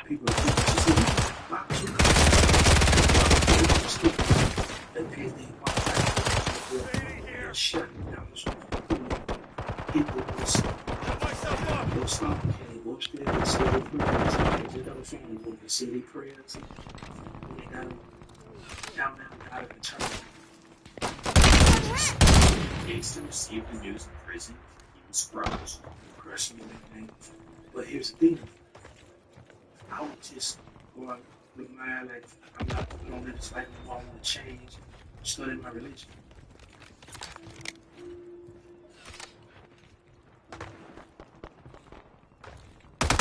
Enemies are dropping into the area. Watch the skies. See, some of the duty boys over there, they wait to hear your call. Some of the duty boys, they wait to hear your call. I said, what you mean waiting to hear my call? They want to know what you want them to do. I said, well, tell them I don't want them to do nothing. Because first of all, it's federal phone, it's wrong being monitored.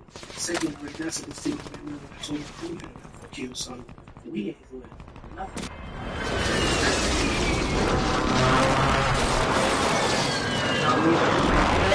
Got gas moving in. Come for television. Y'all go to church. Y'all go to church. This y'all fault. Y'all forget. Took care of you. You beat me.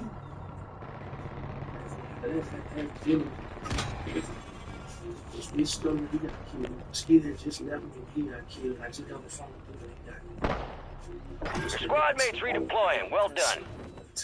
Enemies dropping into the AO.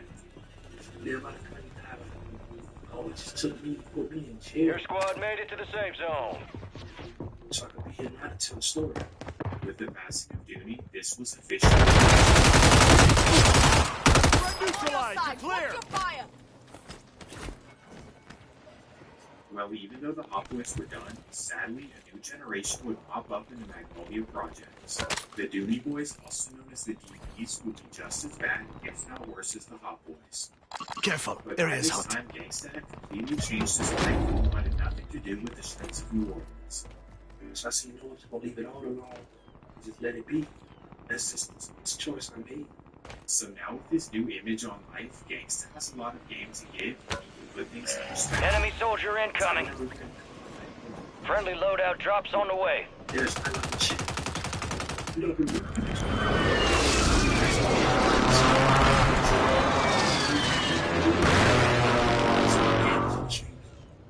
And then I'll have a right to say, okay, I can take this person like this, or we will do fair game. We win the street, these are the rules. You know, that's good at the end of the day. Hostile Guardian has been deployed.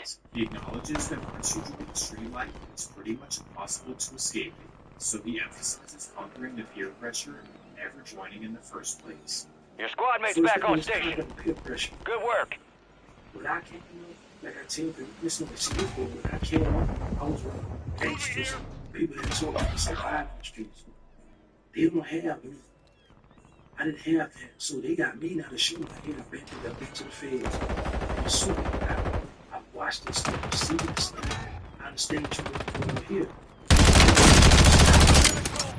You're the last one standing, soldier. Survive until your squad can redeploy. I had the best call, I had the finest female. You go to jail, well, that's gone, it's over with. Next man. Your squad mate's redeploying. Well done. Trying to help your girl, because first thing he gonna do by house. You alright? You need something? Come and lay it on my shoulder. You want something to drink? And he in the bed. When you call home, you hear that. Enemies are dropping into the area. Watch the skies. You slam the phone, you upset. So my thing is, stop worrying about what you're feeling. Stay alive so your squad. Got reinforcements inbound. We see over and over again now with social media now. And friends, turning on friends. Yeah, beat their ass, beat his ass. Yeah. Yeah, who you playing with, dude? Prison, they gonna call you. Squad mates back on station. Good work. Look at this man. Fuck, nigga.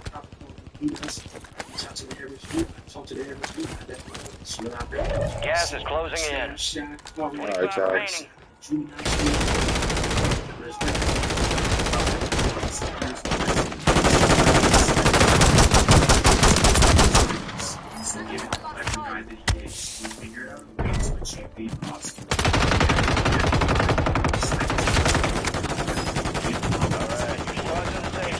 Down to you, soldier. Stay sharp. You were one of 25. Good time. Carry back. Enemy took down. Get him back. Together really didn't harm anyone. It was a win-win, no-brainer for gangsters. As a was teaching a lot of people were not happy. So of course, he passed, but a lot of people would follow him around. I would take his word. You ever say that sticks to the words on words? Because I say this. Some people say, well, man, but I say, okay, I did say this because I made the rules when I sit down with people. And I did that. I set my limit. Yes, I denounced the streets. So I'm not in the streets anymore. You know, I don't live that life anymore. They call me around a snitch. Fine. I have bulletproof emotions on the social media site. And plus, I'm late. So, under that, I was in the street doing something. Now, after the gangsters moved on to a positive life, as I think personally, he takes his religion very seriously. He wants to help out the youth. So if you're interested in all these stories and seeing react to other events, you should definitely check out his YouTube channel. With not only this, he's passionate about families, and definitely wants to make a movie about his life. Oh, man, so people to invest in the movie called the Warzone War. The story that we just talked about. A lot of different stuff handed out onto like the wire. My people already had the manuscript wrote it up. I want to be on my Tyler Perry 50 Cent stuff. I want to start doing movies. I want to move on from social media. That's some good stuff. And now I want to start doing these movies. Get behind the camera, behind the scene. Have them regulate. I don't want to use this time for some target practice. Real things coming soon.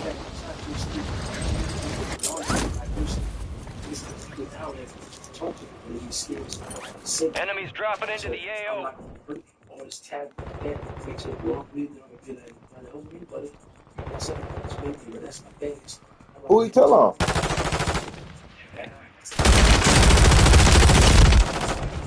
Of course. No, I don't care. I always tell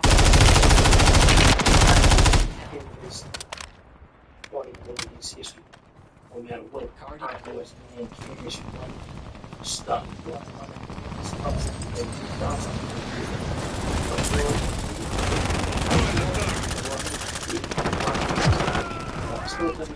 That's why I'm not the enemy here.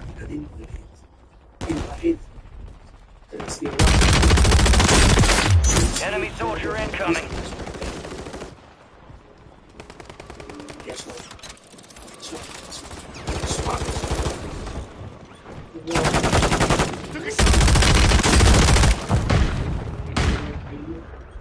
If you did it,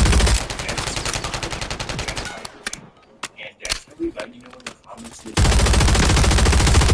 looks like this. On that note, swap stories now. Well, watch the whole swamp story video. That would be good.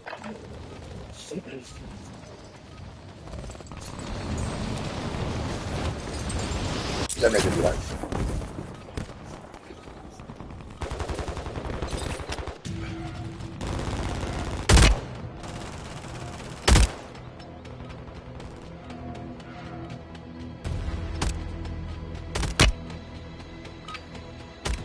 All stations, we are green to go. Stand by for deployment. Hold on. It's only a check. This is your family now. Head Shed gave the green light. We're deploying you to the front lines. You're up. Grab your chutes. You are cleared hot on all threats. Watch your ass down there.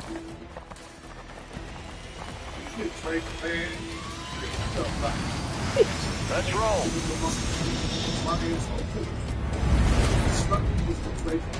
Resurgence. Survive to redeploy fallen teammates. Kill to bring them back faster. They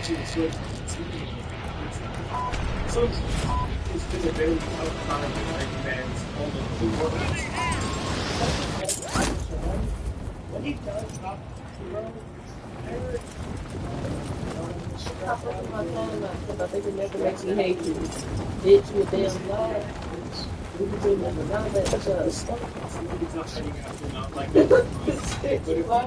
Dedicated fans So bad. and scrambling, playing Sherlock Holmes online on an attempt to save their 69 god.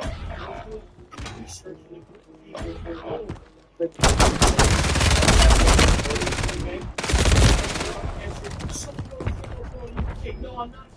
Okay, bro. No, no.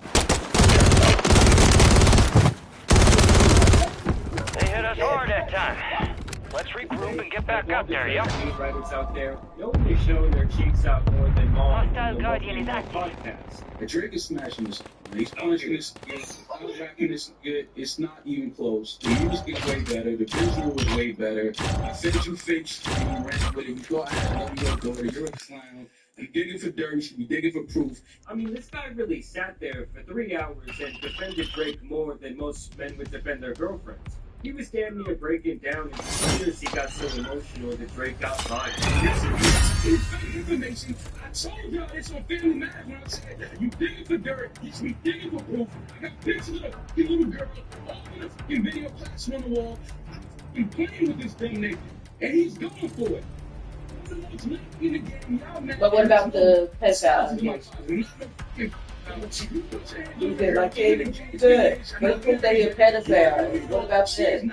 And he because he released it right after the Family Matters. It's better record.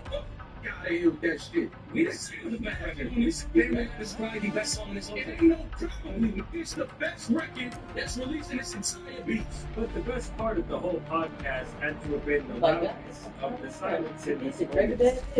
If you try to through the weekend, calling Kendrick Lamar, and everyone was two-stepping to it, you would say it was the greatest thing on earth. Look what Drake did. He made everyone dance to be a fine. You can't even walk outside. Because anytime we're at a party, someone's going to play a song that's about you being a fine, we're going to sing along to it. And you put Ricky ass nigga. Nah, buddy ass tripping.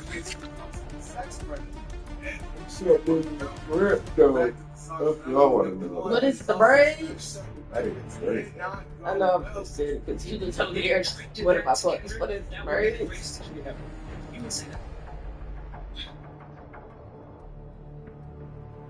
It's an undeniable fact that if Drake dropped a #1 anthem record on Kendrick's head, his fans would be throwing him parades in the street. Now, was there? If he done enough. All I can really think is that this dude Maul is either on Drake's payroll or he has some serious third on this man. Well, he just don't like black people. When black people get to black people, he's racist. I'm sorry. Who always got that motherfucking orange sickle thing? That's what They don't. You know. When the last time didn't like this? Sleep last night, y'all. Sleep over the fact that they got a defending on it. Or like DJ Angelina, they throw it in the towel and declare Kendrick a winner. It's the worst case scenario. Quickly, an anonymous account has come forward that has tagged Drake sweating. Remember how he was saying that his team fed Kendrick false information on the this is back. and he even claimed to DJ Academics that those items it said it came back May 3rd. or meet the grams were apparently stolen from So his when you father's got back, suitcase. I said, I just have to get one. I've been drinking water. What? When we go outside, stop at Arby's, I can get one. I've been drinking water. We're talking about Dennis Ray. We plotted for a week and then we fed him the information. The Maybach love and the drug he uses for less inflation. Well, it's looking more and more like that was actually a case of Drake lying, and that those items might actually be his. Because on May 10th, a Twitter account named Ebony Prince 2K24 popped up and threw his hat right into the speech. I didn't even get it there yet. It's okay. As well as the items from the I was like, so yeah, and he's like, okay. This includes Drake's alleged Oh, here. prescriptions, some rope, the gloves, a button-down T-shirt with the bulldog on it, as well as several other items which I have to think either belong to Drake or are being used as some sort of subliminal messaging. Number 1, King Kendrick is not a liar, and I'm not a thief. Number 2, Mr. Aubrey Graham at Drake and Mr. Livingston Allen at Academics have until noon Monday, 5/13/24 to retract your claims of theft. Or my attorney, Ms. Adrian Edward, and I will exhaust every legal option available. I think Drake knew that these things were stolen. Do I believe that this authentic prescription for Drake is real? Yes. To Mr. Aubrey Graham, may this photo help jog your memory as to where to discard those items. The issue in the photo should also jog your memory. Jimmy Brooks would not have been proud of you that night. And here he shares what appears to be a screenshot from a security camera in a hotel lobby. This appears to possibly be Drake in the red hoodie. You can see a few members of his supposed entourage donning the infamous OVO owl on their clothing. January 22nd, 2023 is the date listed at 3:19 in the morning. When he posted this, people immediately questioned who this person was in the wheelchair, apparently on the ventilator. And when you further investigate the tweet, you see that he brings up someone by the name of Jimmy Brooks. And I'm sure most of you are wondering right now, well, who the hell is Jimmy Brooks? Well, that's Drake's character's name in the show Degrassi, and he infamously got put into a wheelchair after being shot. So why would Jimmy not be proud of Drake that night? Well, people speculate it must have something to do with the person in the wheelchair in this photo. And then they had a theory that the noise at the beginning of Kendrick's song 616 in LA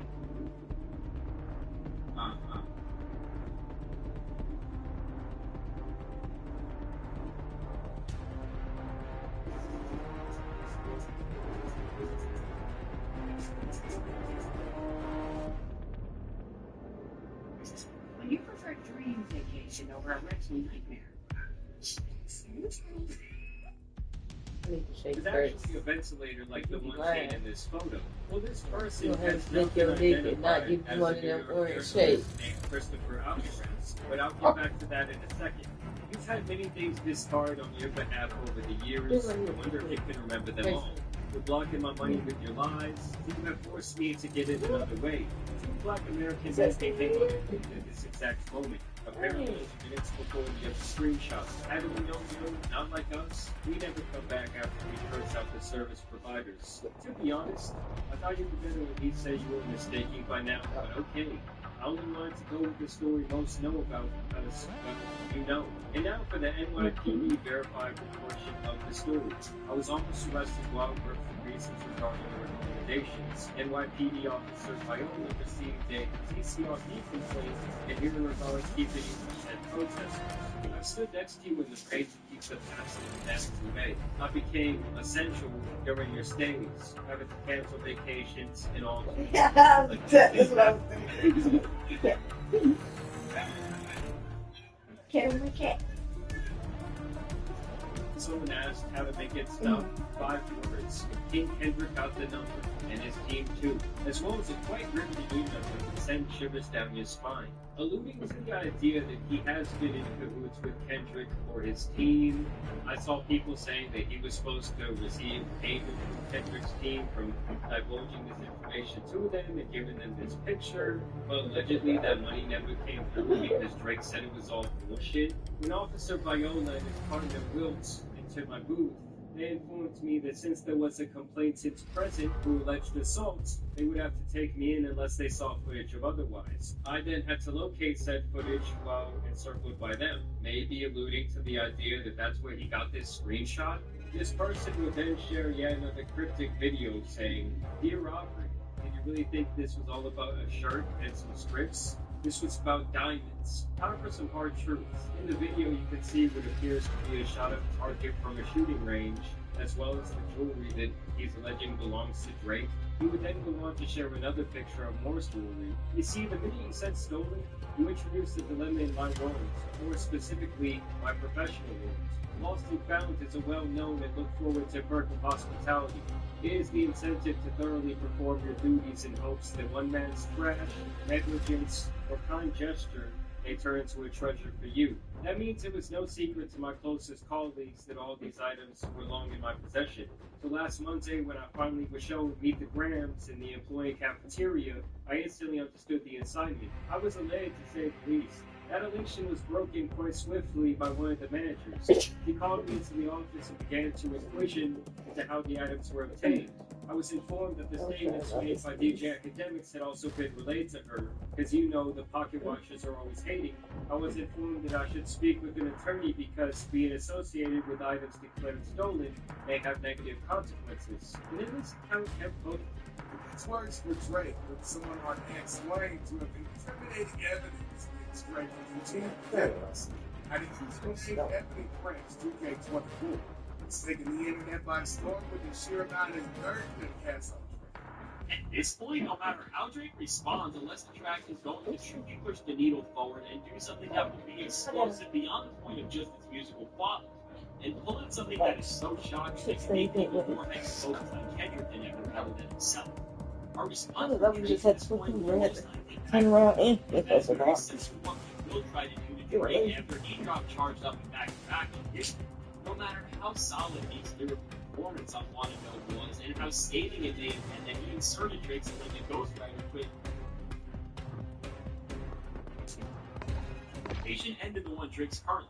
No matter how good a rebuttal could possibly be, in rap, when the public makes up their mind and associates you with whatever negative stigma your opponent has placed, it is nearly impossible to shake this off after this track that truly shifts the culture and even beyond Meek Mill. When we look at a feud where two rappers were very close both in terms of their popularity and their cultural respect, with Jay-Z and Nas, despite Jay trying to really start an entire other round with Nas almost a year later and defend his battle strategy against Nas and his legal diss Ether on his track Blueprint 2. No matter how good of a song this was, both sonically and lyrically, the public already made up their mind and there was no changing it until this day.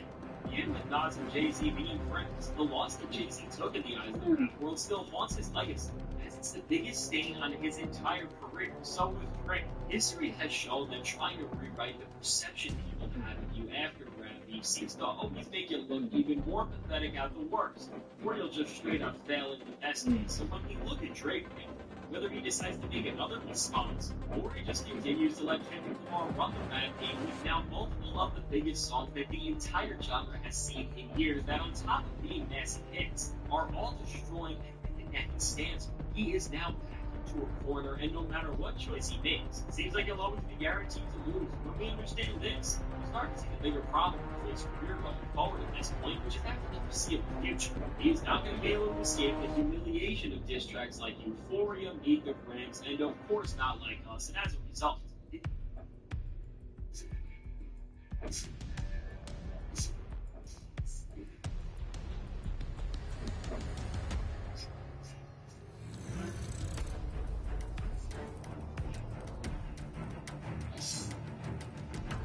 entire era of his career is going to be hampered. That if Historically speaking, Drake's gonna have to do up the extraordinary.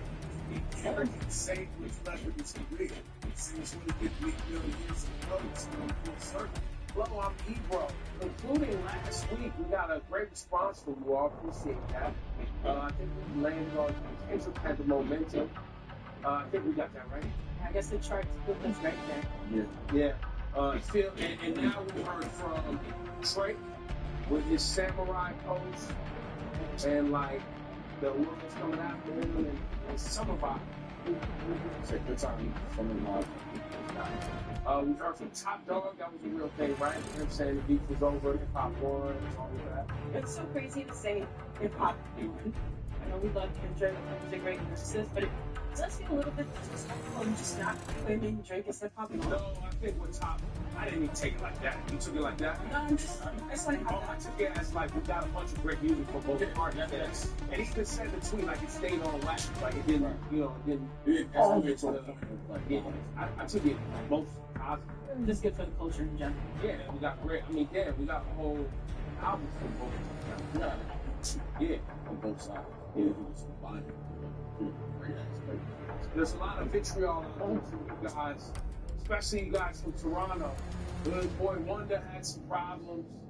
We're gonna get in. Don't think we're not gonna get into you and Meek Mill's. We're getting into that. So He didn't even wear jeans today. I guess that really hit him. He doesn't even like his jeans. That's so disrespectful. Oh man, so we'll get into that. Yeah, I haven't been following. But first and foremost, for people in Toronto, I want to apologize. I should have been more specific when I said a lot of people consider this a solid win for the ball. The question now is, will Drake hook up some of the sales? Will this be a permanent stain of Drake's career and record?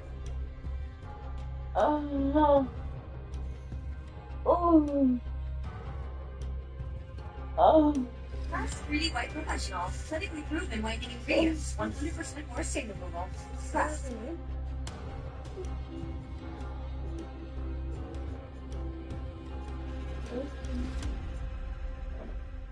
Drake and Kendrick Lamar are two of the biggest rappers in the game. Even though they started out cool and worked together early in their careers, and over the last 10 years, they've been quietly dissing each other. Going on tour together, dissing each other with major hits, just the complete breakdown of the Drake versus Kendrick beef, split each other for years. Drake and Kendrick first linked up in 2011. At the time, Kendrick had a major buzz. He was still on the come up, wasn't at the superstar level yet. Drake was also pretty early in his career. By that point, he was signed to Young Money and dropped huge projects like Thank You Later and So Far Gone. So, back then, Drake was a way bigger artist. In 2011, Kendrick got a show in Toronto. He was on the way back to his hotel. Drake came up on social media.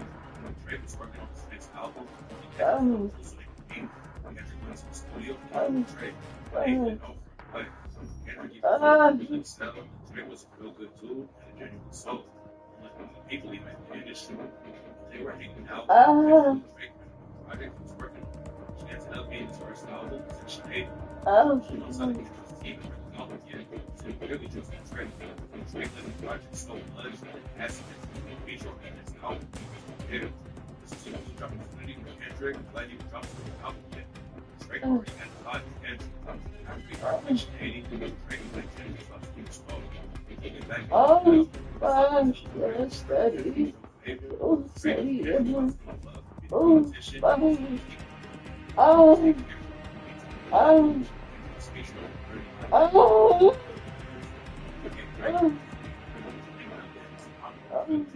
Same day, same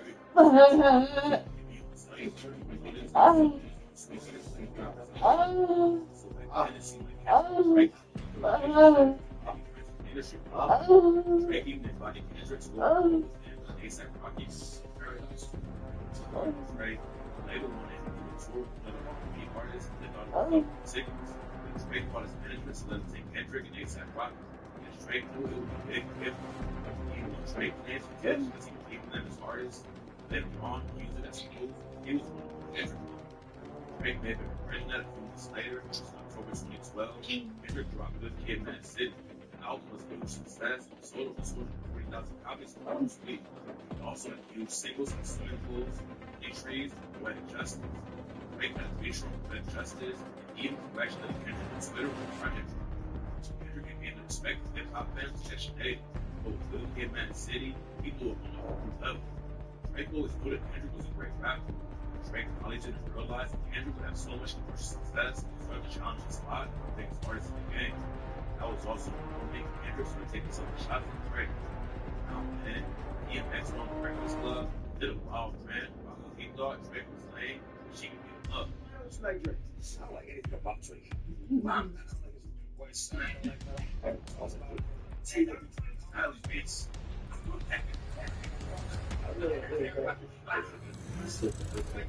I say that every time I see DMX, I think about my cousin. Well, thank you, Daddy. Like that's who you remind me of. A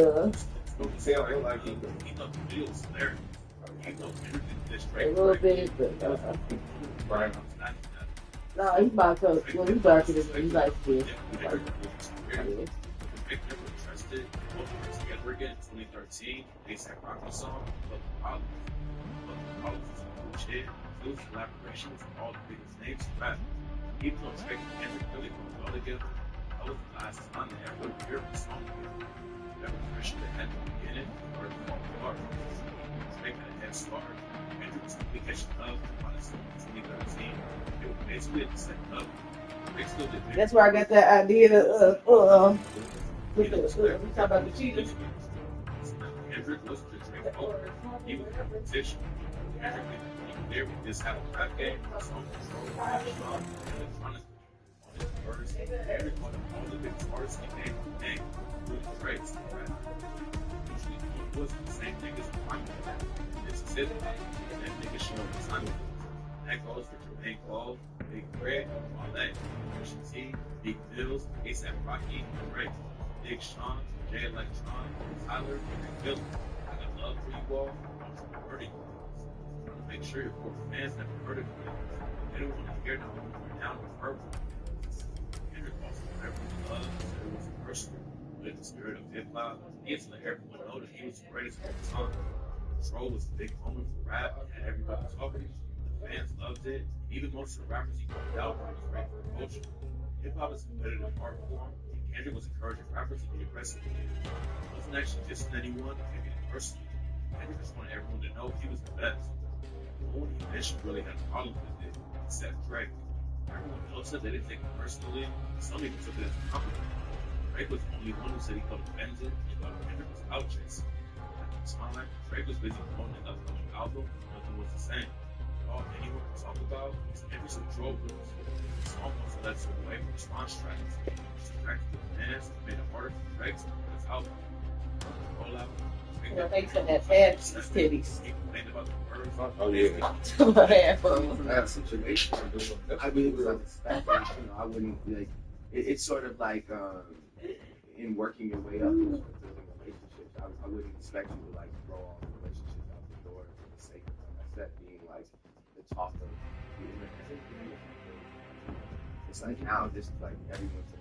I mean, everybody.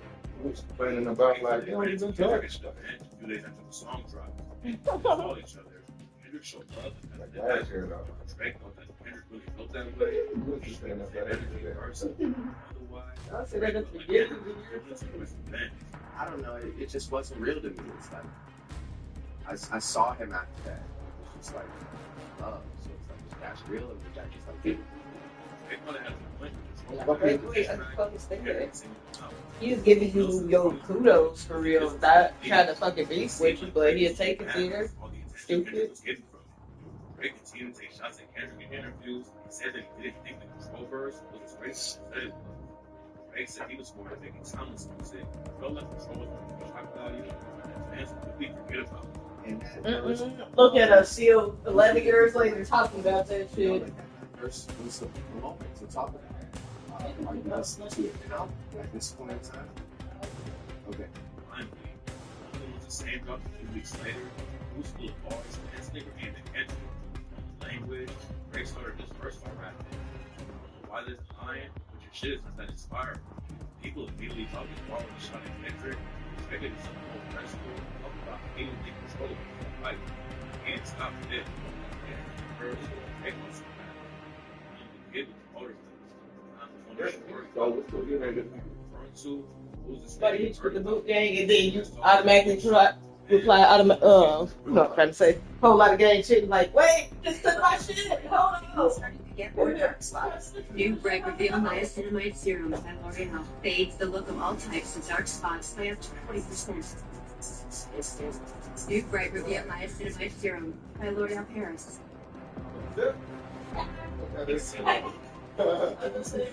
What kind of?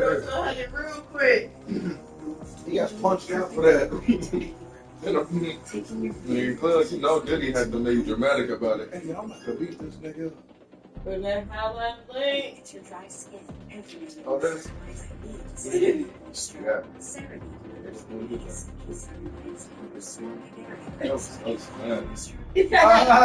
You know it's back if I can do it. Yeah, though. That was so fun. He was really feeling. As soon as he was standing in front of us, bro, he was like, I always it was said so, that it though, was because I'm like, I corny. hate what he did. But it was cool because it was so corny. Like, I know he playing. Nah, but he do that shit on everything though. Like he can't this. And that's what made him and Chris Brown do that dance battle. That's what made it even more funny because like he dead ass. Chris Brown, the best shit was whack. We'll probably appeal to the dance shit. Dancers. Weeks later, shots of prey. Yeah, he did the same. They dropped control. So since they track her back into the drama club, they were just stupid stuff in there. Shots never penetrated. We just came on next and he was doing it, so I ain't changed it. Ha ha. Joke's on you. High five.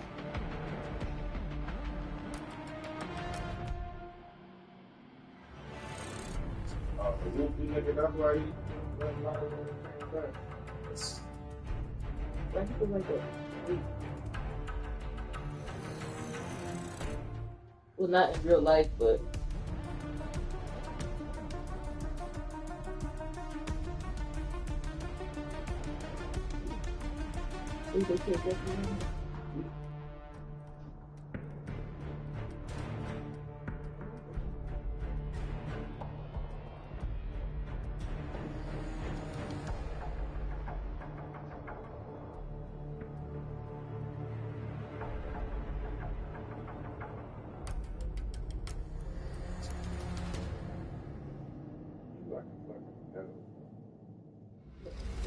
hate niggas without mustaches. It's like the fucking wood. Even Namor got mustaches. Didn't Christopher Scarver, the man who killed Jeffrey Dahmer, has a story that goes beyond the He's 34 before he lived this wicked ass. He's weird. He played his 20 years from childhood to his own crimes and incarceration. Weird ass. Scarver's life is a complex tale of mental illness, instant Man, that's when you should be. That's what you feel too. That's your. Say that though. So that's what you should be doing it. The fuck? How you gonna be dragging their bodies and shit? Bro, shut up, bro. Bro, you think you funny? Shut up.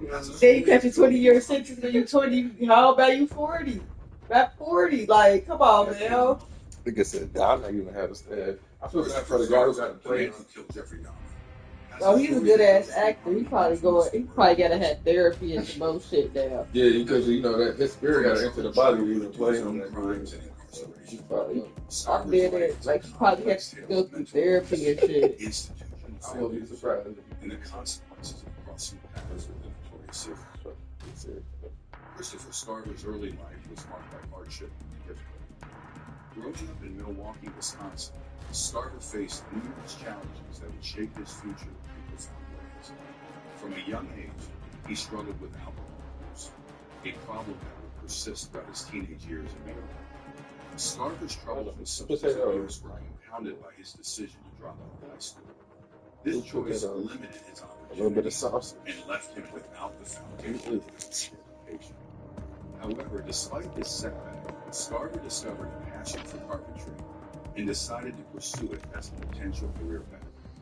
He enrolled in a carpentry internship program, hoping to gain the skills and experience necessary to secure stable employment. Scarver's supervisor recognized his talent and promised him a permanent position upon completion of the internship. This glimmer of hope gave Scarver a sense of purpose and direction, and he threw himself into his work with enthusiasm and dedication. However, fate had other plans for Christopher Scarver. Despite his hard work and the promise of a bright future, his supervisor reneged on the job offer. Upon completing the internship, Scarver found himself unemployed and without prospects. This betrayal was a crushing blow to his already fragile mental state. The disappointment and frustration of having his dreams dashed sent Scarver spiraling back into the depths of alcohol abuse. He found himself. Hey, girls. I do not know the name of this girl. What I do know is neutral is the tasty beds are made with real vodka and real fruit juice. Gear up fast, we're about to get evil.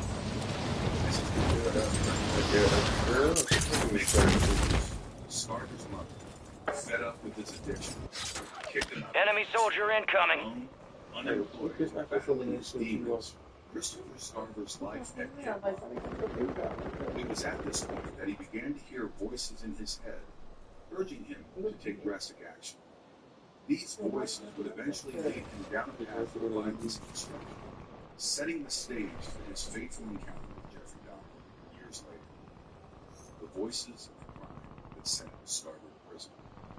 As Christopher Scarver's life unraveled, he found himself increasingly tormented by voices in his head. These voices. Enemies are dropping into the area. Watch the skies. A mother, father, son, and daughter began exerting powerful influence over his thoughts and actions. Scarver felt pressure. All stations, we are green to go. Stand by for deployment. To take revenge against those who had wronged him. Overwhelmed by his circumstances and driven by the voices' incessant demands, Scarver made a fateful decision. Let's get this shit done. Armed with a gun, word came down. We are green to company where he had once interned, determined to settle the score for the betrayal he had suffered. Scarver's mind was consumed with thoughts of retribution, and he saw no other way to silence the voices that haunted him. Once inside the office, Scarver confronted an employee, pointing his gun and demanding the money from the company's safe. However, in a twist of fate, the terrified employee revealed that the safe contained a mere $15. Scarver, already in a volatile state, felt utterly humiliated by this revelation. In a fit of rage and desperation, he shot the employee and fled the scene. The voices in Scarver's head had led him to commit a heinous act, one that would forever change the course of his life. A few days after the shooting, Scarver was arrested while sitting on the porch of his girlfriend's building. The police officers who apprehended him later recounted that Scarver had expressed a desire to turn himself in, acknowledging the gravity of his actions. During his arrest, Scarver made a chilling confession. He admitted that he had planned to surrender to authorities because he knew he had done something terribly wrong. However, he also expressed the belief that the voices in his head had compelled him to commit the murder. Scarver's statements painted a picture of a man grappling with severe mental illness, torn between his own sense of right and wrong and the overpowering influence of his auditory hallucinations. Despite his mental state, Scarver was adamant about one thing. He did not want to be sent to a psychiatric hospital. The voices, he claimed, we're headed to had the war instructed zone. him Get to geared prison up and instead. stand by. This revelation highlights the depths of Scarver's delusions and the extent to which his untreated mental illness had consumed his reality. Scarver's mental health issues and prison life. As Christopher Scarver began serving his prison Enemies sentence, dropping into the voices AO. that had haunted him for so long continued to speak. These voices as belonging to a family, a mother, who constantly spoke to him, offering both comfort and commands. Scarver believed Enemy soldier incoming. Interestingly, Scarver also developed a belief that the food served in prison was contributing. He became convinced that certain ingredients, such as refined sugar and wheat bread, were exacerbating his psychosis. Not scientifically substantiated, which shows the depth of Scarver's Systemic gas, indigestion gas, gas. Gas, which relieves 6 digestive symptoms to feel better. All stations, this is Shadow 01. Deployment to the war zone has been authorized. his desperate attempt to make sense of his experience. During his time behind bars, Scarver became aware of Jeffrey Dahmer's presence in the same prison. Head shit gave the green light. We're deploying you to the front lines. You're up. Grab your shoots. However, being in close Enemy activity will proximity be to high. the Corvus serial Make killer contact gave early and often. Scarver a unique perspective on humanity. Despite his own criminal history, Scarver felt himself Let's roll. He struggled with Resurgence. Stay alive to keep your squad in the fight. Your team leader set a drop point for your squad, soldier.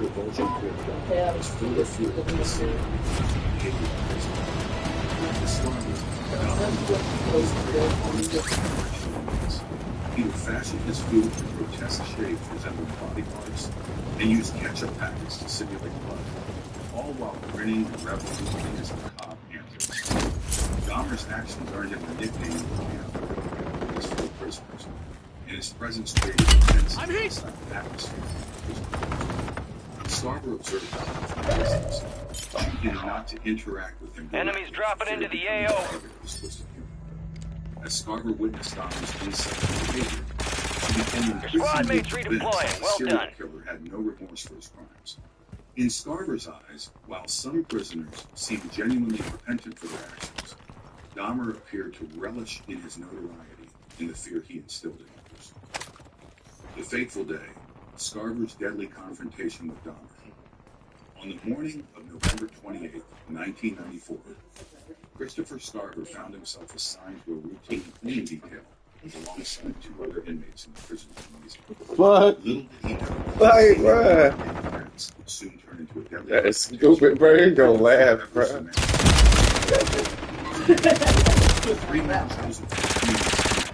Get that nigga little man. Alongside Scarver was Jesse Anderson, and the infamous Jeffrey Dahmer. The decision to place these three men together. We are returning you to the front. Earn this. As the clean detective Hostile mosquito is online. gymnasium bathroom, a fact that still puzzles many to this day. The absence of guards, especially considering Dahmer's notoriety and the potential for Hostile counter violence, UAV remains overhead. a mystery and a point of controversy. According to Scarver's account of that fateful day, he had no intention of harming anyone when he entered the bathroom. However, as he filled a bucket with water, he felt a sudden jolt as someone poked him with a mop handle. Scarver turned around to see Dahmer and Anderson snickering, though he couldn't be certain who had actually done it. This seemingly minor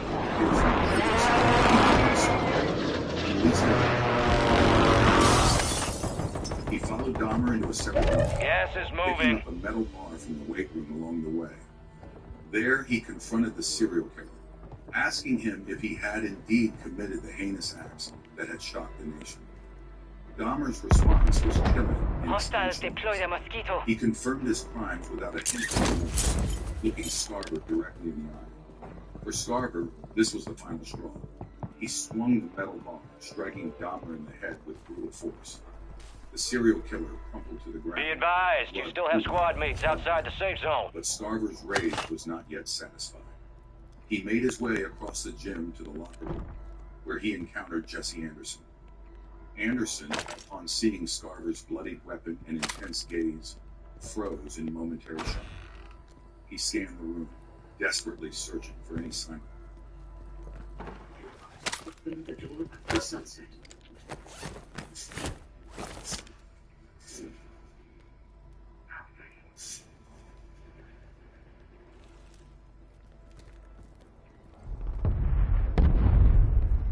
But found himself alone with his assailant. Enemy bomb drone in the area. Scarver, fueled by his sense of righteous anger, You got a loadout drop attacked inbound. Anderson with the same Enemies are force dropping into the he had area. unleashed. Watch the skies.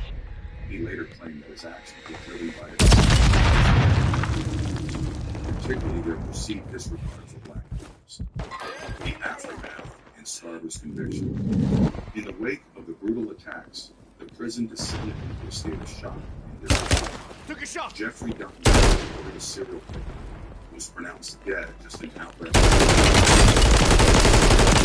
Jesse Anderson, another victim of Scarver, for ultimate As the news of Dahmer's death spread, Kill confirmed. We located the rest of them. enemies around. Decrypt the enemy signal by leading an enemy kill. Circumstances that caused an act to occur within the prison walls. Scarver, for his part, initially pleaded not guilty to the murders. He claimed that he had long struggled. Scarver maintained that he had never had any previous issues with the law or engaged in violent behavior prior to the incident. Court materials and he was ultimately found guilty of the murders of Jeffrey Dahmer and Jesse Anderson. The judge sentenced him to 2 additional life terms in prison to be served consecutively to the life sentence he was already serving for his previous crime. In the aftermath of his conviction, Scarver made a startling allegation. He claimed that the prison I know he killed the other nigga too. Implying that they had played a role in facilitating the murders.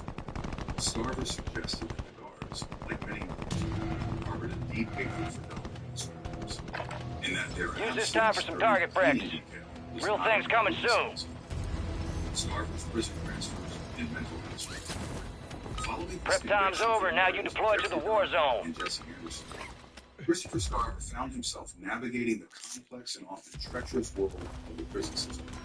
His initial placement was at the Columbia Correctional Institution, where he demonstrated a period of relatively good behavior and made efforts to cope with his mental health issues. You are cleared hot on During all his time at threats. Columbia, Watch your Scarver ass was down granted there. certain privileges, such as access to music tapes, which he used to help manage his mental health. Let's get this done. He was also a daily contract measured at sea. Resurgence. Survive and your team can redeploy. Eliminate targets to bring them back faster. In 2003, he was abruptly transferred to the Centennial Correctional Facility. A move that would prove to have a profound and detrimental Prison should at least be co-ed. Centennial Correctional Facility, and disruptive inmates, presented a new set of challenges. Harsh conditions at Centennial, combined with the summer-changing environment, triggered a significant deterioration in Scarver's mental health. He found himself stripped of the coping mechanisms he had learned, such as his music tapes, and was subjected to prolonged periods of isolation and confinement. The facility's 5-tier classification system, designed to manage the most problematic inmates, placed Scarver in the most restrictive level of the system. He was confined to a small, windowless cell with constant illumination. The oppressive heat during the summer months, coupled with the lack of air conditioning, only exacerbated his psychological stress. Scarver's mental state began to unravel under these conditions. The voices that had plagued him for years grew louder and more persistent, and his ability to distinguish reality from delusion became increasingly difficult. He found himself trapped in a vicious cycle, unable to progress beyond the most restrictive limit of confinement due to his worsening symptoms. For 3 long years, Scarver remained in the Centennial Correctional Facility. His mental health deteriorated with each passing day. The isolation... Enemies dropping into the AO. Using digger! Scarver's life became as Christopher Scarver settled into his life, he began to contemplate ways to share his story. In 2012, reports emerged that Scarver was unable to tell about his experiences, particularly focusing on his influence on Jeffrey. Scarver's proposed book promised to delve into the details surrounding Dahmer's death, offering a glimpse into the twisted facility and the circumstances that could favor him. He expressed his intention to reveal the disturbing games and psychological manipulation Dahmer allegedly employed against his fellow inmates, as well as the final words exchanged with him. However, despite the potential for a sensation of revealing Scarver's plans You're losing ground. Move it. came to fruition. Subject matter or questioning the reliability of Scarver's narrative, given his well-documented mental health issues, ultimately passed on to the community. Scarver's mental illness has played a significant role in his life and lives, cast a shadow of doubt over his ability. The voices that had haunted him for years, combined with Alright, your squad's in the safe zone. raised concerns about the veracity of his recollections and the stability of his mental state. Despite the setbacks in his writing aspirations, Scarver found poetry during his time behind bars. He penned numerous poems, which he shared in his beliefs, and even published in a collection of Beverly Pictures. His writings offered a glimpse into exploring themes of redemption and the harsh realities of life in prison. The legacy in Scarver's story. As Christopher Scarver's story unfolded, a new chapter began with the birth of his son, born shortly after Scarver's sentencing. A boy named Christopher Jr. would grow up bearing Loadout drop the weight headed of your way. and the stigma associated with his growing up with a father figure present. Young Christopher Not Jr. like trying faced to be numerous funny to challenges. dead, like, Knowledge but his when father's you was actions in and the jail media for attention life, surrounding like, the case murder cast a shadow and over his other childhood, shit, leading to and feelings before he of came anger down and or resentment. whatever. As he entered He was already, he got a life sentence for that. That's what I'm saying. Yeah, the life The on absence top of of his life. father's guidance and You already emotional had life sentence before. nearly delinquency. I was about to say, like, However, so man and baby after him. Enemy soldier incoming. Knew that designed nigga got specifically the, for children. well, they said after sentencing, so she knew he Through had. this program, Christopher Detecting an Jr. encrypted received transmission. mentorship Prep for orders. and resources Your squad he mate's needed back on to station. navigate the complex Good work. emotions and Your challenges mission he is to faced. decrypt the With signal the by help of causing the most dedicated damage to enemy individuals squads. who understood the deep struggles of children in this situation, he began to turn his life around. Today, Christopher Jr. is a young man in his late 20s, on the cusp of completing his college education. He has found solace in sports, particularly basketball, which has provided him with a positive outlet and a sense of purpose.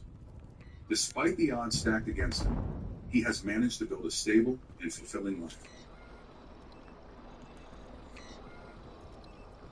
I forgot no time with your dad type shit because he was in prison. We're outside the top squad. Let's push harder to break in. They just had it, like, They they got had fired. a fake name, that motherfuckers looking Enemies it are up. dropping and into the that's area. just Watch the asking skies. you throughout life and shit, like, you get prejudged and people, it's like, damn, his daddy could have done anything.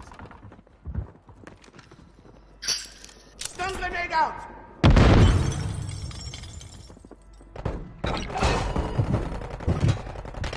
Enemy ordnance incoming. Missile strike on a nearby target.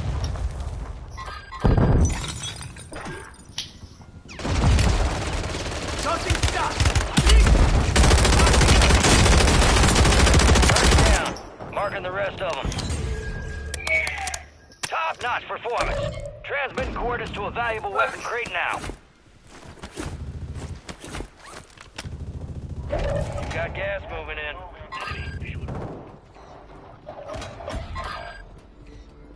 Enemies dropping into the AO.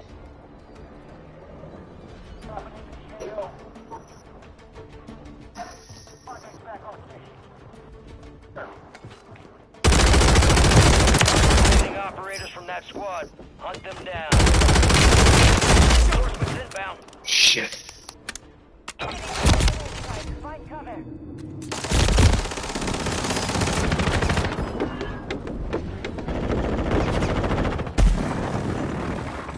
Good job, Blue.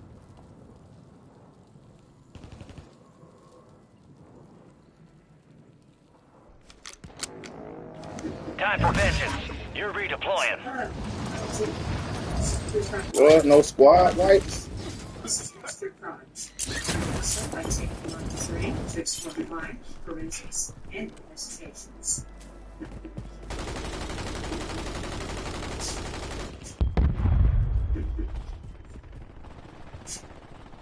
Hey everyone, today I am taking you to 124 Abercorn Street in Savannah, Georgia. This is the Ps5 station incoming. It's very strange experiences here. I just want to show you the strange portion of the house. Savannah is a port town, which means it can easily receive transnational shipping, importing, and exporting. Importing include enslaved people.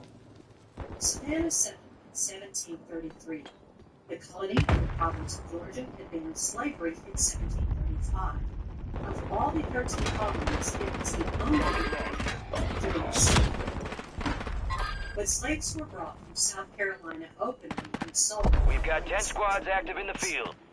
Enemies are dropping into the area. Watch the skies. To understand this piece of history, from 1755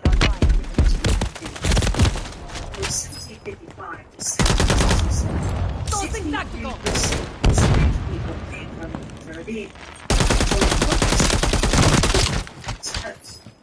And that changed about 1768 to 1771 because 86% of enslaved people Friendly buy station deployed. originated from Africa. Resurgence window is ending. Watch your six. Deployable buy stations ready. Slave labor was utilized. You're back on station. Go get after it. Gas is inbound. For the year, and only with the master's approval, rural slaves with trade skills were hired when they were temporarily used out of urban areas. Head to the safe zone. This included blacksmiths, Enemy soldier incoming. Slaves also took ships, boats, fishermen. History tells us that about 400 Squash them like a bug. 10% of the South slave population. Friendly UAV entering area. Friendly airstrike in AO. Fading fast here.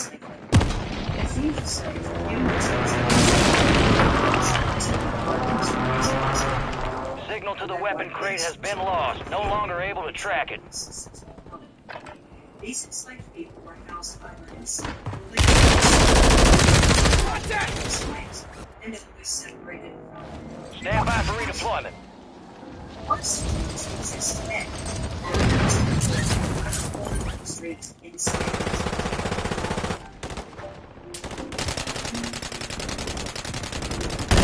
Resurgence has closed. No more second chances. It is yours. Keep the pressure on. Enemy dropping into the AO. Supply crates are restocked. Advise you load up now. George Welshman Owens. And in 1951, the house was donated to the Telfair Academy of Arts and Sciences as the South's oldest art museum. Now, the carriage house was under renovation in the 1990s, and this is when amazing discovery was made. One of the oldest and best preserved slave quarters in the American South was discovered at the Owen Thomas House. Today, the Historic House Museum is called the Owens Thomas House and Slave Quarters. It is operated by Telfair Museums. In September 2020, take the regular tour of marble architecture. Gas is closing in. Just taxi coming! You're thinking where?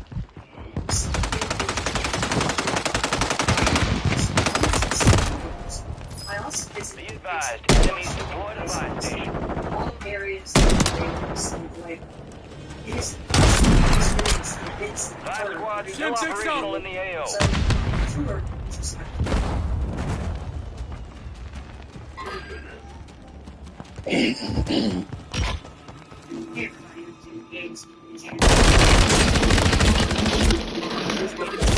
Top 10. Keep knocking them out. To tour here. That's where the tour and see where they live, cook, and survive.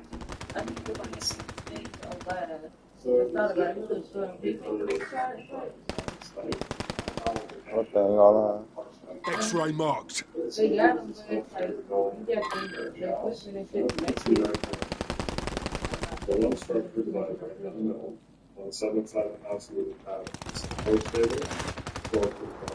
I'm at the printer. Too. I'm gonna get a double printing. You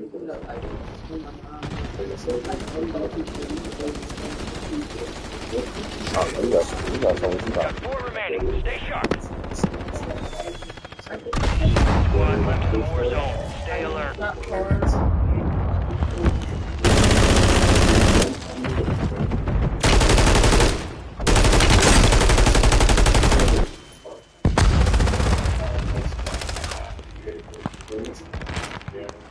saw that. Now, it's so cool to do Joe is a lot to use really cards. And they did see versus. Only 5 remain. You were close. The enemy took that one, but we'll get them back.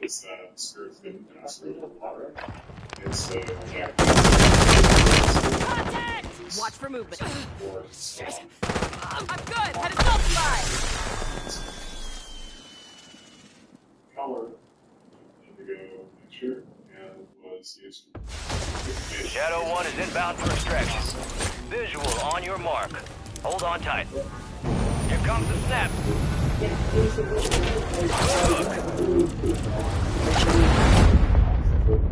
Stop part for the printer. Not plenty paper, but paper paper. Look who's here. Dancing with the devil, living to tell the tale. That's what I'm talking about. Time for assessment. Speed and violence make a great team. Got ourselves a sharpshooter here. Let's stay locked and loaded. This ain't nearly over. So this is the actual area. I think it'd cost more. Very tight in space. Yeah, like printers, stuff like that. Stairs to their mansion. Yeah, I thought it'd cost more. Four.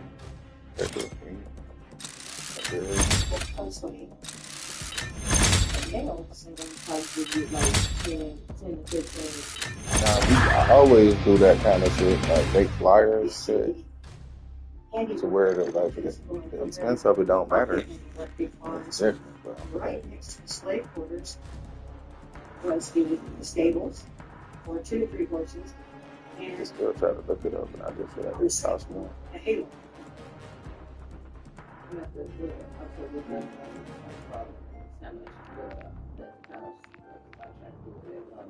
Secondary fireplace. Well, the thing about looking up Bringing the same location like as the other. $140, $1.40 per print. So I'm looking at about 10. It's got like 15 Now, I want you to think about how many people were kept here. If they didn't live here, they were kept here in this small space.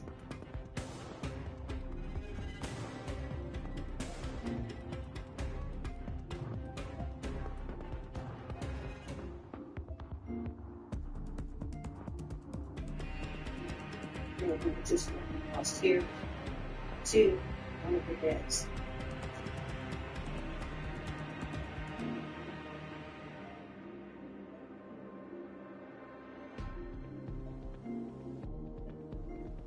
At least on this side of the house, there's stonework, and on the other side of the wall would be quarters.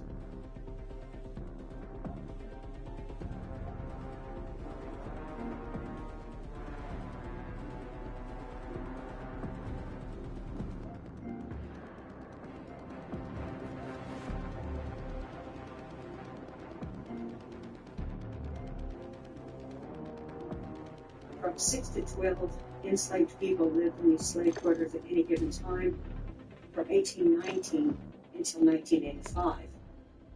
Half were children, but of course they were expected to learn as well. Some slept in the main house, and there's a woman named Emma, the nursemaid, who slept in the children's room constantly by the call, and then Diane, the cook, might have slept in the kitchen or in the dining room and basement. These people worked literally before sundown. I'm sorry, literally before sunup to sundown. Somebody worked sundown and on. Historians can't determine when any of the enslaved people were related. Not much information on them, obviously. Some of the slaves received furnishings from the families, either handed down or distributed. Others made their own. So, judging by handiwork in this bed, something like this would have most likely been handed in.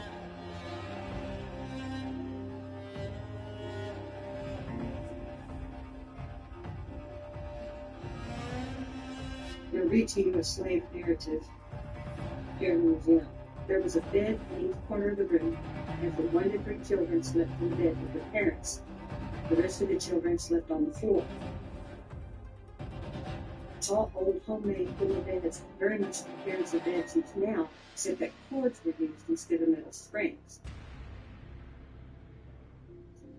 Now, they were mattresses stuffed with hay or rags and mattress ticks. I'm sorry, it's not. Let's try this again. The mattresses on these beds were filled with straw, no pillows. The sheets was boiled with homemade soap that kept them white, snow white. Other folks put quilts over the straw. Now, planks were laid crossways and straw put on the bed. It's covered with the whitest sheets you've ever seen. Some may call it comfort.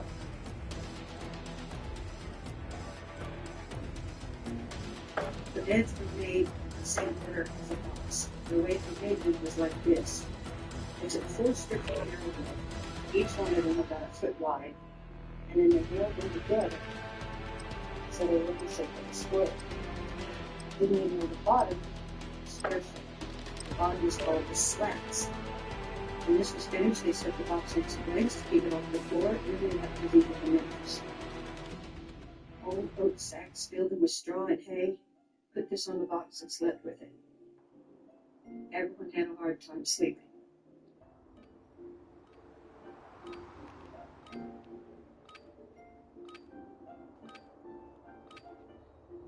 So I'm going to step back so you can see the actual size of this room.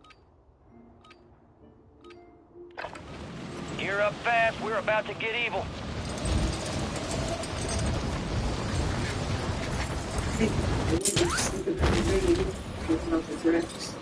Enemy soldier incoming.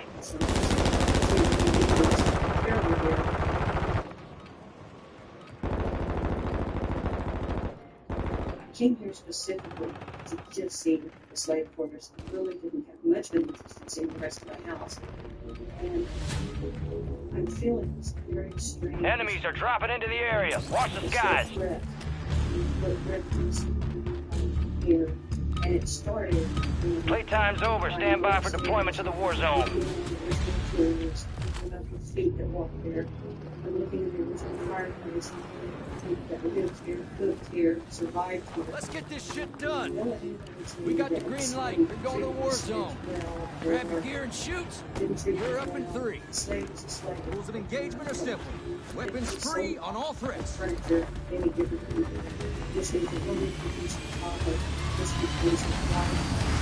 Let's roll.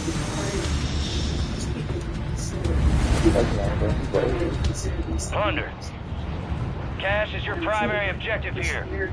Greed, for lack of a better word, is good. Your team leader. Let's take the Set a fight drop here. point for your squad, soldier.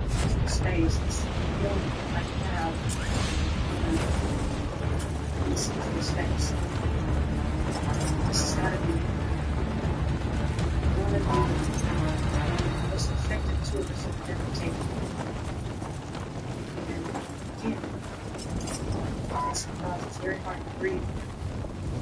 Obviously, the original furniture is here. Much of the furniture that was white human furniture is placed here.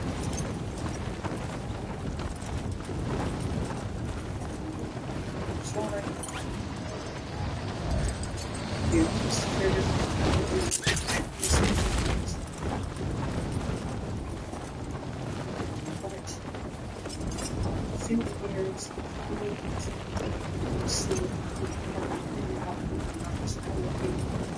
Listen to their private community.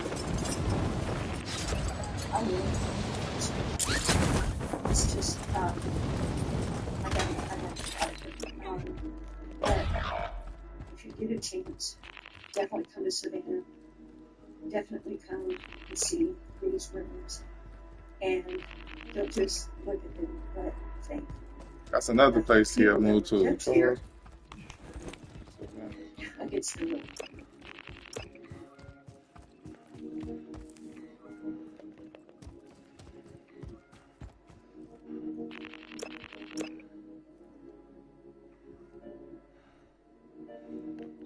After I took a breath and felt better, I walked down to the scullery.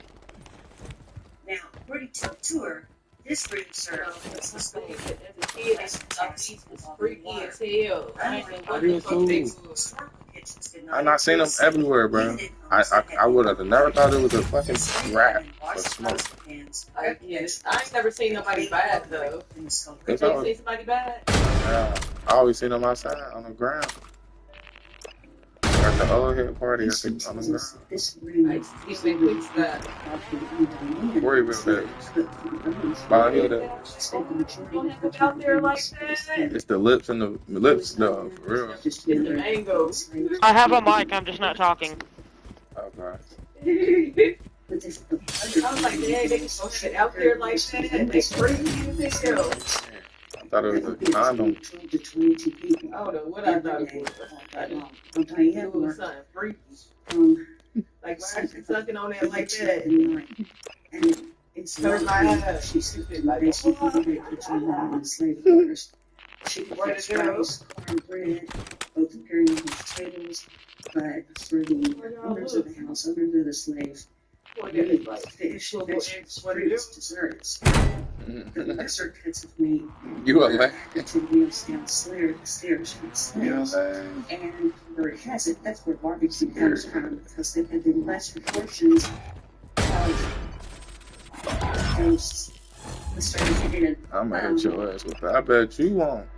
Slaves would get the lesser portions of the meat, and then you have to spice them up and add sauce and honey to make them edible. So the word is that that's where barbecue came from. There's also an argument that it came from the Caribbean for the same reason.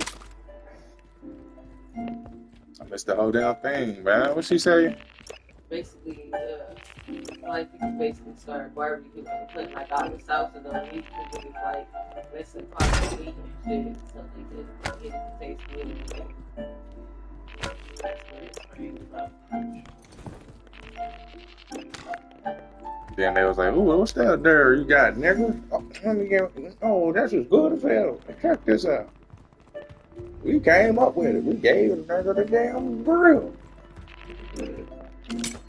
What do we eat? Cash dropping en route.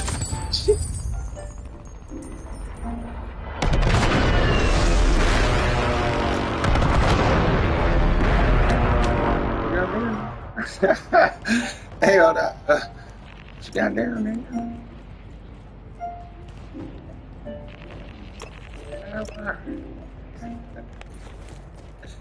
recognize. Get energized and grab life by the straw with new SK Refresher.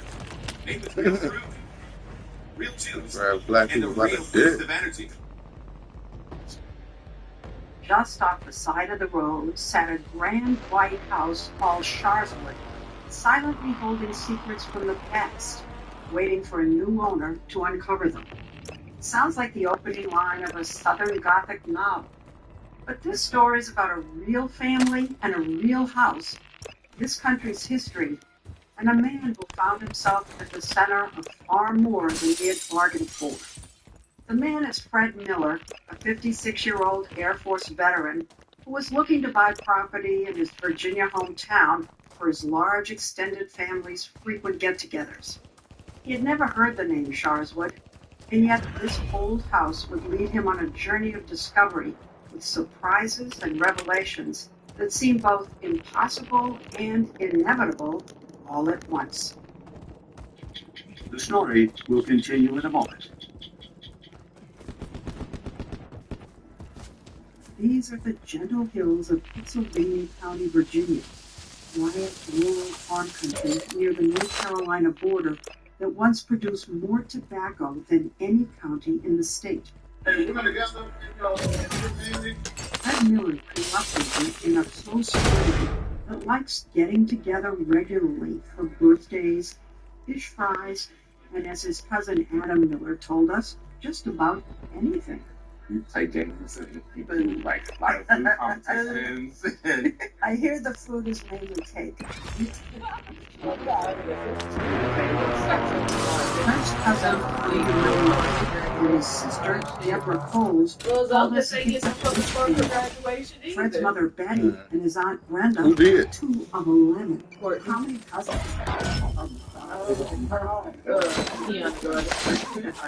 So no wonder Fred needed to find Exactly. Fred lives in California, where he works as a civil engineer for the Air Force. But he visits the family in Virginia often. One day, out of the blue, my sister called me and told me about a big house up the road for sale. The sister right here? It was funny. Yeah. Karen Dixon Rexroth, Fred's baby sister, had spotted it. Me and my mom was riding past the house and I saw the for sale sign. I said, oh my goodness, we have to get this house. I called Fred. Fred, this house is for sale. He's like, what house? I said, you want the house? The scary house, I call it. The scary house was less than a mile up the road from their mom's. That's why you on this shit now. Every day is kids on their way to school. What did you know about childhood? Like, that's how you. You You never gonna get no thinking about old shit. Big house. The baby. I said, yes, absolutely. Oh, so they promised someone? No, they ain't But thinking his bid would be rejected anyway, he made an offer of just about the $220,000 asking price. The Why nerve. did you think they weren't going to accept the offer? Well, I mean, I'm not. Listen to me, I thought that because I was black, that they would never, truly, they would never sell us someone who's black. So for us to leave it on this thing, I thought it would never happen in a million years. So guess what happened? A million years. Yes, yes, absolutely. So in May 2020, Fred Miller purchased the fully furnished house plus 10.5 acres of land from a family called the Thompsons, who had owned it since 1917. First time I grew up to the plate, all I could do was stop at the edge of the road there and just look up. And it made sense. Wow, this is mom. This is an original room from the 1800s. Karen says she got obsessed with the house, spending nights and weekends online researching its secrets. Hiding spot. Oh, they say it was from the Civil War, so they would hide the valuables. She discovered the house It's barely that. 1850 in the Gothic revival style. Shit, the way these shit's made. Get hunting. And she learned and told her family that it's needed Every day, she called me information like one business. Okay, relax. Get his ass purple. But then Karen turned up something that stunned her. Never mind. Oh, fuck.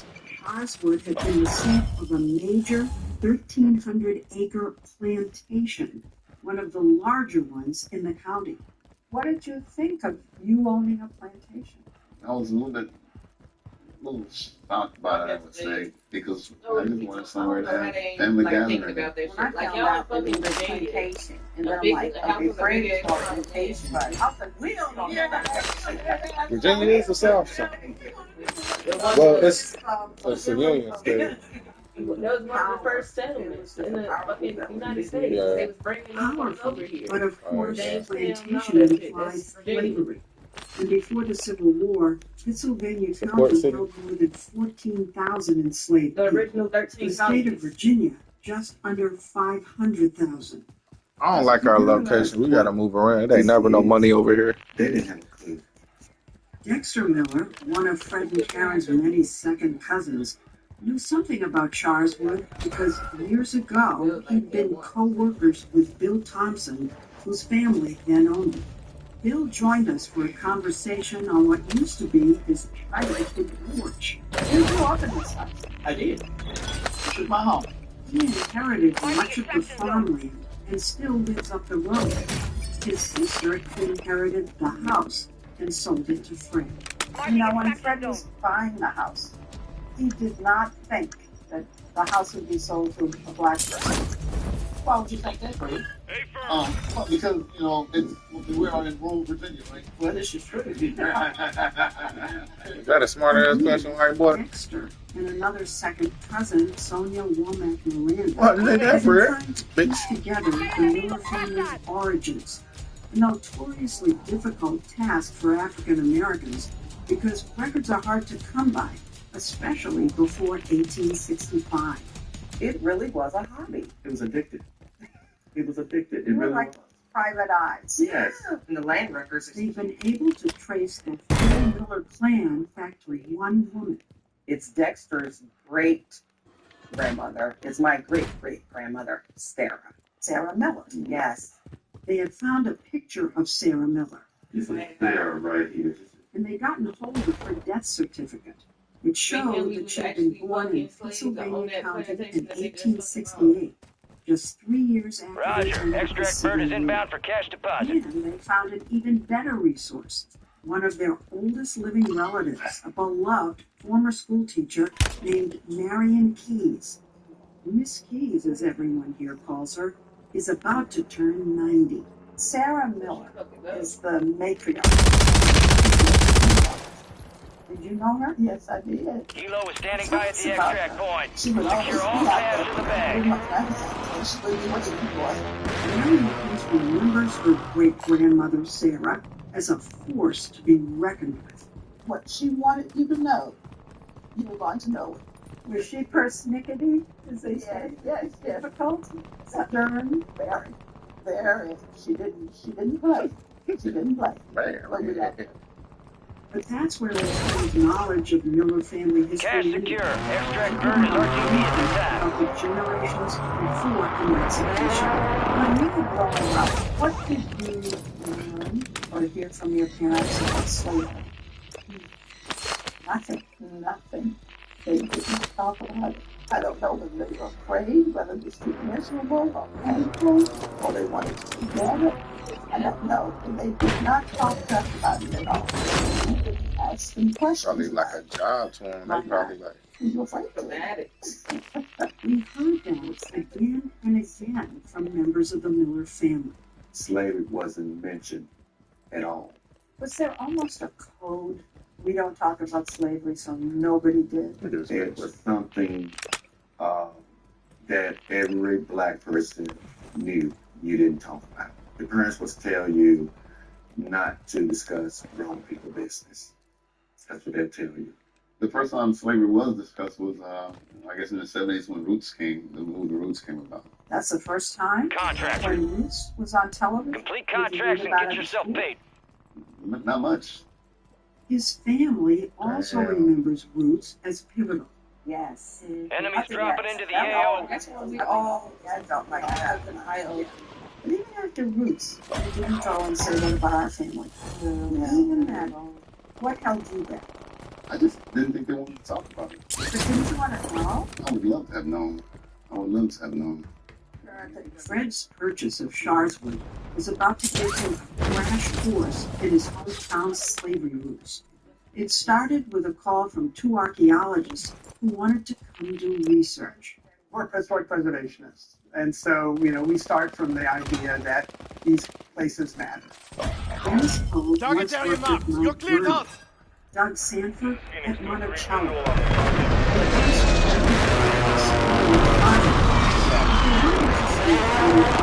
House designed by that famous architect. What they cared about was the dilapidated building with the tin roof past the big oak tree behind it. They suspected it had once been slave quarters. There were once hundreds of thousands of these buildings. These were one of the most common types of architecture in Virginia. Let me give you the funny dimensions. But now these buildings are rare, with fewer than 1,500 believed to be still standing.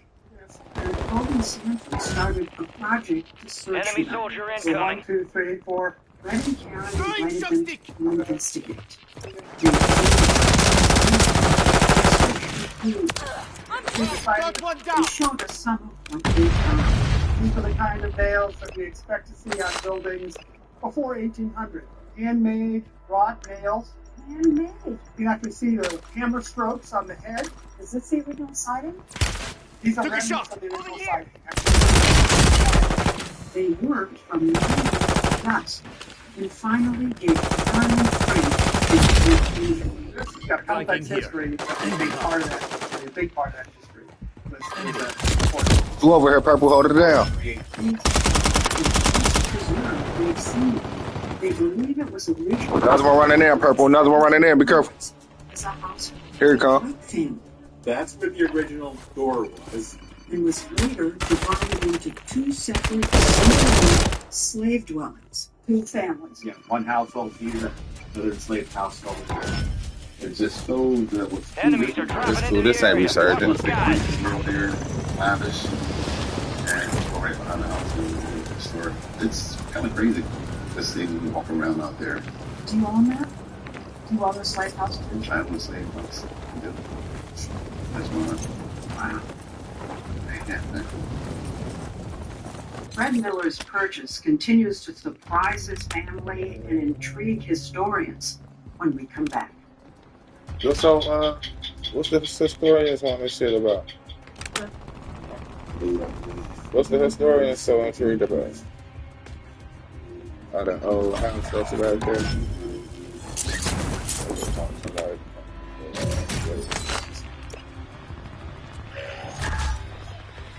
They probably told them, like, don't ever mention this. If I heard this mentioned it, come back. Nigger.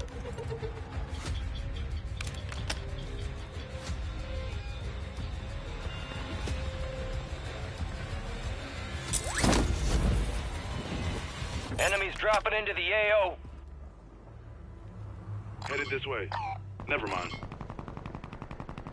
Moving.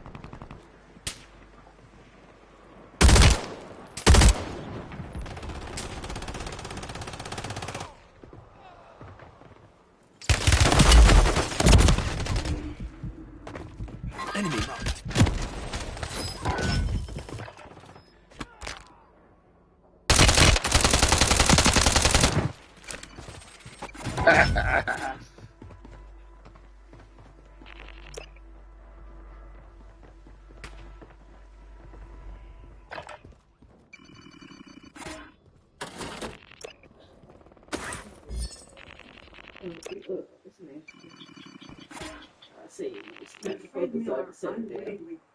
Enemy soldier incoming.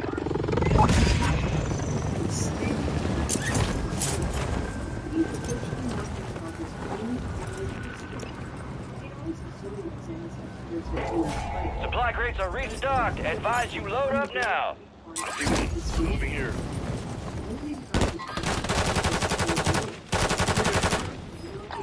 Enemy here.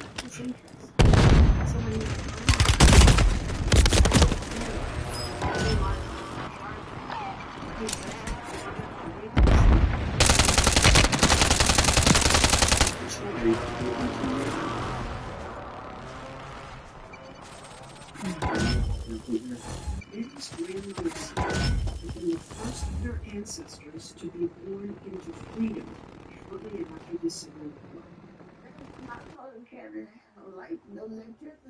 Betty remembers visiting and spending the night here with her grandmother.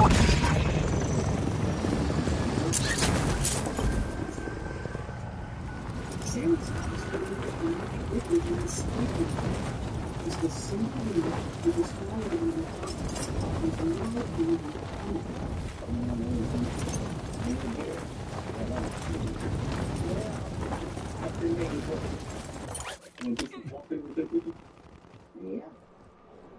Enemies are dropping into the area. Watch the skies.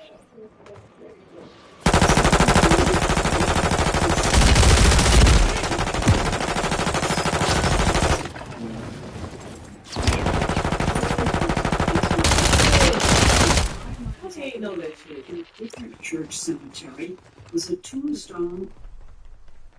Yeah.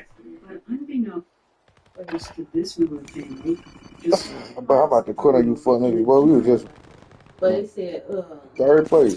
the Sarah Miller, his great grandma is buried at the church cemetery of the church that they still keep. You act like that's unbelievable. I mean, it ain't unbelievable. I'm just saying, like, dang, that's crazy.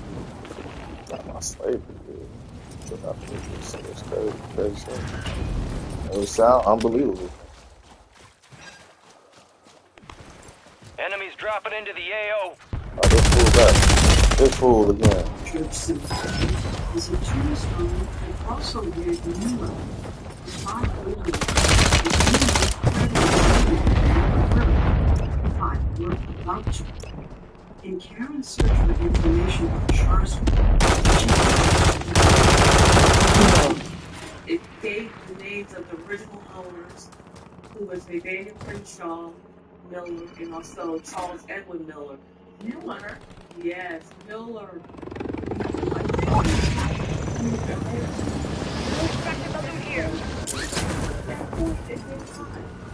Others had suspected a connection between the two sets of motives. Because I was telling Dexter back in '88. Bill Thompson says he had mentioned the thought to Dexter 30 years ago.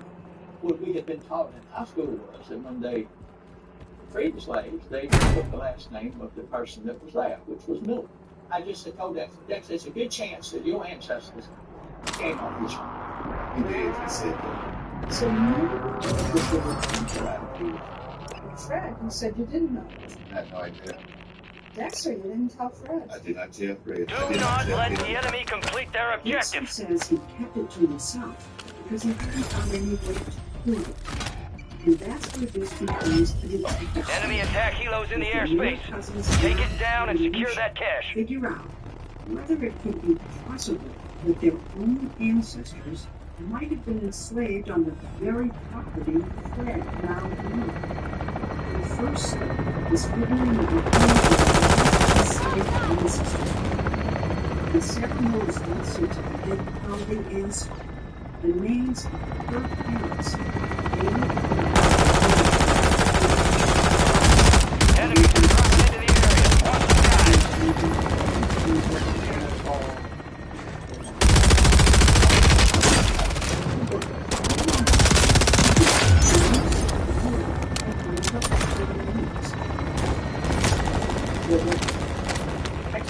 I want everybody to know.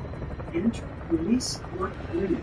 Local swarming Virginia office. Karen reached out to her to see if she could. What are the special challenges looking serving cancer?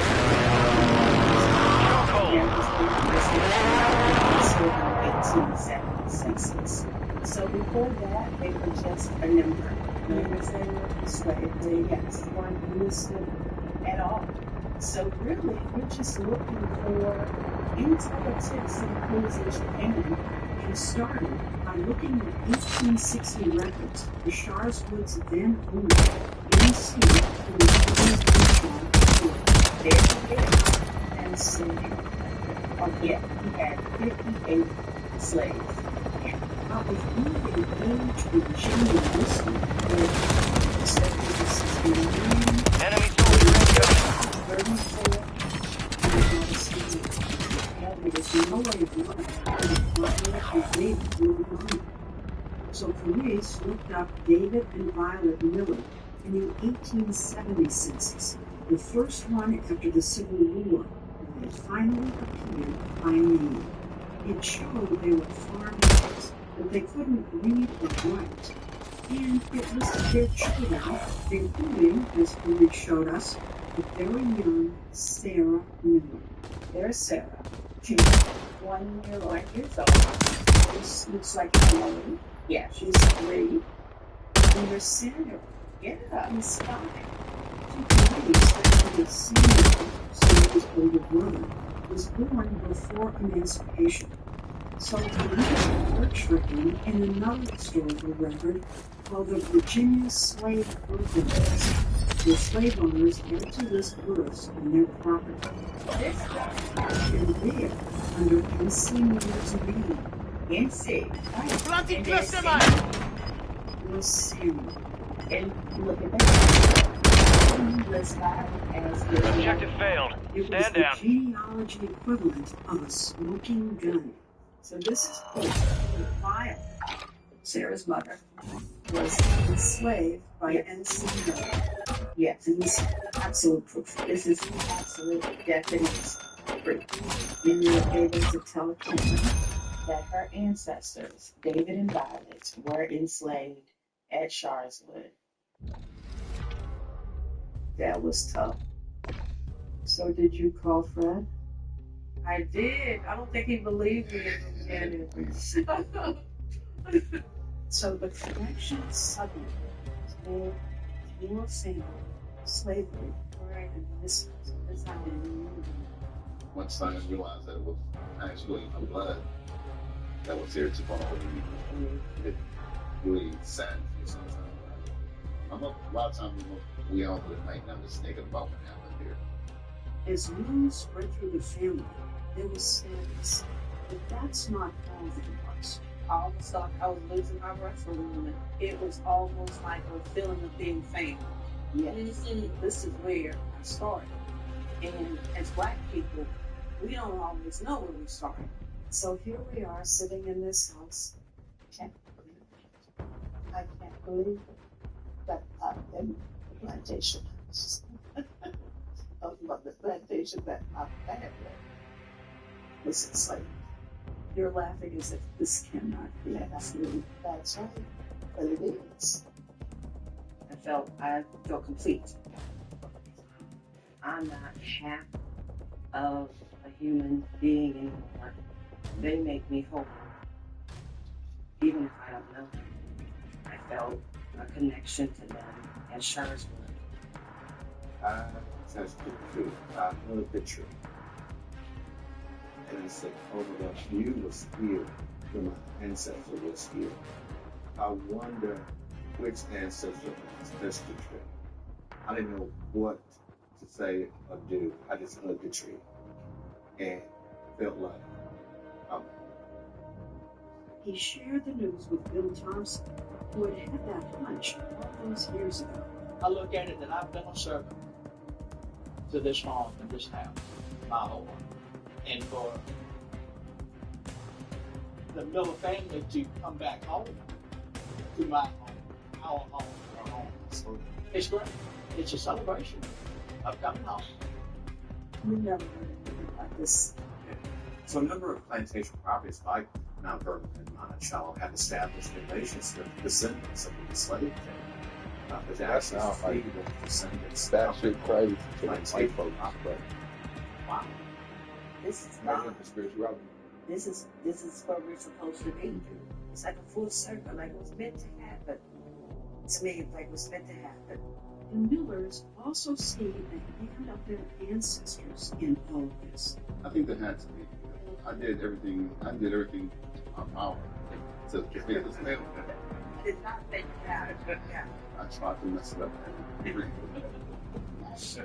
But those ancestors had one more surprise in store. With all the revelations, there was one question that continued to gnaw at Dexter. Where were his enslaved ancestors buried? So just weeks ago, he asked Bill. I said, Bill, there's one question that's been bothering me. Where is the slave station? He said, Dexter, it's right over there. I said, right over there. He said, you see those trees over there? So did you just go right up there? We went right up there. The trees Bill Thompson pointed to, just beyond Fred's property, sure didn't look like a cemetery. That is, until you start to look closer. Is that from the That's you see, this is the indention right there. The pets on there, maybe this is a foot song on the other end. Yeah. They've always seemed like to be there more. Yeah, absolutely. Poking up through the leaves all around us were pointed rocks, some small, some medium-sized. No names, no grading, just plain anonymous markers of many, many lives. This kind of It is. It really is. There's a lot of them. Area we come past the this place, and we would know that our ancestors were right there beside us the entire time. Tragically, have you bought that house? Right. If I had more than enough, we never done. Never. So, how has all of this affected you? It's changing. It's definitely changing. You ever A little bit affect sometimes when I find out things I should have known already. angry at yourself? At myself and at the system. Because I think that we should have known more. What about the school system? Should have known more. Family? Should have known more. You want the story of slavery? I want the story of slavery told. It's important. So this was converted from a door to a window? Yeah. So Fred wants to do whatever's necessary to preserve the slave house. This has been exposed for 200 years. Right. He's in the process of setting up a non-profit to make that possible. That's important to me too, because I have a whole lot of emphasis on that big white house there. Exactly. But this right here is really near and This dear. is the story. Yeah, this is the story right here. Yeah, absolutely. 1, 2, 3, 4, 5, 6, 7, 8. There's 8 right here. And he's been thinking about the cemetery too. You gotta imagine this thing's somewhere young. We have to do something about this. Yeah, so. And I will. I'm gonna fix it. Do you think you might allow historians to come in? Absolutely. Absolutely. This place will be open to anyone who wants to learn. Anyone. Anyone can come here. But for now, Sharswood is serving the purpose Fred bought it for in the first place, gathering the Newell family together in celebration.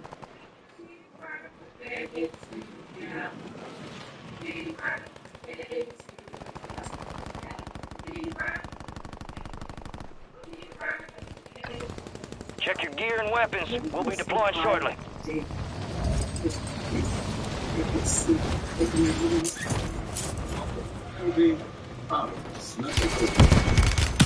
Enemy soldier incoming. I can't even imagine what they did here.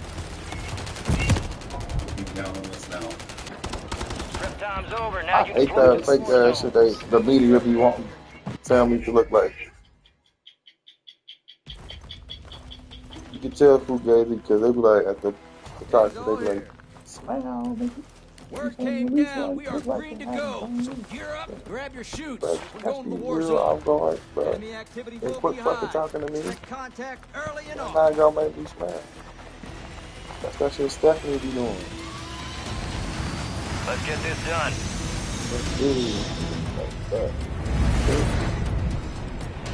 Resurgence. Survive and your team can redeploy. Eliminate targets to bring them back faster. Bitch.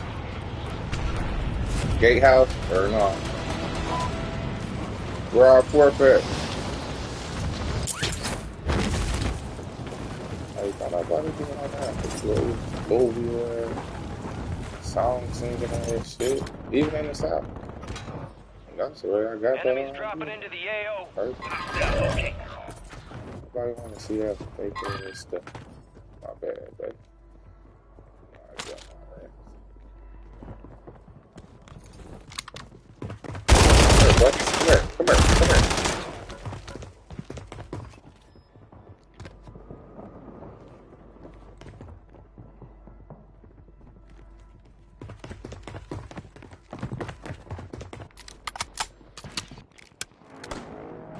You're back on station. Go get after it. Hostiles deploy the Mosquito.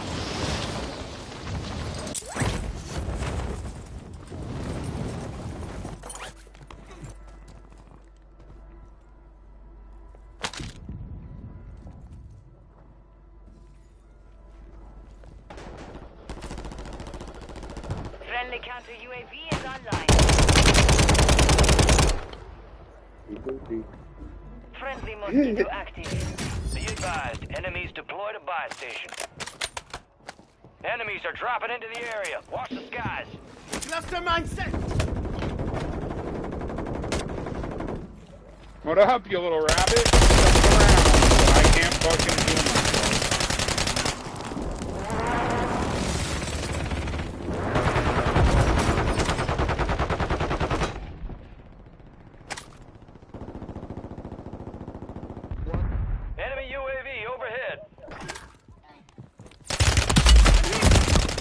Behind me, behind me.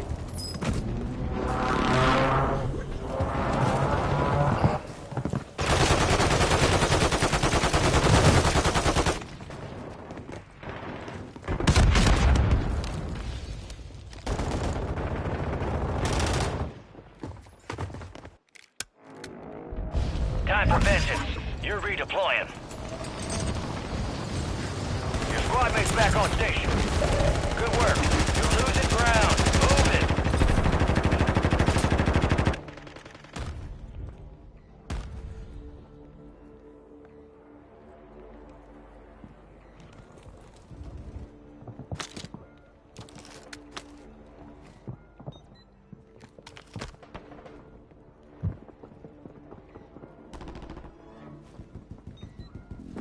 Enemies dropping into the AO. Enemies deployed a counter UAV. Your squad made it to the safe zone.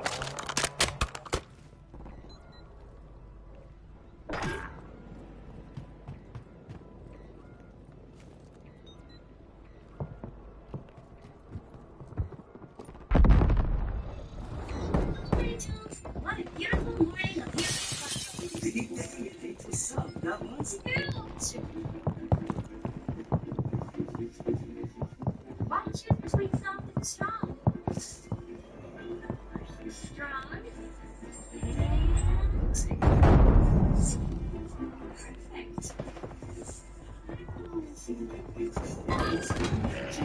and perfect. You got a loadout drop inbound. Something strong. Down to you, soldier. Just stay sharp. Mr. Williams, you claim And we located the rest of them. Davis, and today you Enemy soldier incoming.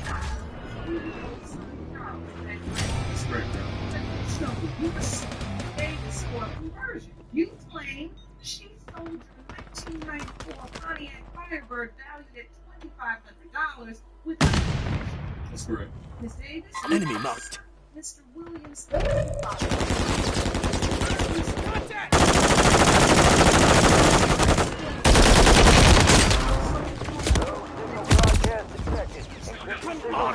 Mosquito is online. And you just Enemy signal by leading an enemy kill. Enemy territory. Keep it tight. Enemy movement. Keep moving. Party atmosphere and everything. We party. Hostile Guardian is active. Women like the other day. And you're running one night stay.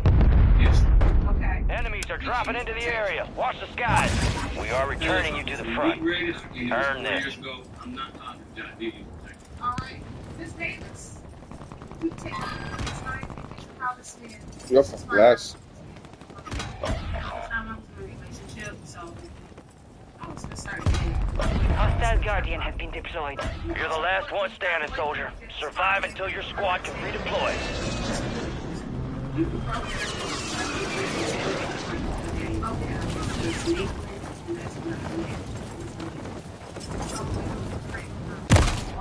You've got 10 squads active in the field.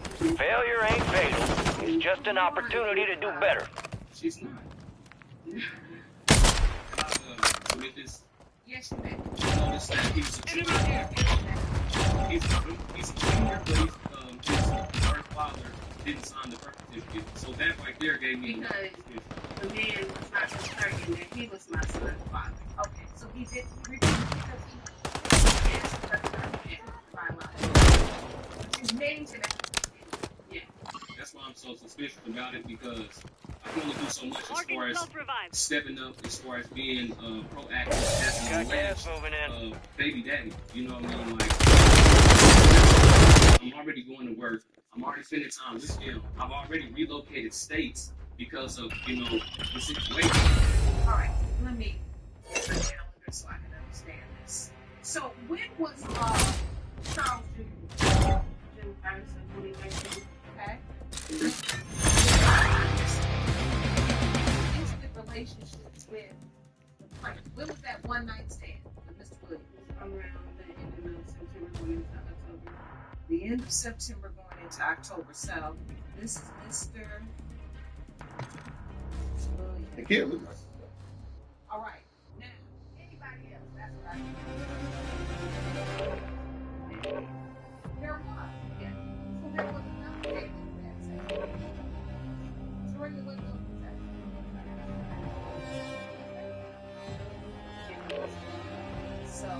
police academy. Before I go further, is there anyone else besides the other name? Three? Your Honor, it would have to be at least 3 other people that she was intimate with during that time, during that window of conception. Why do you say that? She's accusing me of being the father of her son. He's named after another gentleman. He doesn't respond to that name. In the few months that I've known about him, I've spent time with him, taking him out to play and all of this. He doesn't respond to the name that he's given. We're headed to the Warzone. Get geared up and stand by. There's so much confusion in there. It has to be more than just, okay, that was true. Enemies dropping into the AO. Yes. So, okay. I just want to, figure out the situation. You need yes, you do. Yes. The thing about it is, Your Honor, when I found out I was living in Minnesota, Enemies are dropping into the area. Watch the skies. The Midwest. And so whenever I found out, I told her, okay, don't stress too much about it. I don't live in that state anymore. But this is serious enough for me to come there and to get things situated. Okay. This is a child's father. If I'm going back and forth to work, enemy soldier incoming. I'm taking her to doctor's appointments.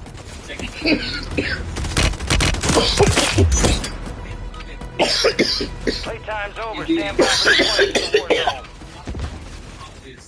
My car breaks down in front of her house. I ask for permission to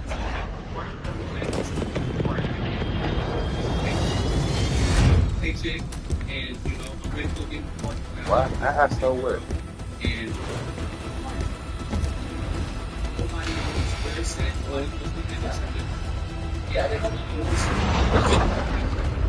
Resurgence. Stay alive to keep your squad in the fight. Hey. You got their attention with that one. Move in.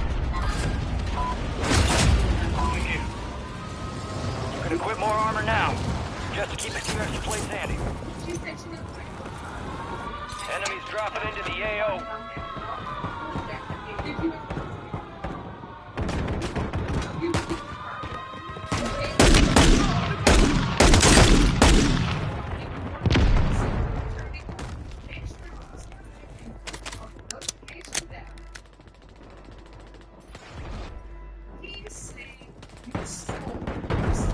You got reinforcements inbound.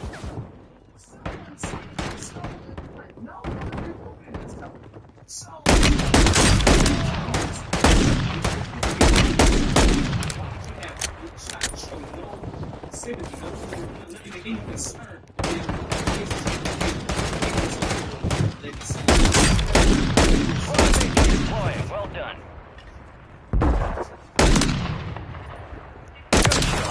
Marking the rest of the squad on your tac map. Go get hunting. Friendly mosquito deployed. Enemy soldier incoming.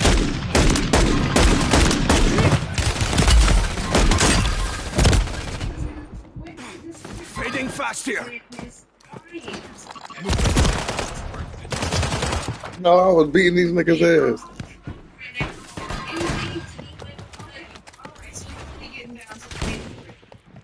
He said he got a girlfriend. I got this guy about this baby for the fucking Got your name? Hold on a minute. Why not? We're around that problem. The enemy took that one, but we'll get him back. So this, you get punk ass emotional.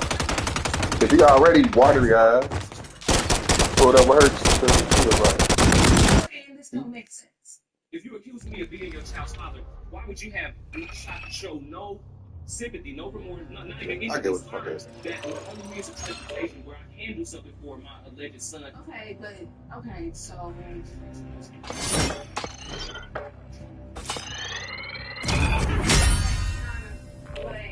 why would Mr. Williams feel like he can just come into my son's life and then just disappear when he wants to? If you feel like this wasn't your son, then you shouldn't even pay no reference until we got everything else in. When did you disappear? When Miss Bryant had to take me back and forth to work because he sold me the home. And anything to do with that. Alright, so now we get getting down to the nitty-gritty. So She sorry about the bitch. That bitch. Yeah, he's sorry. I see.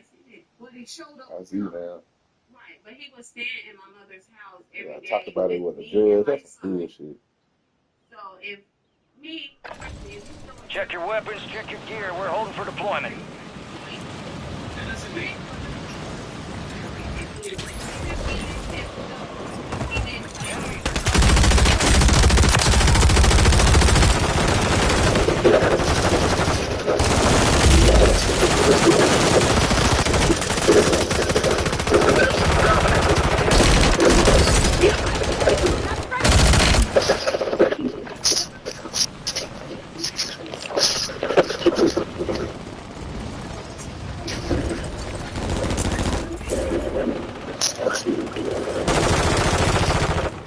Enemies dropping into the AO.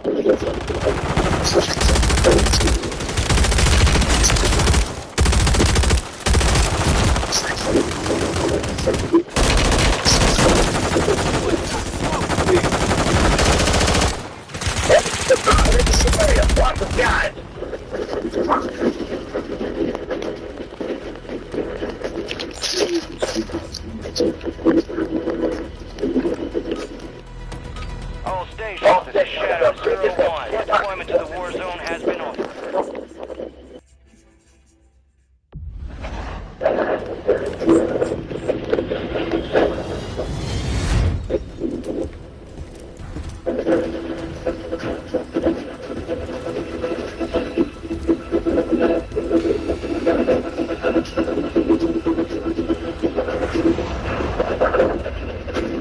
Resurgence. Survive to deploy fallen teammates.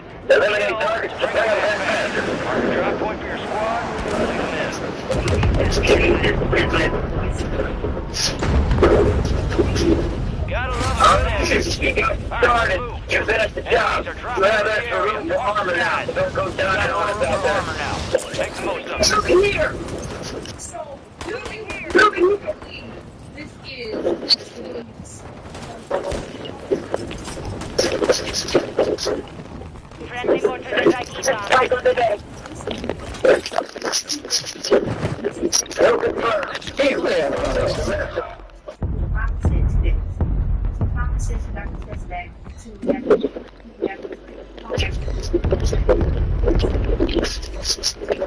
Your squad makes back on station.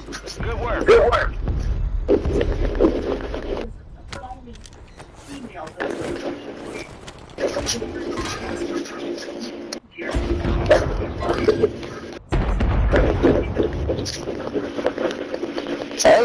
Enemy dropping into the AO.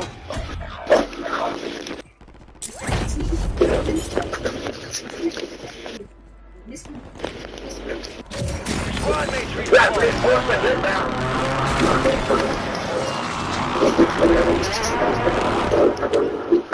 Hostile sequence online. You got reinforcement inbound. Well done. Enemy soldier incoming.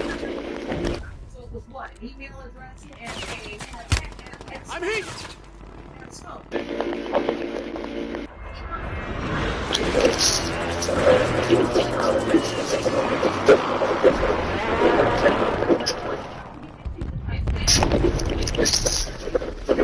Good skill. Marking the rest of that following attack map. Get hunting.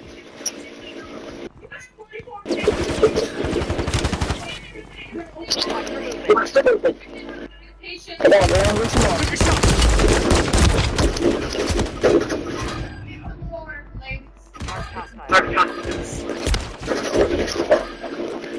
Damn, man.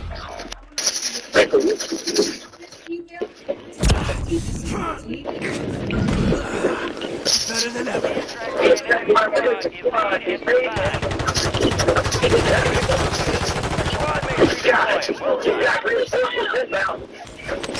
Dark down. Marking the rest.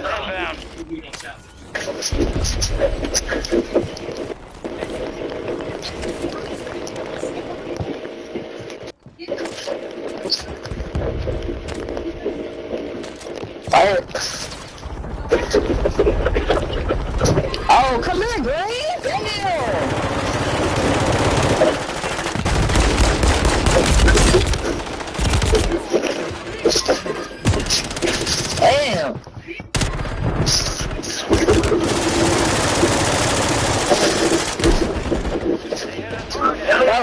Group and get back to the area.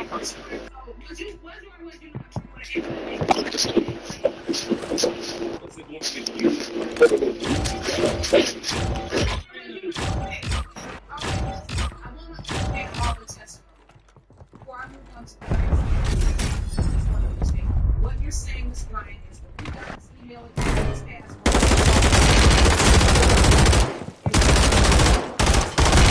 Now we understand why she gave you a phony account. I can see you are getting very upset. Right. Yes, but she's admitted that she never returned the testing, so she couldn't give you a real account because there was no test. That's what we call you. If you started talking about this. My son was one or two extra pages, and I have evidence of the nuts of everything of my child. Yes, Ron, let me see this face. That's physical proof. The physical proof is the fucking DNA. So your child is born with what they call a 6-finger, which really looks like a little bump on the side of right hand. Because when he was 3 weeks old, the doctor put some little strings around it and they fell off. Yes. So my baby was born with each one on each finger, and Mr. Williams had one on his left hand. So in your mind, that furthered your belief that Mr. Williams is your child's biological father. It did. I mean, I will acknowledge the birth trace, but my mother doesn't have those. My father doesn't have those. So that's no proof that that's my son. I can't say, well, I got this, my dad must have it, or my mother must have one. Neither one of my parents have those. So that doesn't... Use this time for some target practice. Real things coming soon. This merger. Anybody who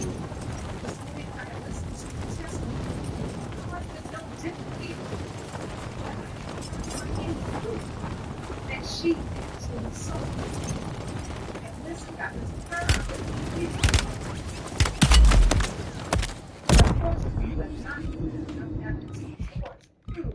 that she was responsible for its disappearance, for it being sold. Dismiss your suit. That's fine. All right? Moving on. Yes, ma'am. I'm ready for the result. There you go, Judge. Thank you. he don't even want. He just did that just to present to the court what type of shit she. He can't care about this.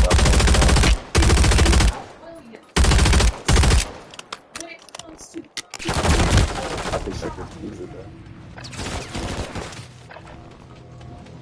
Look at they put me told to do that shit.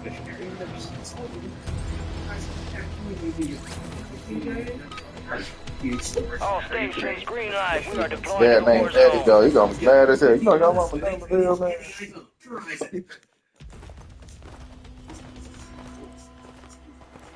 Let's get this shit done. Word came down. We are green to go. So gear up, grab your chutes. We're going to the war zone. Enemy activity will be high. Expect contact early and often.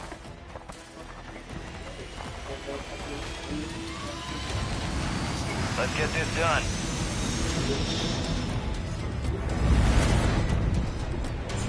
Resurgence. Survive and your team can redeploy. Eliminate targets to bring them back faster. That's not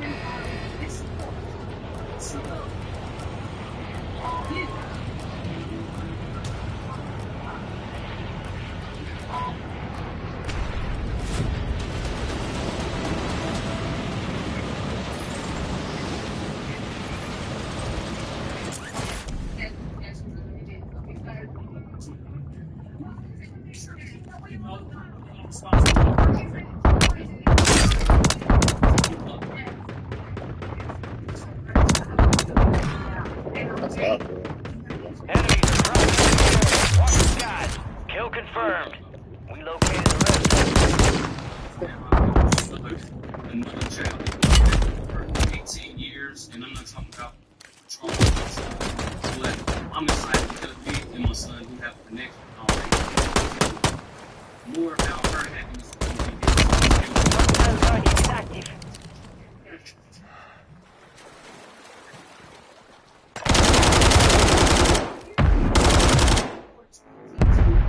Get ready. You're redeploying. You've got reinforcements inbound.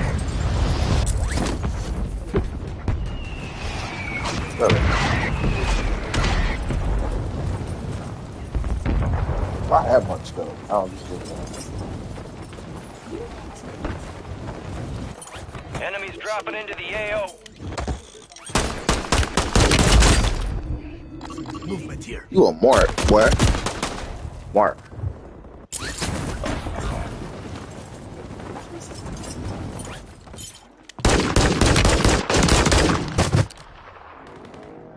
Your squad mate's back on station. Good work. You're getting another chance. Make it count. Our Guardian's lost power. Watch for the hostile counter UAV overhead.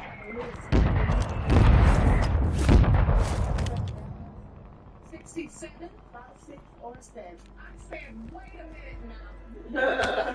Jerome, please hand me this list. You got reinforcements inbound. Thank you. So, she gave you 6 or 7 names with possible. Gas is closing in.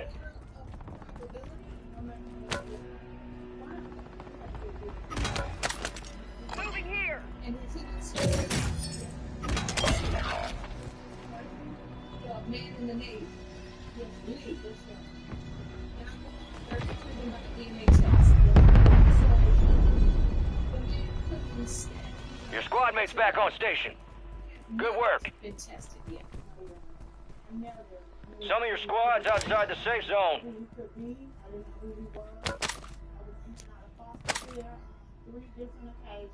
Why does she got that suit jacket? Hostile Mosquito is online.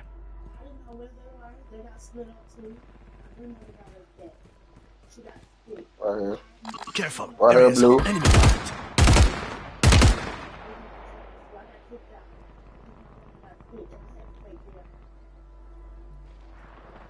So what level of school did you finish on? 9th grade. You went to the 9th grade. Yes. Then you had to take care of your grandma. Yes.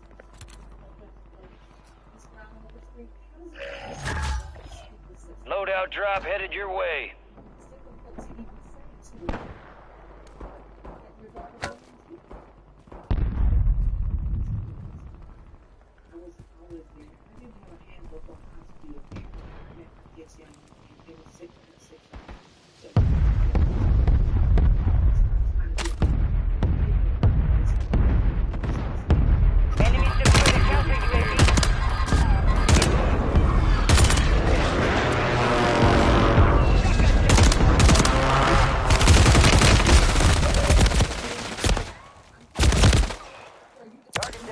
Marking the rest of them. Detecting an encrypted transmission. Prep for orders. To decode the signal. Prioritize opening loot cache. Watch for movement. We've got 10 squads active in the field.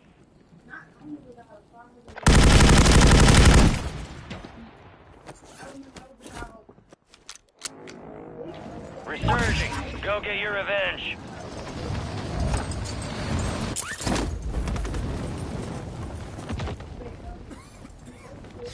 Your squad mates redeploying. Well done.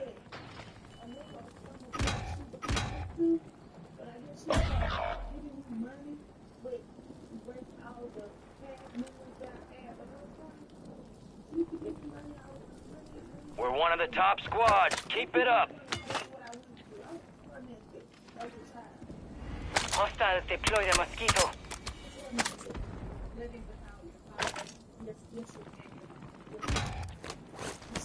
It's all on you. Stay alive so your squad can redeploy. Your squad mate's back on station. Good work. Enemy soldier incoming.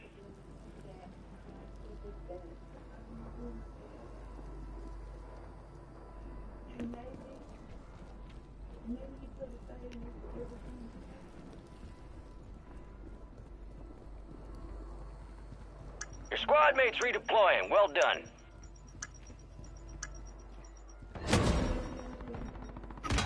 Enemy movement.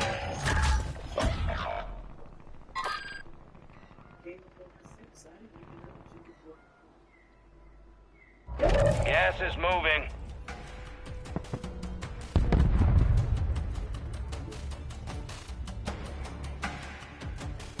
Hostile counter UAV overhead. You got reinforcements inbound.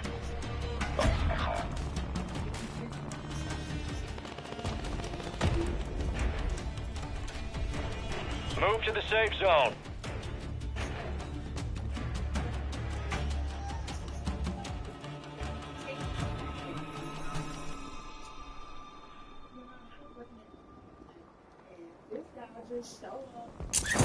Your squad mate's back on station. Good work.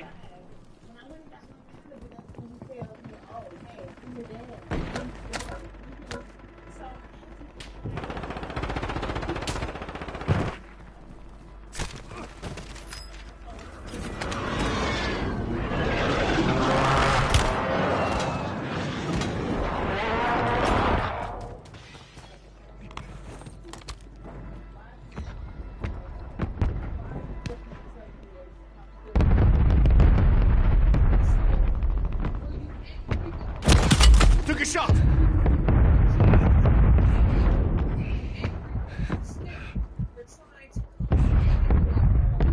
We got reinforcements inbound.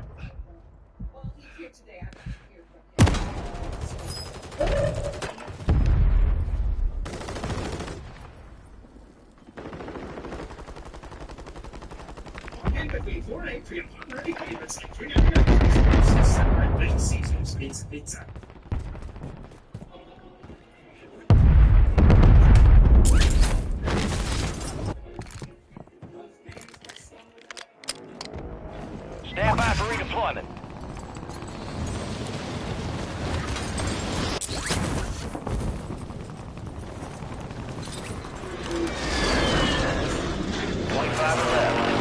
Sharp out there.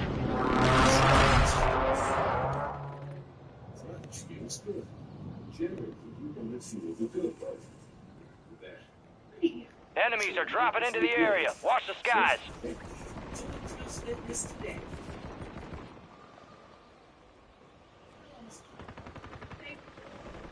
Resurgence window is ending. Watch your six. Enemies deploy the counter UAV.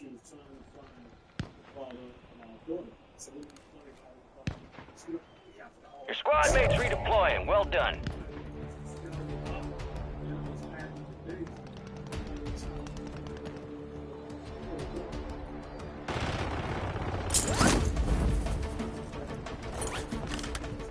Get to the safe zone.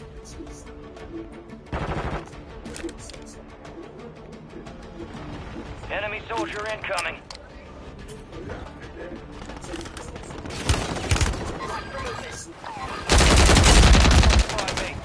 We'll get you redeployed faster. A deserter left your squad. We'll redeploy you faster to make up for it.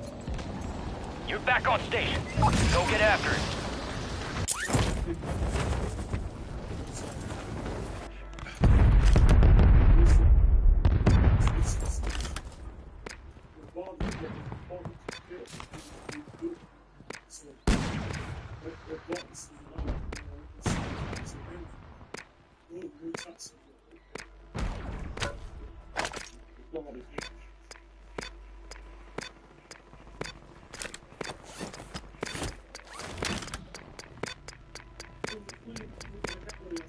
Resurgence has closed. No more second chances.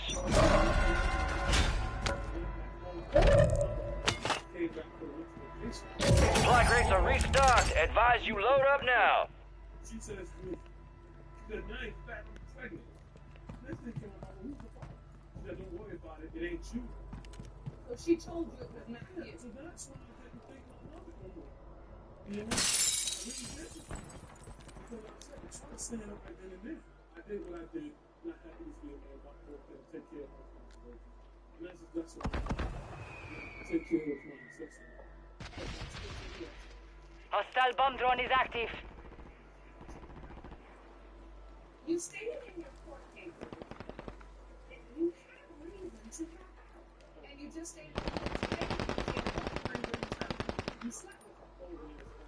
Okay, my reason Gas is closing in.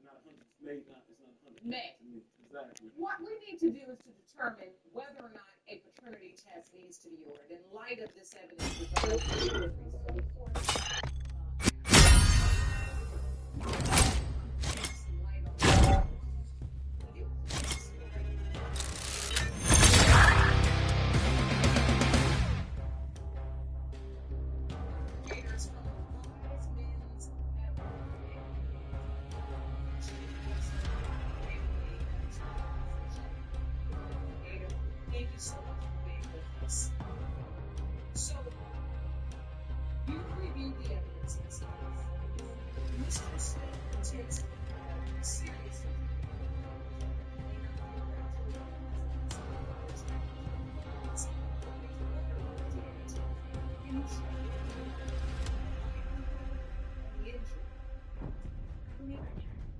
It's absolutely possible, in my opinion, for Mr. Smith, or someone with a testicular injury such as him, to father a child. Nature often gives us two reports a year, and here's why. On average, a man releases anywhere between 50 million and a billion sperm at a time. So if one testicle isn't functioning, you can cut that number in half to say 25 million. Fertility doesn't become an issue until that number drops below 10 million.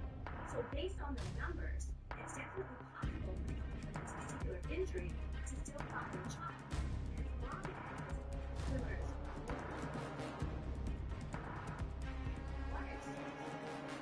So, in this case, Ms. Brown. And for this reason, the court is going to order a DNA test and order you to submit to that test so we can get this man the answers she deserves.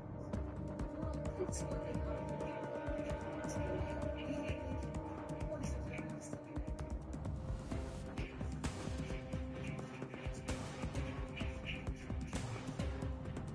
Conception in the case of Brown versus Brown Overstreet. So you submitted to the test results here today. Before I get to those results, I have to ask you. What do you do?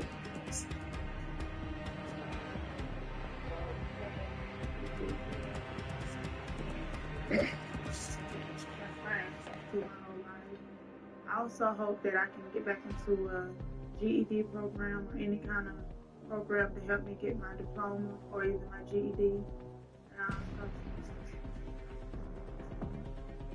I also hope to get a better communication between me. All right. Jerome, results, please. These results were prepared by DNA Diagnostics, and they read as follows.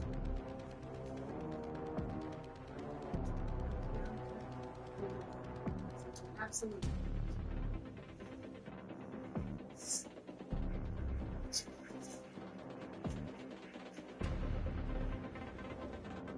In the case of Brown versus Brown Overstreet, when it comes to 22-year-old Shantia Brown, it has been determined by this court.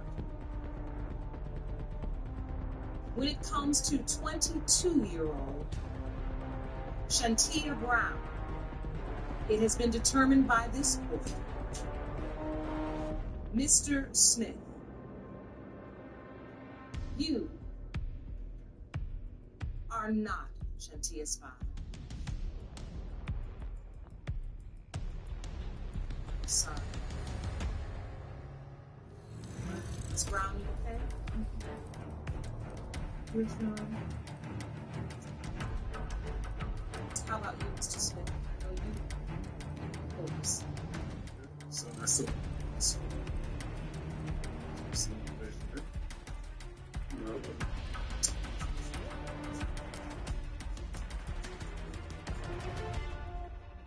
It's difficult sometimes when you want to give people the result they want to hear. That would seem to wipe away all the pain and the cracks and everything that they've been through, and yet I'm unable to do so because the truth is absolute when it is. Ms. Brown, as hurt as I know you are, and as hurt as I know you've been, I don't see any intention on the part of your mother to cause you emotional distress, nor have you proven to the court that you suffered any real physical damage because of this. I truly believe she may not, in fact, know who you are. And for that reason, I have to deny you. Judgment for Eve? I'm so happy.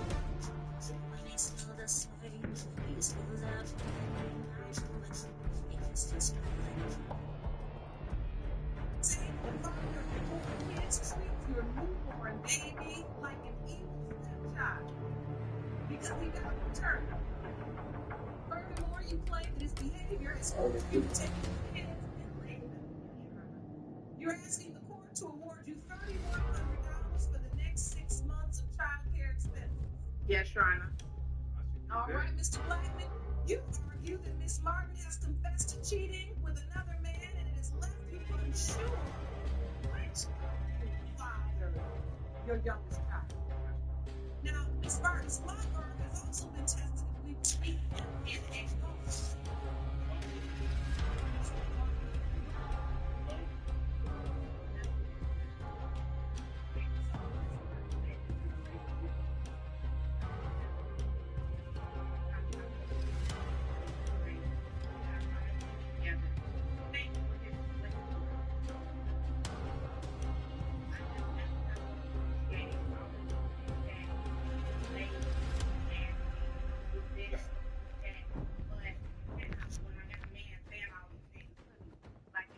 Say what I see. You can only say what I come home to. You expect to come home for a cooked meal and, you know, Sometimes.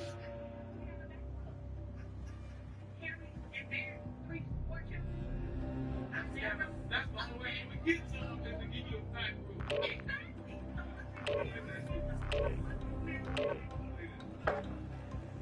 You get tired of seeing you with nasty feet hanging on the couch. The kids running up to me. I'm like, yeah.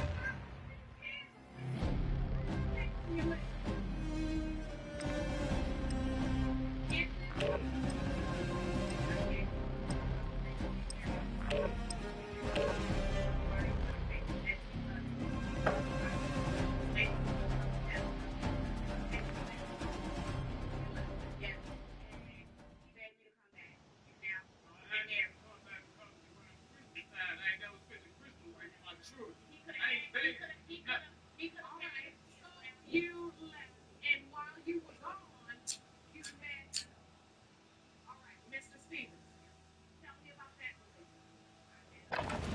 Gear up fast. We're about to get evil.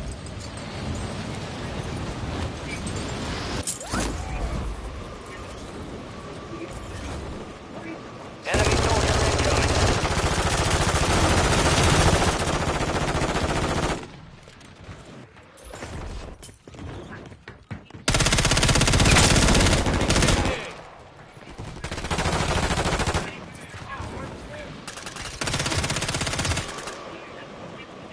Enemies are dropping into the area. Watch the skies.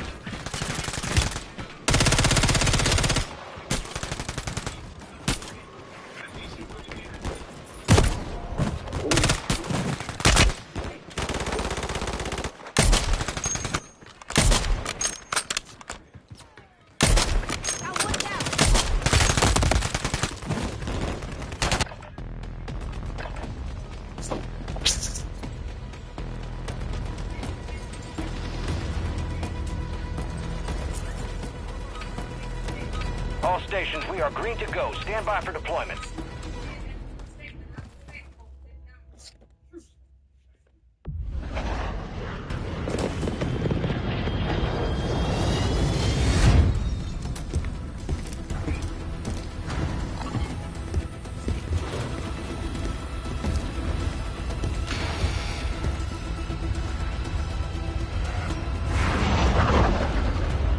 Resurgence. Survive and your team can redeploy. Eliminate targets to bring them back faster.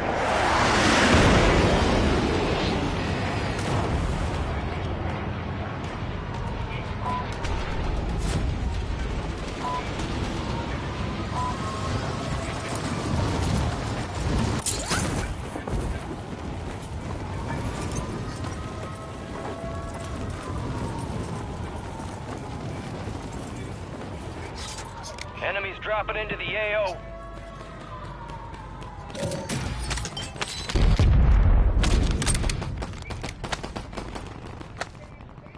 Need recon overhead.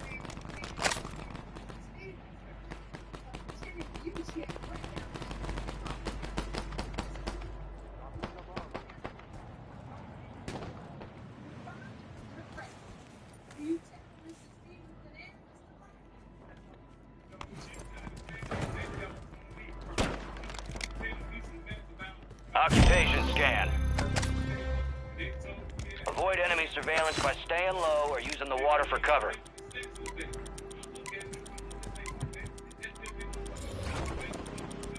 Enemy scans active. Stay low.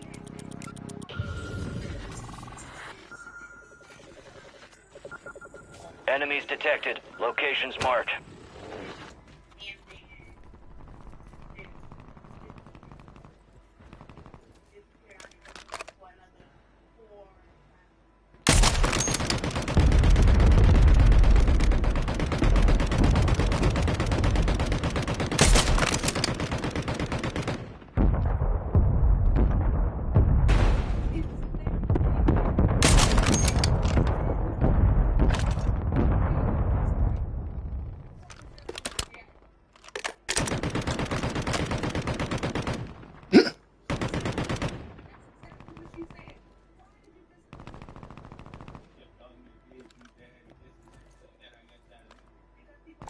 Hey man, I need mid-cal rounds.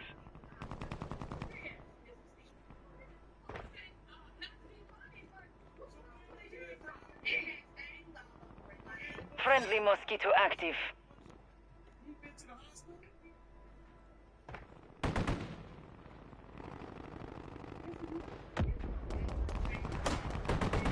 Be advised, enemies deployed a buy station. You're losing ground. Move it. Hostile airstrike near your location.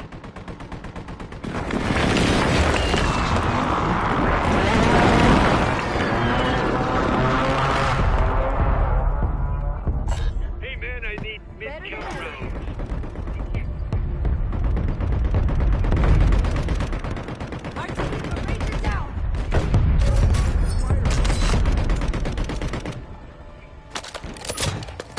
Your squad made it to the safe zone.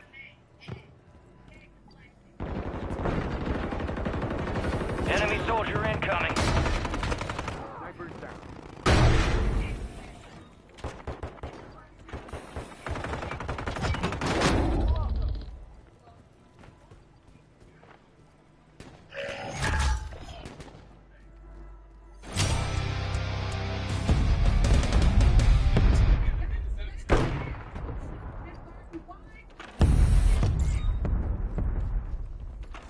Setting mine!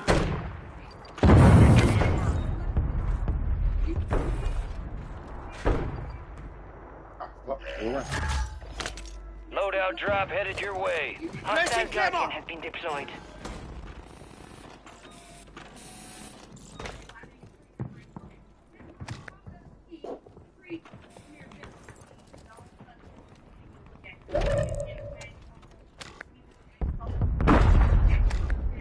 Enemy buy station deployed.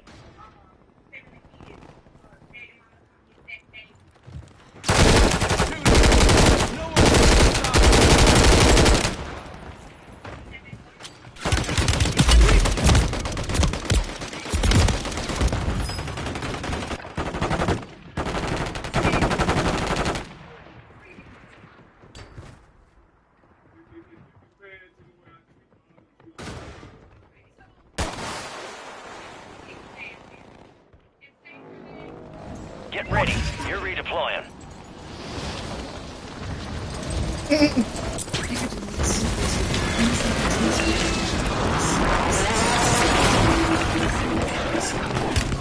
Took a shot. Take on agents. People sold for the effector 60 serious eventually. Strike in the area. Increased risk of infections.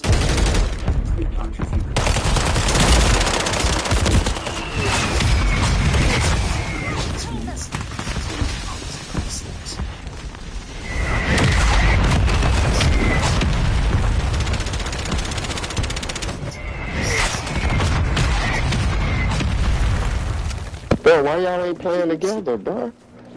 We could have wiped their whole team.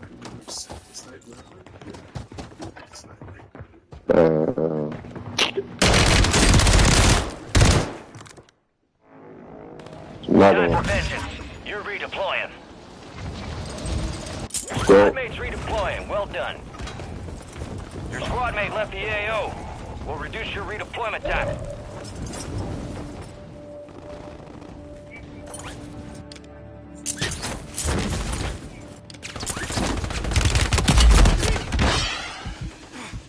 Trading fast here.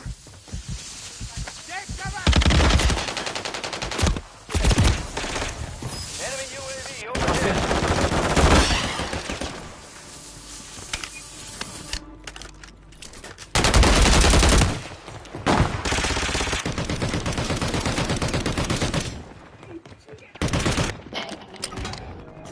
Stand by for redeployment. We were right there. Go on the loadout. Go on the loadout, but don't go until we all get back. No, it's over for the loadout. Your squad mate's back on station. Good work. Bro, are we playing the game or you joking? What's going on, man? I thought we was playing the game. Like, what is this? All right, man, I'm cool, bro. Don't say nothing else to me. I'm going to mute you.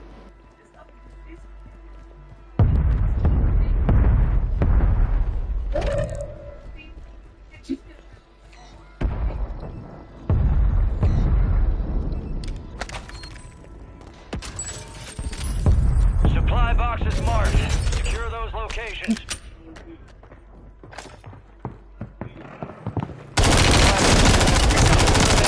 Kill confirmed, and we located the rest of them.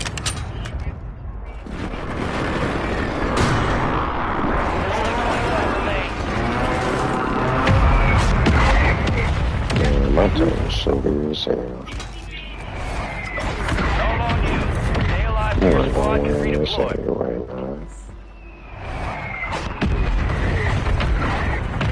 Resurgence window is ending. Watch your six. Yellow, you might be the only one voting again. Literally.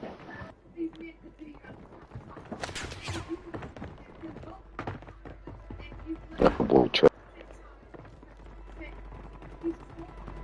You got reinforcements inbound.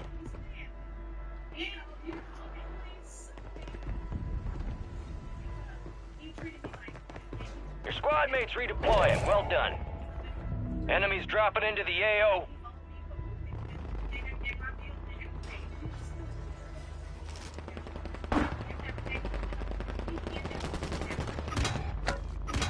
Two supply boxes secured, one remaining. Some of your squad's outside the safe zone. Fire sale's over. Adjusting prices.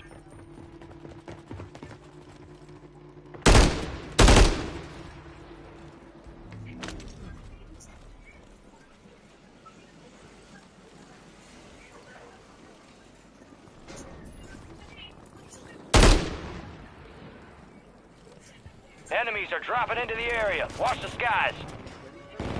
You've got reinforcements inbound.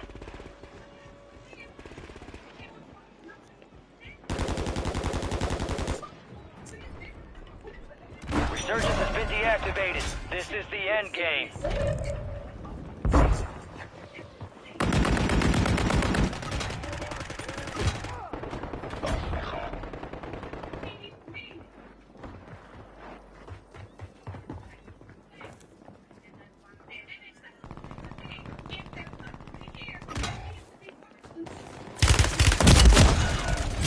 They hit us hard that time. Let's regroup and get back up there, yep?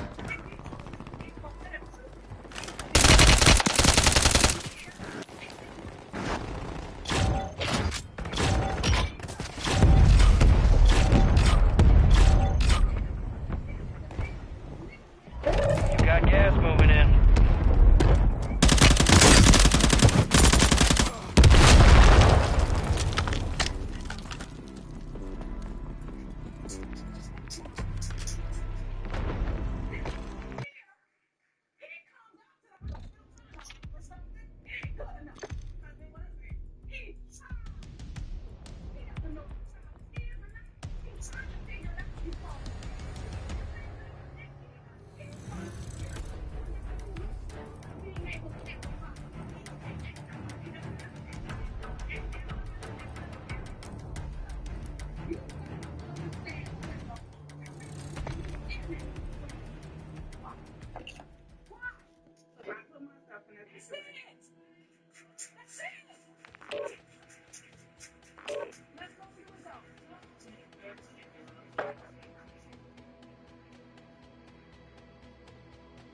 Results were prepared by DNA diagnostics and they read as follows. In the case of Martin versus Frank Stevenson, and whether Randall or Stevenson is Ramirez's father, Mr. Stevenson, you are.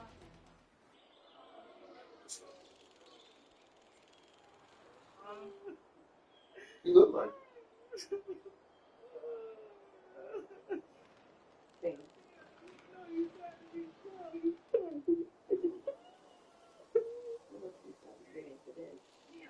Enemy soldier incoming. We're headed to the war zone. Get geared up and stand by.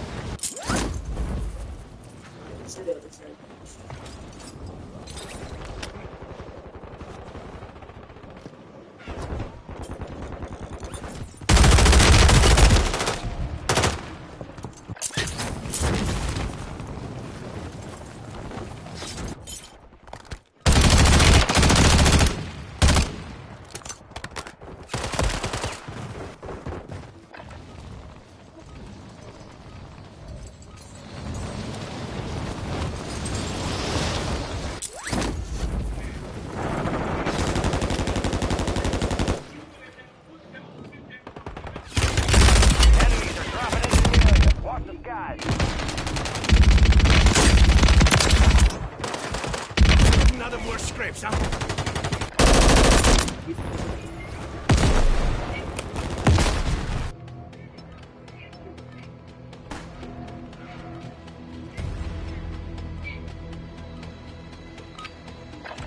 Prep time's over. Now you deploy to the war zone.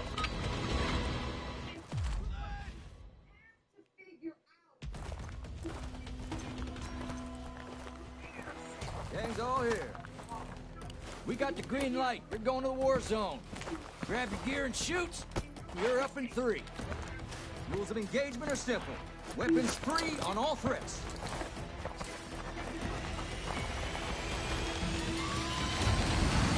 Let's get this done.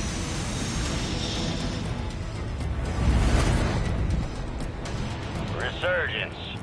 Stay alive to keep your squad in the fight. yeah, here it is. Come on. RTLT, stick together.